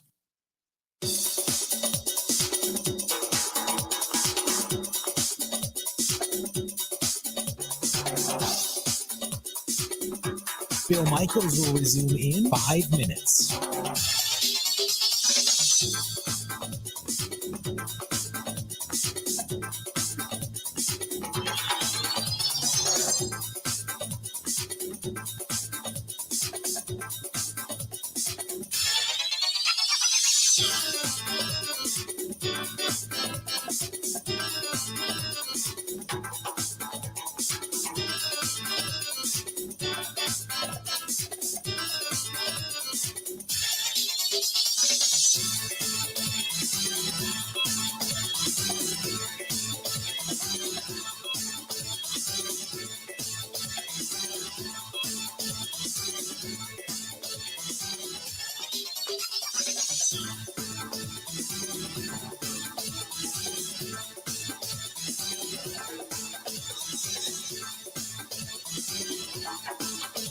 Bill Michaels will resume in 4 minutes.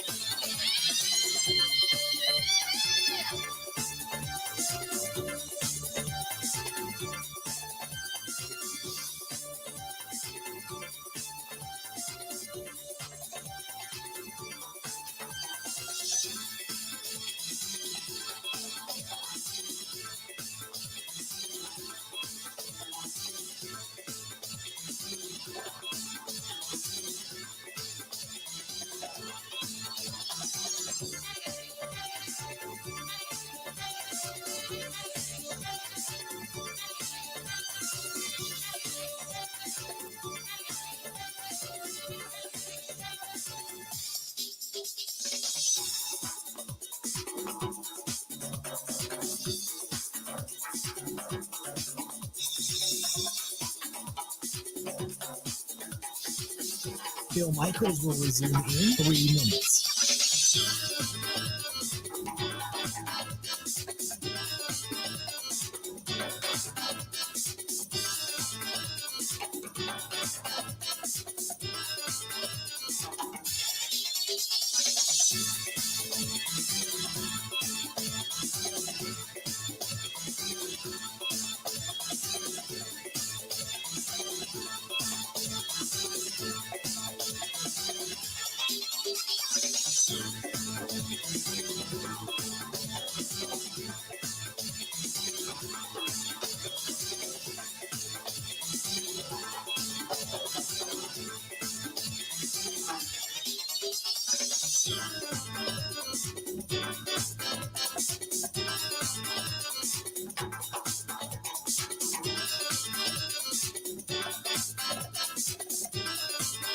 Bill Michaels will resume in 2 minutes.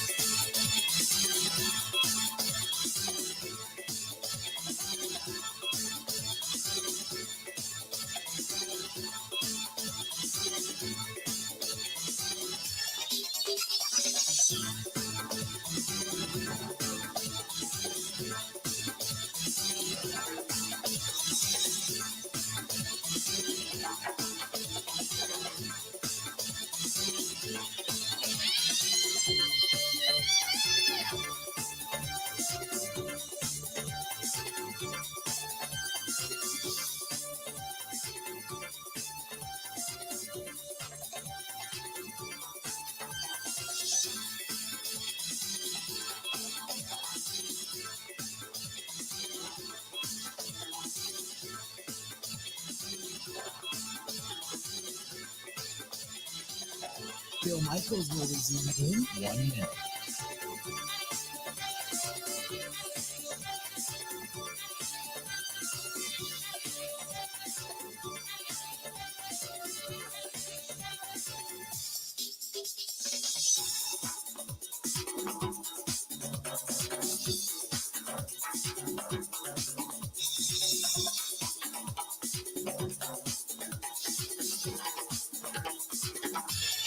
Bill Michaels will resume in 30 seconds.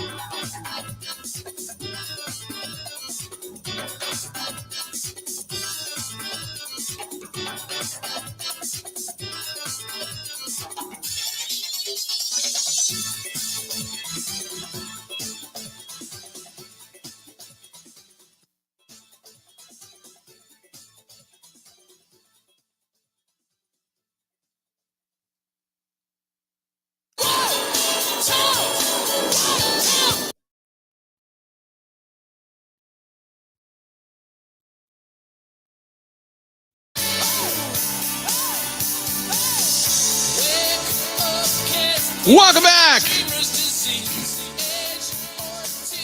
This portion of the program brought to you by the gang at Epoxy Flooring Done Right. Call Sean and the gang. Go to epoxyflooringdoneright.com. That's epoxyflooringdoneright.com. They can do it in cold weather, too, so don't worry about the weather. If you're going to get your garage done, go to epoxyflooringdoneright.com or call Sean direct, 262-443-2852, 262-443-2852. Back at it.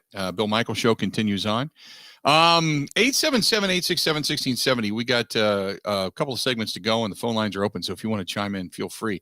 Tonight, Packers, Titans. Don't forget, after the game, we have got the Green and Gold post-game show immediately following. Ben, are you in tonight, or is Connor in tonight? I believe Connor. Connor is? We are. Yeah, we're working on it. Okay. Wasn't quite sure. I know you're going to be out and about tonight. Don't forget about the Kenny and Halprin show. Talking some Badgers. Badgers lose some recruits. Yes. Yeah. They lost 2 today from the 2023 class. Upsetting? Somewhat expected because they fired the head coach that recruited them, in Paul Christ. Also somewhat frustrating because I would have liked Jim Leonard to have been hired weeks ago. The fact they haven't and they're playing the waiting game, I don't like. I think they will continue to lose recruits. And they could end up losing players, big-time players on the roster right now. Because that there are teams contacting all of their players, trying to get them to come, offering some money. So the sooner they hire Leonard, the better. That is the upsetting part. And you and I had talked a little bit about this, and I just from what I had heard, I believe Leonard's going to get the job. Okay, but the perception of just, Barry Alvarez was from Pat Richter handed the job. Barry Alvarez handed the job to Brett Bielema. Then they went on a search and they got Gary Anderson. But after Gary Anderson failed, there really wasn't much of a search. It was Paul Christ. And when Barry left, there wasn't much of a search. It was Chris McIntosh. There's been a lot of handing of the job off to others. And it has, because we talk about the Rooney Rule in interviews and meaningful interviews in the NFL, you don't get a lot of that in college football.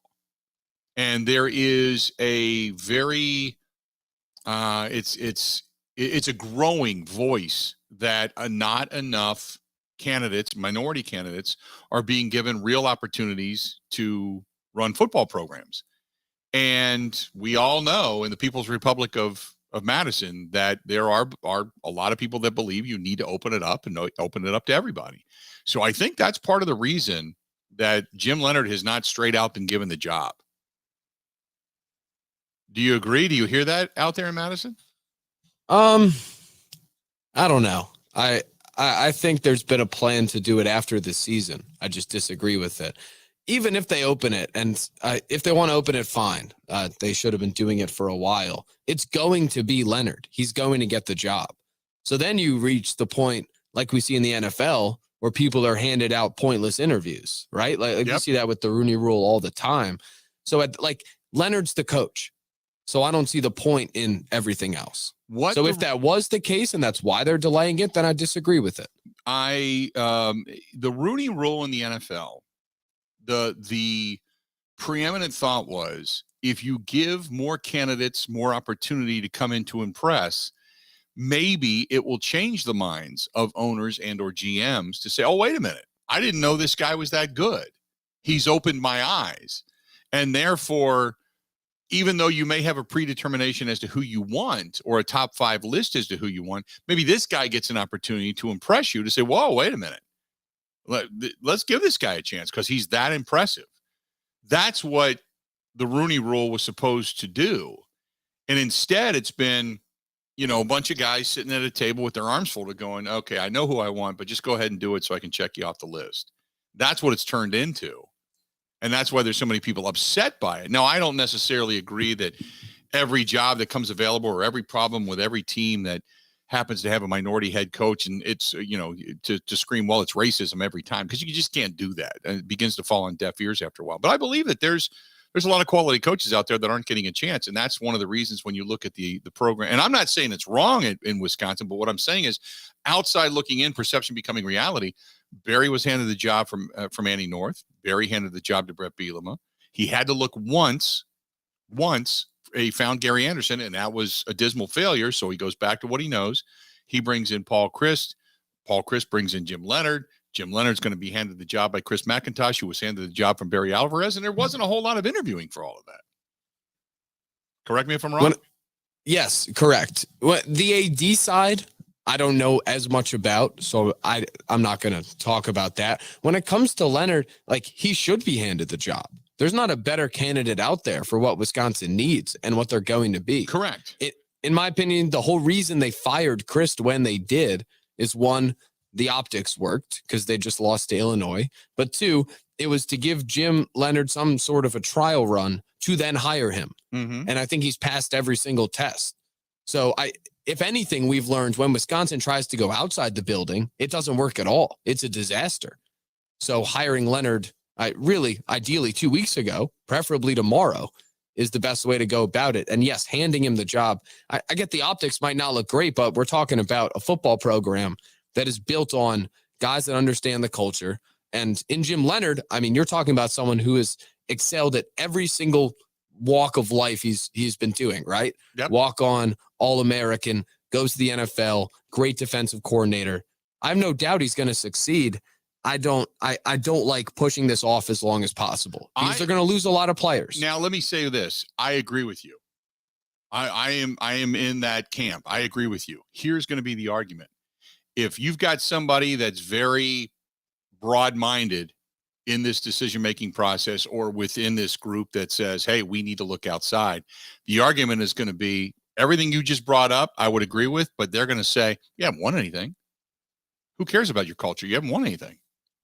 We want somebody that's going to change the culture and win something, because right now all you're doing is go to bowl games, and that's great for money, but you haven't won anything. You can't even win the Big Ten. So who the hell are you fooling? Right? That brings up a larger philosophical discussion as to, is Wisconsin should they be expected to win anything? And I think in the current age of college football, when you talk about the Big Ten and national titles, I think it's kind of unfair to expect them to consistently win it. So I think when you talk about maxing out Wisconsin's potential as a program, there's not a better person to do it than Jim Leonard. Yeah. And it's gone wrong in the last 3 years. Like, they've fallen off, but their ceiling is 2017 and 19, playing for the Big Ten title and hoping they can maybe win it. I don't think anybody could come into this program and make it Ohio State. And that sucks to say, but that's geography, that's booster funding. There's so much more that goes into it. It's not just an NFL thing where if you bring in an exceptional coach, he can instantly switch it. When you say geography, when you say that, what do you mean? There just isn't enough talent in the state of Wisconsin to compete with what Michigan, Ohio State, those schools can recruit. Okay. I wasn't quite sure where you're going with that. I've heard people say, well, Ohio State, it's just a better climate. And then I'm like, whoa, wait a minute. Don't act like Columbus, Ohio is Florida. It's not South Beach. It is it's not the best of cities. Let's put it that way. It's not like, it's got some burgeoning metropolis. It's a good city. Don't get me wrong. A lot of insurance companies and such are based in Columbus, Ohio, and it's really grown over the years, going back to even from when I was there. I mean, the continent's not even there anymore where I used to live. So none of that exists, but, okay. I just want to make sure where we were going with this, that we weren't talking about the difference in climates or something like that, or difference in, because I think Madison's beautiful. I mean, yes. Man, I'll tell you this, Madison is a beautiful city if you're going to go to college, with the lakes on both sides and such, and everything that, the downtown area has to offer. I think it's a beautiful city.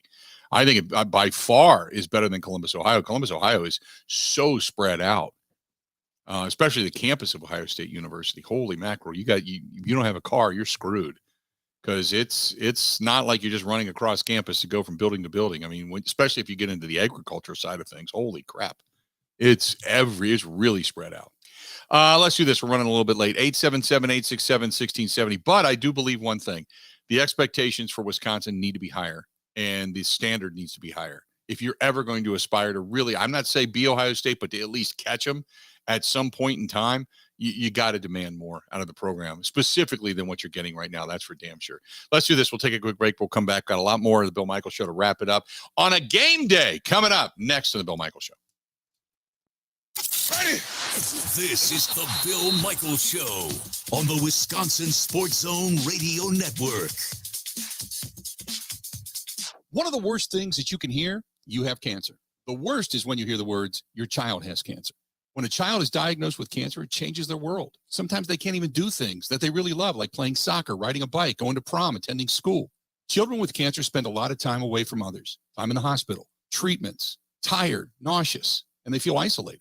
That's where Special Spaces Wisconsin steps in. They provide these children with a special space where they can not only sleep, but they can play, they can heal, they can spend time away from the challenges of their illness. It's a customized bedroom designed just for them. How about a princess castle or a pirate ship or a sports-themed bedroom? They transform that child's existing bedroom into a place that only he or she can imagine, a place for them just to be a kid. This effort is done with teams of dedicated volunteers and sponsors, just like our friends from Pella Windows and Doors of Wisconsin and all the community partners. If you'd like to find out more or to donate, go to specialspaces.org. That is specialspaces.org.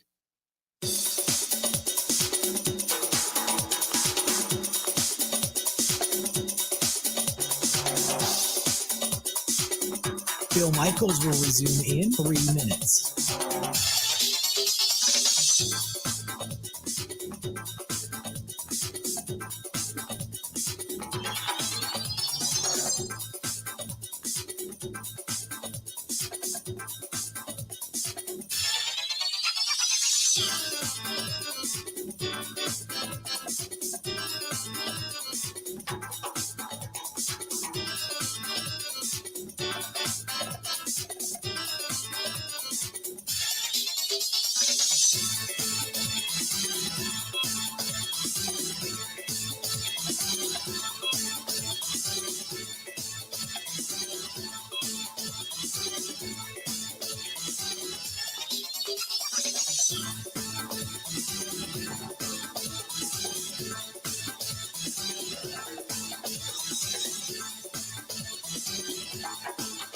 Bill Michaels will resume in 2 minutes.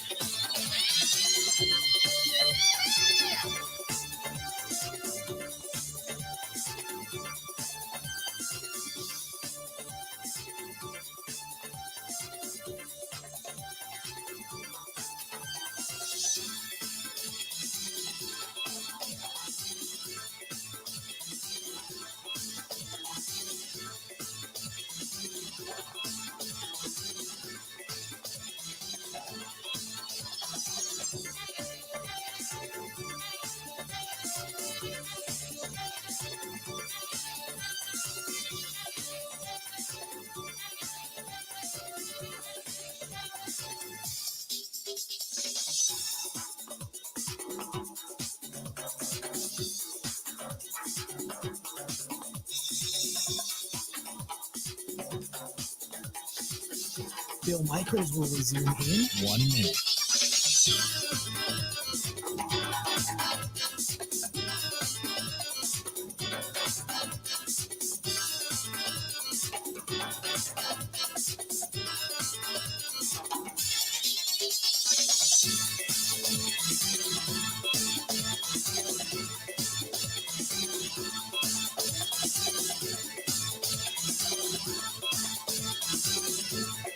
Bill Michaels will resume in 30 seconds.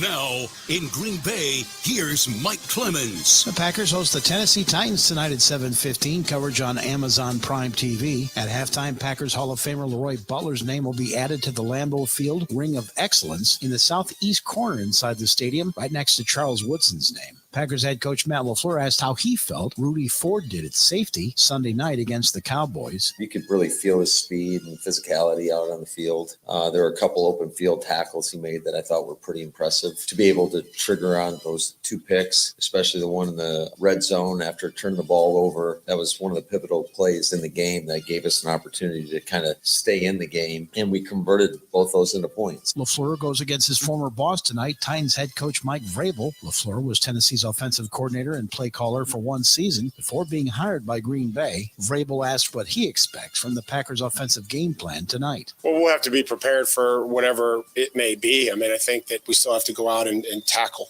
You know, we've got to avoid, the biggest thing is not putting ourselves in position to have one-on-one tackles with Jones or Dillon. The Packers' Sammy Watkins says he's learned the importance of blocking downfield as a receiver. Running around is easy. Catching the ball is easy. But you have to have a different mindset to go in there and crack a safety that knows you're coming down. I think that's the part about being a wide receiver and a complete player is blocking. Game time forecast tonight, mostly cloudy, windy, chance of some flurries, temperatures in the mid-20s. Titans quarterback Ryan Tannehill on how to deal with the cold. Oh, hand muffs. nothing too crazy. I don't have any special tricks or anything like that. I've only been up there a couple times, so every time you get up there, you want to take advantage of the opportunity. It's a special place. You kind of feel it driving up to the stadium. Definitely one of my favorite places to play. That's Titans quarterback Ryan Tannehill. In Green Bay, I'm Mike Clemens on The Bill Michaels Show.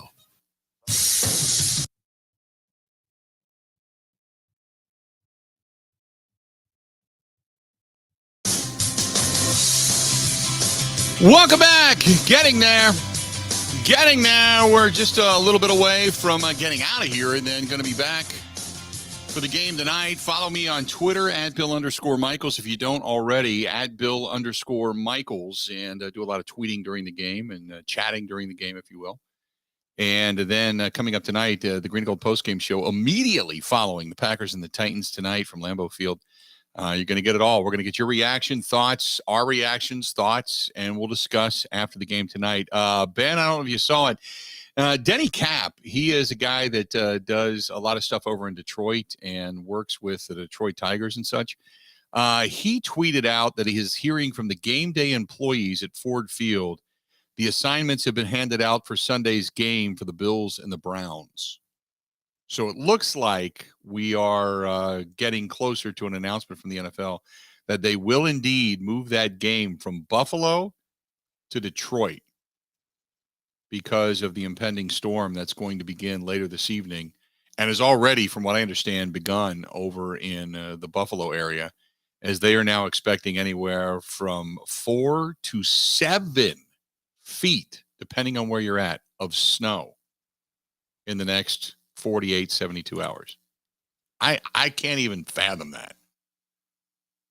I remember when I first came up here for an interview in January of 1999, my final interview. And I think it was like 17 inches of snow on the ground. And I thought that was amazing. Because in Cincinnati, you don't get that kind of snow. You get 3 and 4 inches of snow, and it's bread and milk time, man. Shut the city down.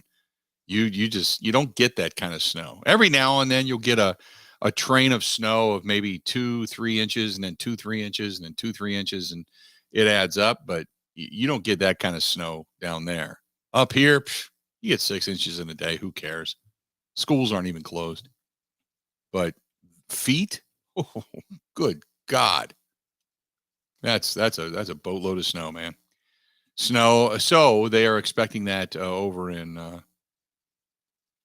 They're expecting it over in Buffalo. So we'll see if they actually move that game. I guess we're waiting now for an announcement from the NFL. The NFL has until tomorrow at 4 p.m. Eastern, 3 p.m. Central, to be able to make a decision and make an announcement regarding that game if they do intend to move it. But at least we're hearing out of Detroit now. They're telling Ford Field employees, hey, here's what we need to do. Here's the assignments for Sunday. So I was hoping that we would see the snow game.